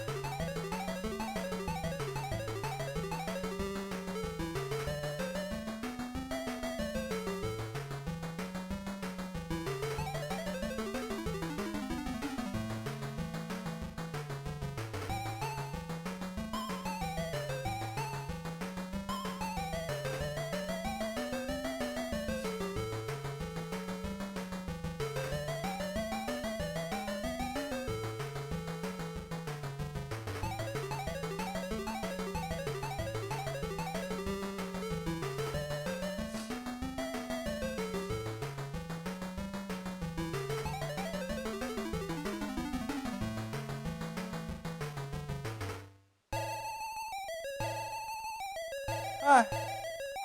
Control P to pause, Control Q to quit, Control U to toggle music.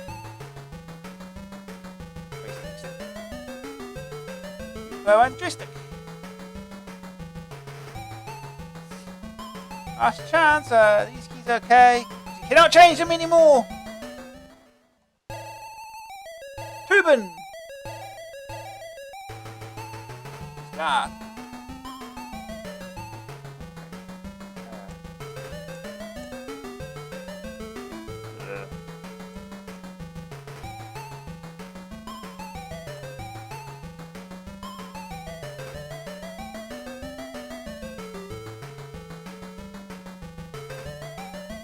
Oh, yeah, it just pops up in front of you. Sure.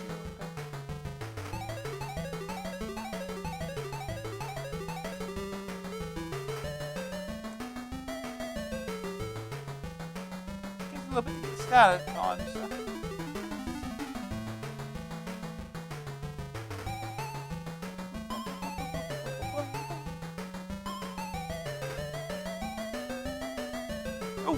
Oh, but a T.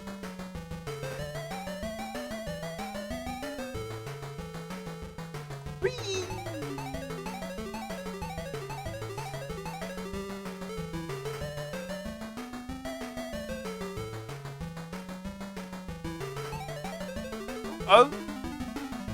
Oh. You can use with every stick. Get off the rock. Life.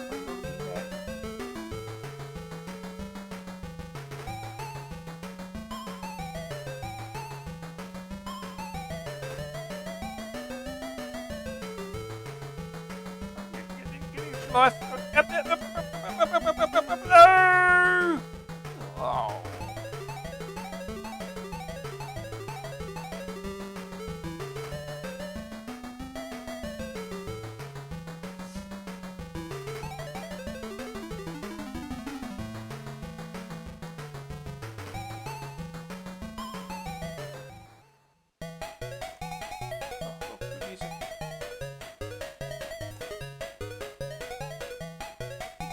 Japan.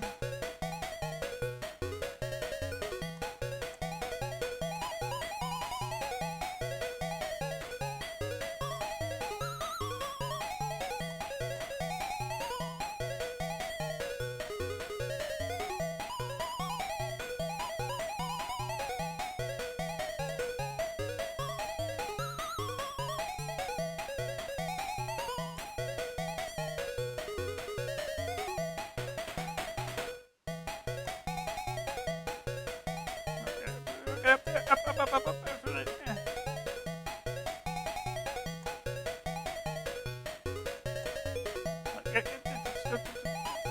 never mind.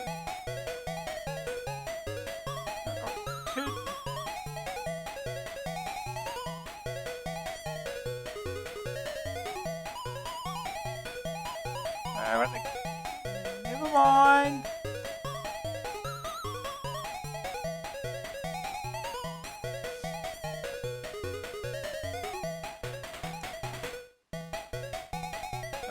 No, stand there.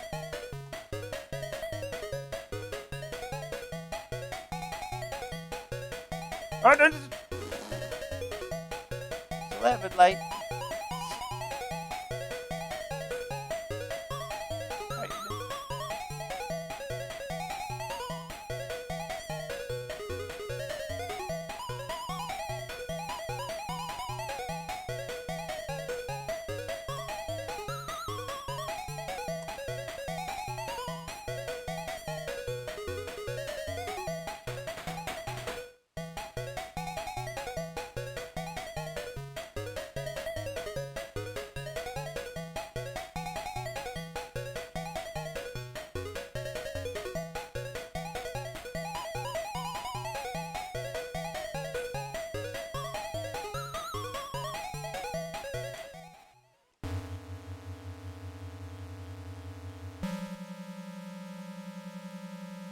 Uh-oh.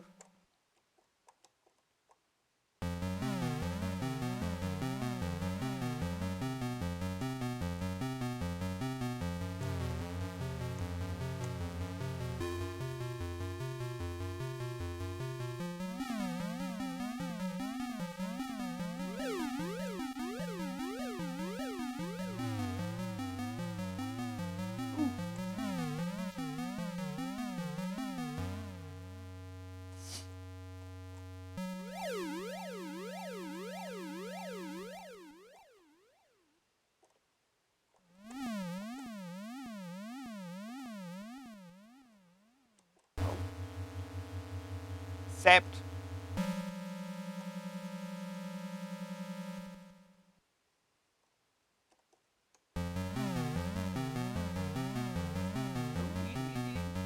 Get back here.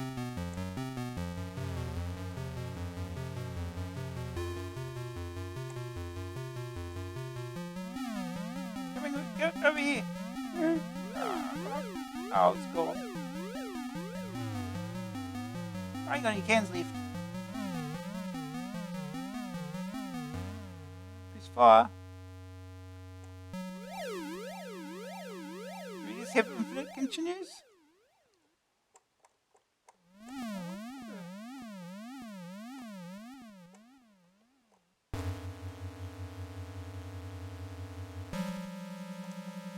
I haven't got any coins left again.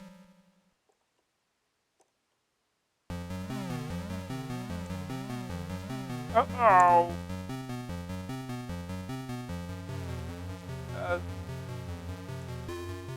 Here comes the crocodile.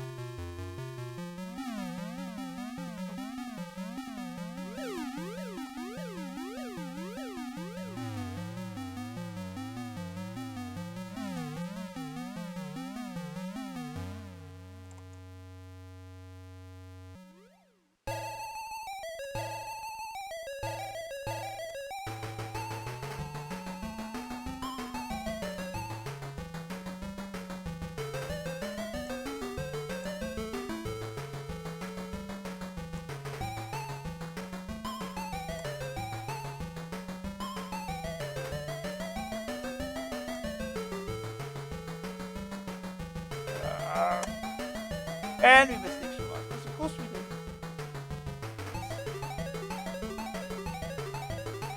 did. You don't move or what?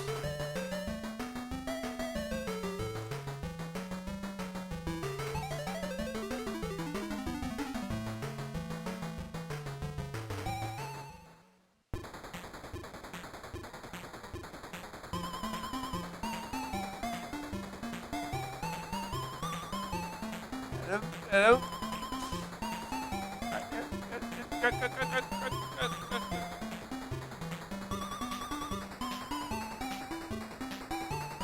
Oh no.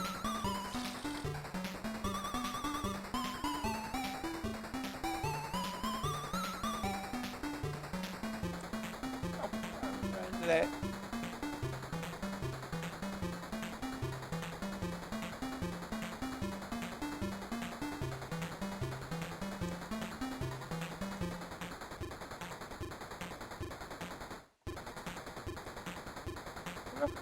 Life right out in the open.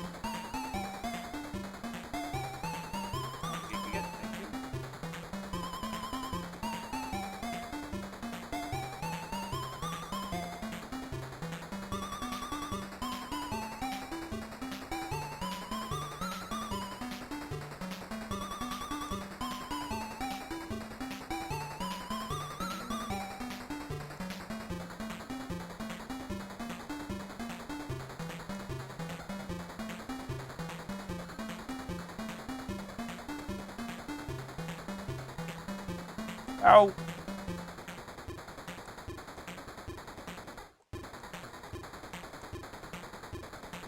What? What? How does he do that? Oh.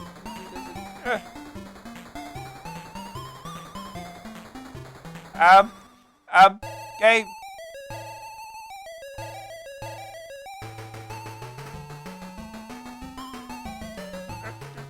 Okay.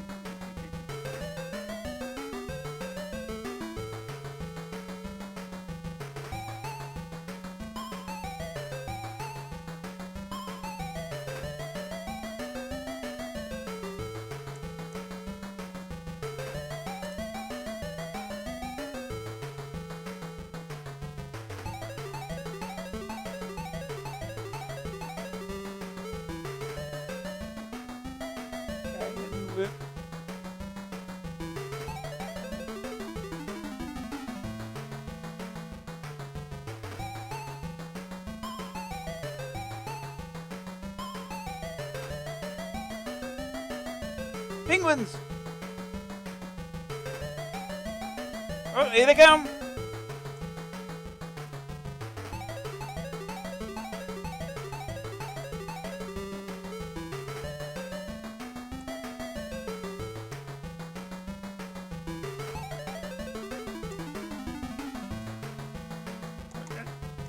Back up, back up, back it up, back it up! Don't back it up then!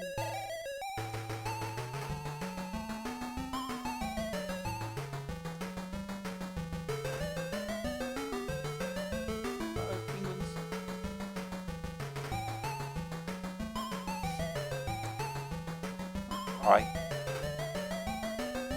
Get it, thank you.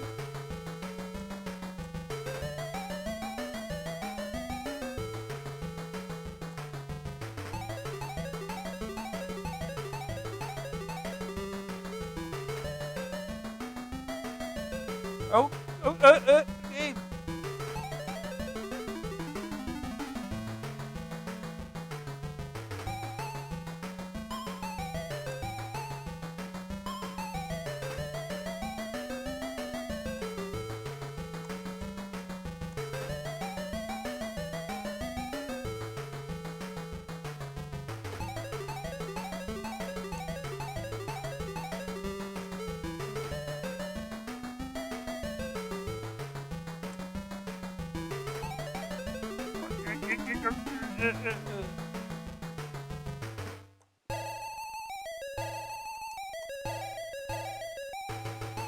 Missed! How did I miss?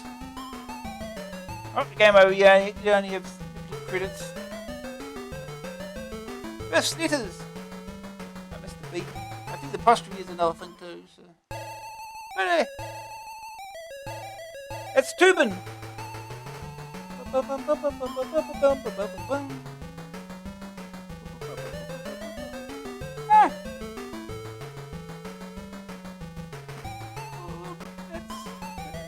That I think is late.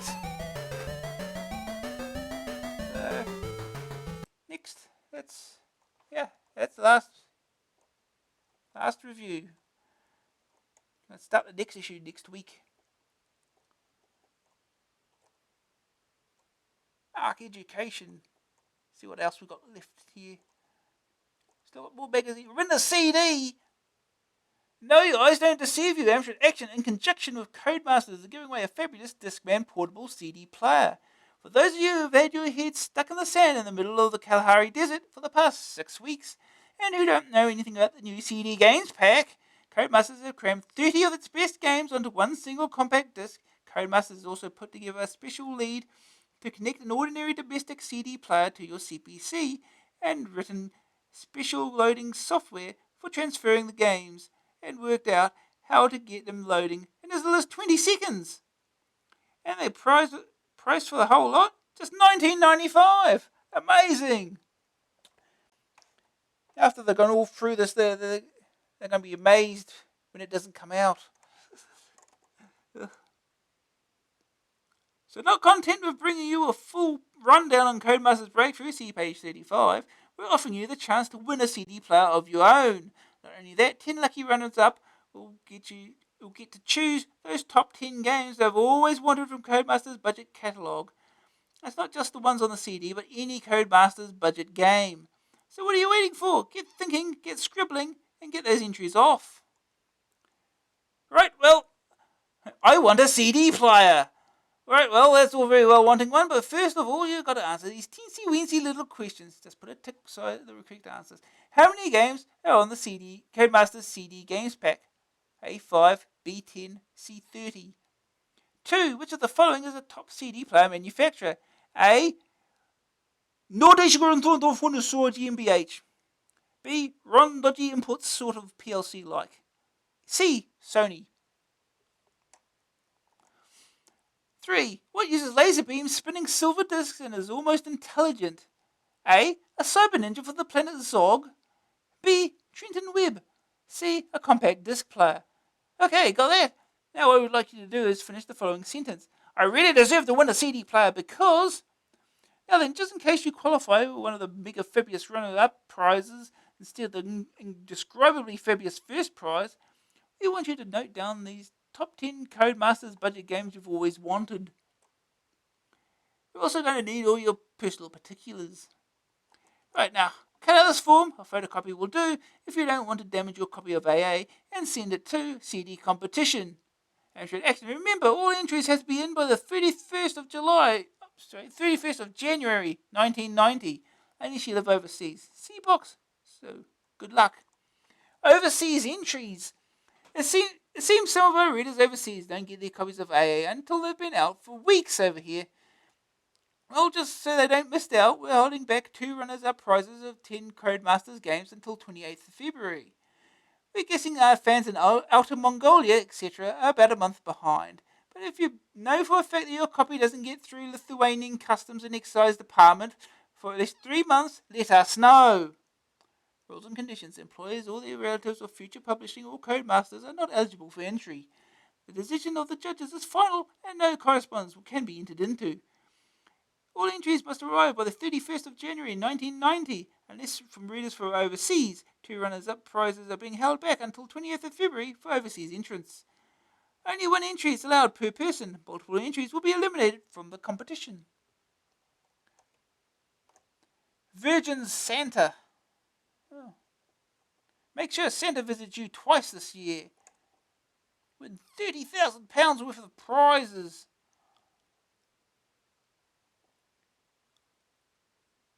Virgin Games has decided to become a Santa and hand out £30,000 worth of fabulous goodies. All you have to do is gain from Santa's generosity is to buy any of these three of these games. Shinobi, Double Dragon 2, Gemini Wing, Continental Circus, Silkworm, Ninja Warriors. Simply click 3 tokens, you'll find 1 in each game, and send them to Virgin Games. The prize will take place on the 29th of February 1990. Discover why.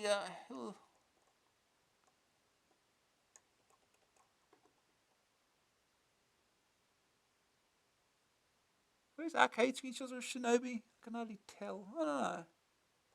Might not be.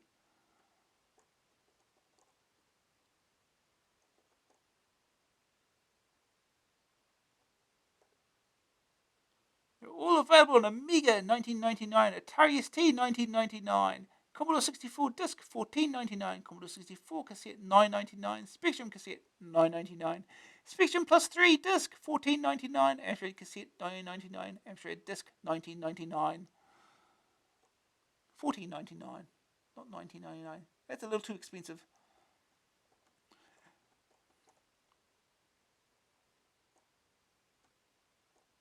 Subscribe now to Amstrad Action, your magazine dedicated to your machine.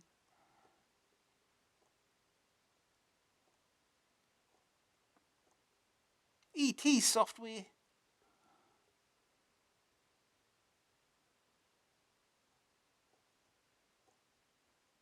The Bullrog, our fanged friend, enters the land of the living dead.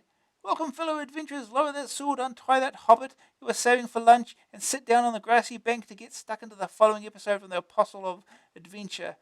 If you want to know how a ghost feels at his funeral, how Frodo uses his ring, and how the bards tell tales, then read on. A Scapegoat, $14.95 cassette, $19.95 disc. Disc Vision has graphics and needs 128K. Level 9 computing. At last, Scapegoat has, after much delay, finally materialised out of the netherworld to the Amstrad. A sad tribute to Level 9, as it will be the team's last game for the CPC. Will it be their best yet, or worst? I wondered as I tore open the packaging. On opening the case, I wasn't even sure I had received the Level 9 game at all. No massive novella, excessive instructions, or long storylines. Just the disc and a poster with instructions on the reverse side.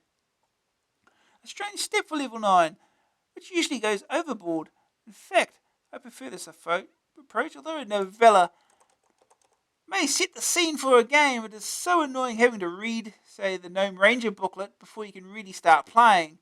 Though I must admit the book, but I did enjoy reading it. Suffice to say, the instructions provided are adequate, although first-time adventurers could well be advised to play Gnome Ranger, Ingrid, or Lancelot first, as they have copious instructions.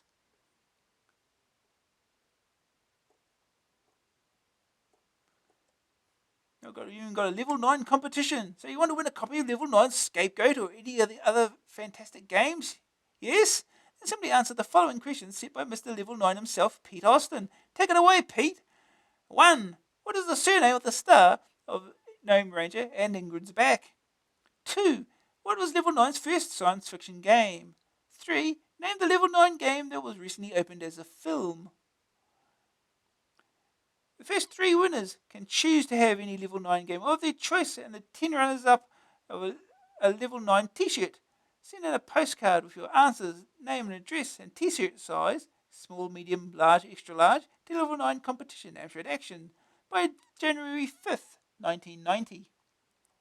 In conclusion, Scapegoat is original, has a great parser, atmospheric text, beautiful graphics, and some wicked puzzles. Well worth buying, though it is a great shame that this is Level 9's last game. An appropriate farewell to one of the best adventure houses ever. Atmosphere 90%, interaction 92%, challenge 80%, AA rating 90%. The Tolkien Trilogy, $12.99 cassette, $17.99 disc, Bo Jolly Limited. Adventure compilations are a rare thing, especially good ones, so it's good to see that Bo Jolly is re-releasing The Hobbit, Lord of the Rings, and Shadows of Mordor in one pack. Many adventures have a Tolkien-esque flavour, so it's inevitable that the most famous fantasy novel of all would turn up on computer. For those of you who have never heard of these games, where have you been all this time? They take place in the world of Middle-earth, immortalised by J.R.R. Tolkien, and there's various books. Each of the games is a classic in computer gaming.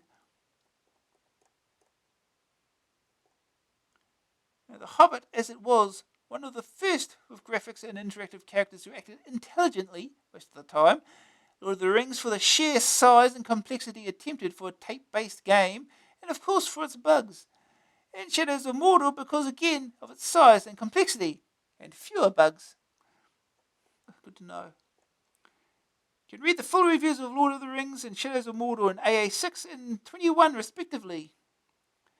Atmosphere 87%, interaction 84%, challenge 80%, AA rating 85%.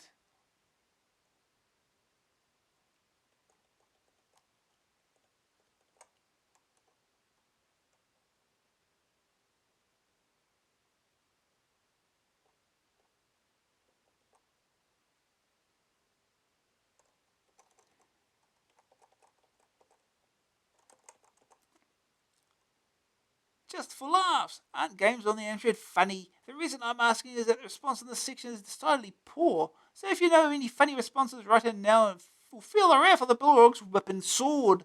Thanks this month go to Adrian Forbes and Stuart White. Jigster. Urinate when on bus. Hitchhiker's Guide to the Galaxy. Smile and panic. Escape when in poetry chair. Try lying down in front of bulldozer and then standing up again. Try calling home or the police on the phone. Is this the blunder I see before me? It most certainly is, or was anyway. Extremely worth Avon from Topological last month got credited a measly 57%. This was not only a gross clummy, it was a typographical blunder, which has led to the indefinite imprisonment of the sub-editor responsible. Everyone actually scored a far more respectable 87% and gets a definite thumbs up.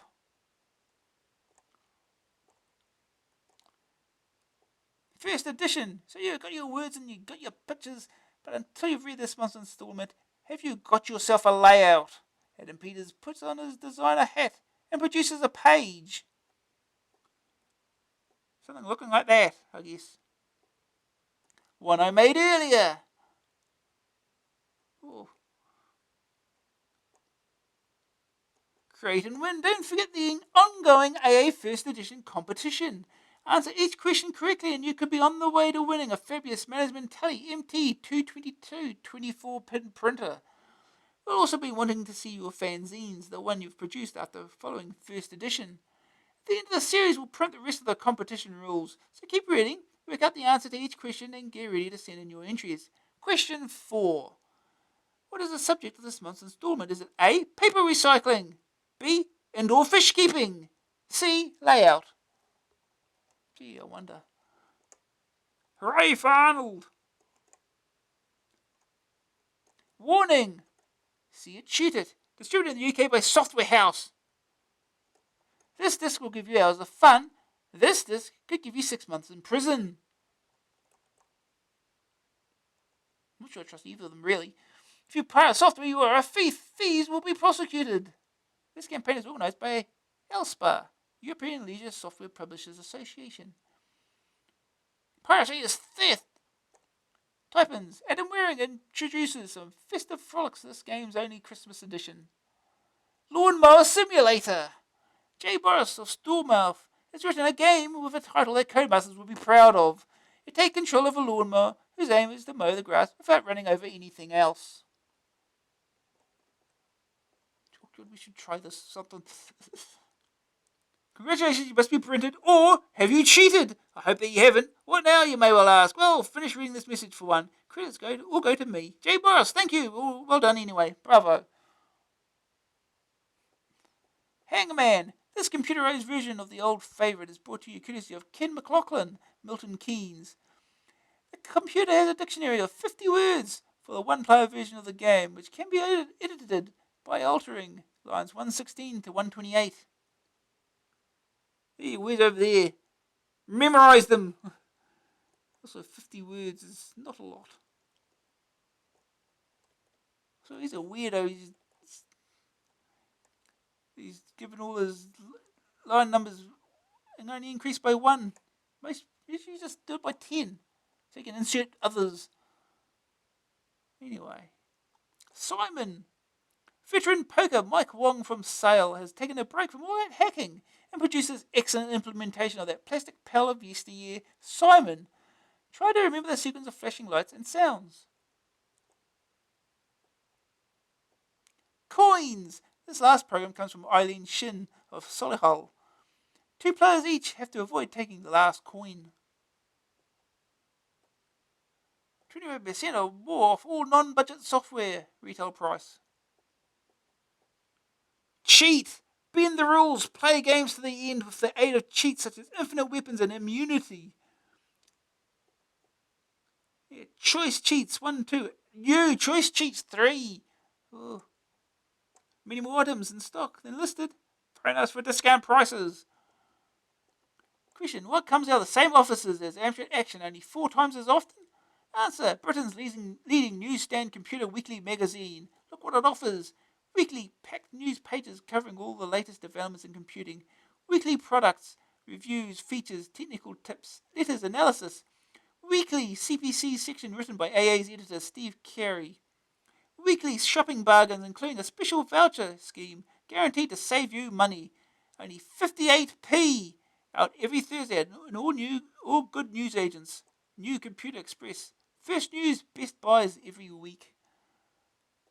Gaz's Super Soccer. There's the dude himself. But Empire. Gaz's Super Soccer. Simply sensational.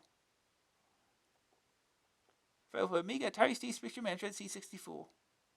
Don't forget, buy Gaz's Super Soccer. It's the #1 computer game. Nothing better. Nothing. Laser Squad. Buy the best. Blade Software Limited. Laser Squad is one of the best games to appear, Commodore user.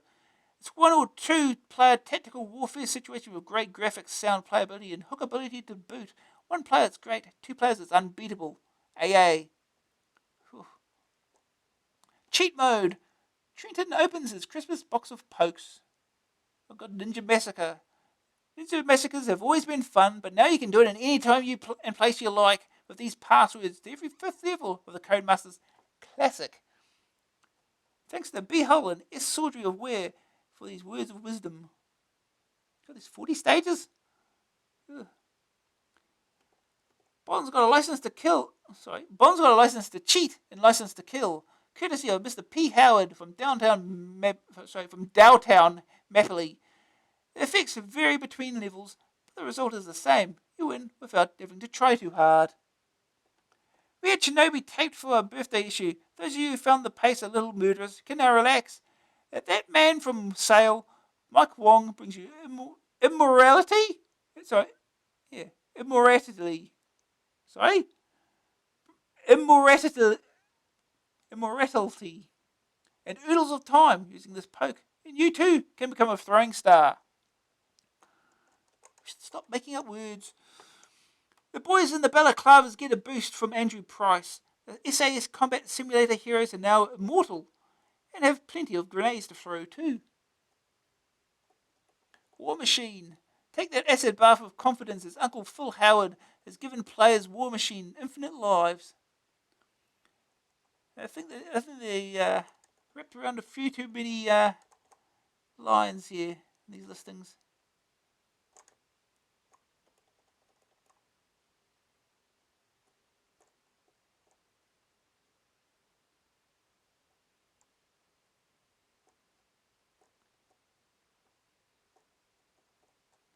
Gunship. The Oliver Twins Skyborne shootout Operation Gunship has been overhauled by Graham Smith of Street. Infinite ammo of every kind has been loaded on board and is ready for the off. Type it in, dust off, and start shooting. Who Dares wins too. He who cheats survives. He who dares wins too. Alligator's game gets the Andrew Price treatment and runs on both the original and compilation version with infinite lives and grenades. Become a Master Blaster. Renegade 3. To skip the next level of Ocean's Renegade 3, simply hold down QUINT at any time. This also gives you infinite lives for that level, but be careful, you still got to watch the clock. Indiana Jones on the Last Crusade.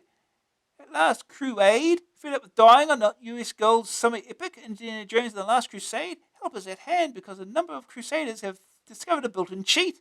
At any point in the game, simply hold down the letters T-O-N-D, Temple of Doom, and press Shift and 2 together. This will advance you through the game to the next restart point. Used repeatedly, this enables you to skip whole levels if you wish. Here's the Elite roster.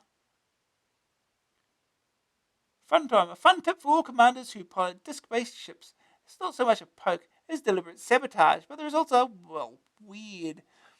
1. Start the game and go to the load save screen. 2. Select load new commander. 3. And put the commander's name as Elite and press enter. The message disk loading error will appear. Press 4 to exit the screen. 6. Press space to begin the game. Some very strange things will now happen. You have all sorts of unusual cargo, etc. And some strange bugs are let loose in the game. Explore Elite gone crazy, and you'll find it's even more fun than usual. if a little less predictable. Important, never save these games to the Elite Disc as the cheat corrupts them.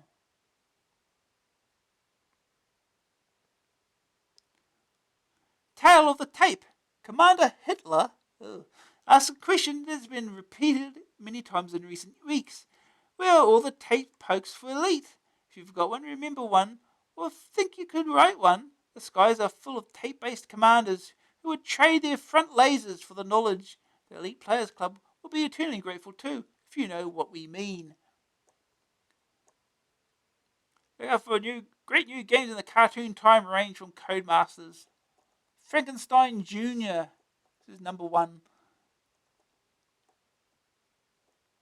What a lot they got. These are the people that won the big old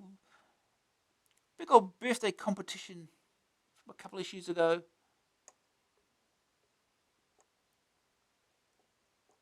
It'll remind us exactly what they won. Insider dealings. That cracking fellow Phil Howard lifts the lid on loaning this month in the 8th and last, installment of Insider Dealings. But is this really the end? Has it really been 8? Have we had 8 of these already? Time flies.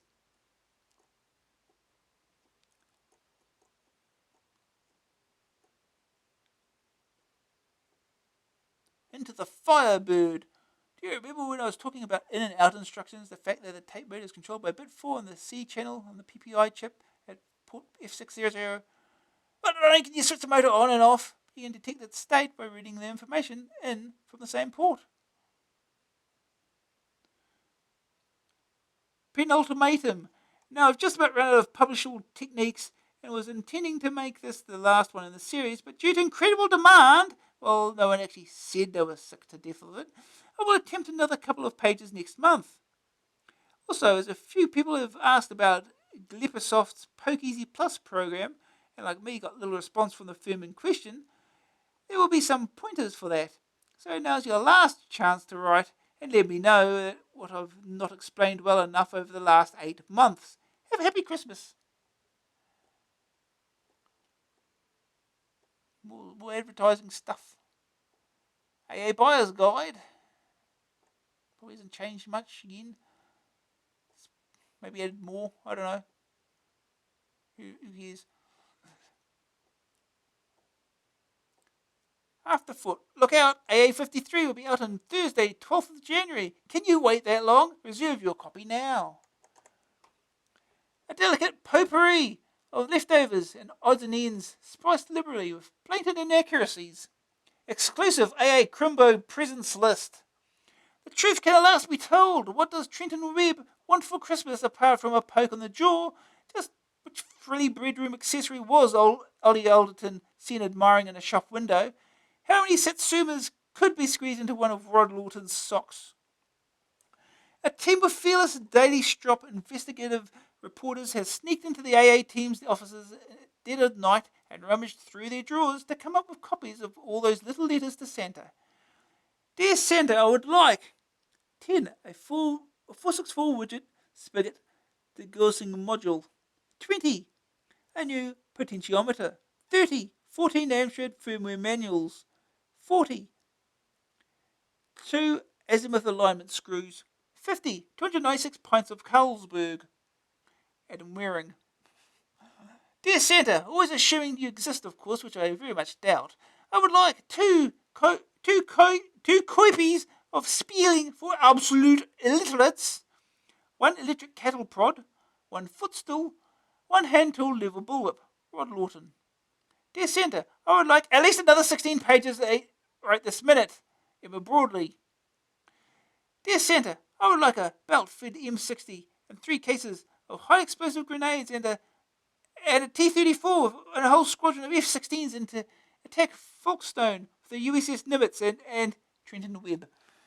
Dear Santa, I'd like to get some bloomin' pages for laying out on time. Yes, that's enough of that, Ed. Ollie Alderton.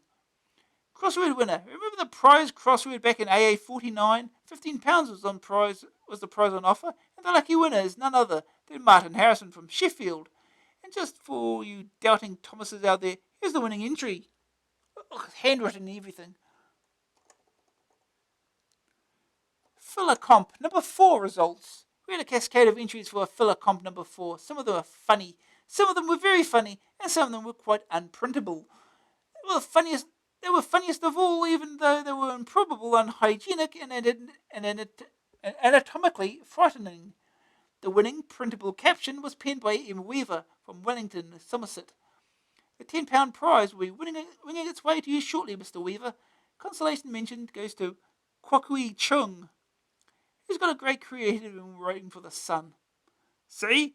That's what they use Ataris for. Wheel chocks! In Weaver, Wellington. Yeah. Editor Rod Lawton, seen during a rare moment of relaxation during the photo shoot for the AA 4th birthday competition prize winners draw. This show is taken by AA's resident paparazzi Adam Waring and Trenton Webb, who are now looking for employment with a national newspaper, especially since they've just been fired. To the news agent, Amstrad Action is distributed by Comag. I still got that picture now. The news agent, please reserve me a copy of the December issue of Amstrad Action due out on the 9th of November. I forgot to update it again. It clearly said at the top of the page, 12th of January. Pandora, the game creator. Blow the lid off your micro.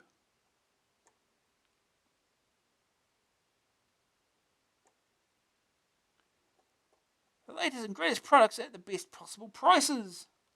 New Hacker's Handbook. A superb informative book. From the Game Master's Virgin AA Master Game. A 4-game compilation. That it is! A 4-game compilation. Subscriptions. A brilliant graphics package. 2 winning games from Ocean.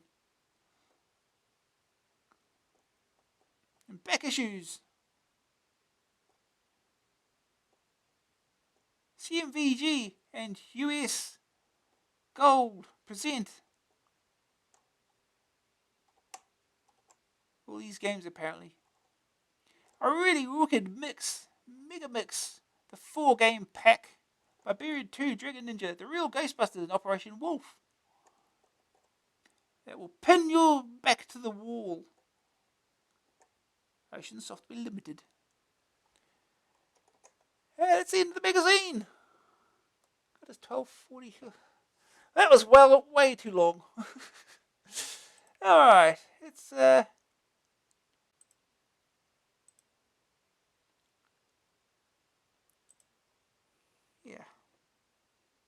It's been way too long.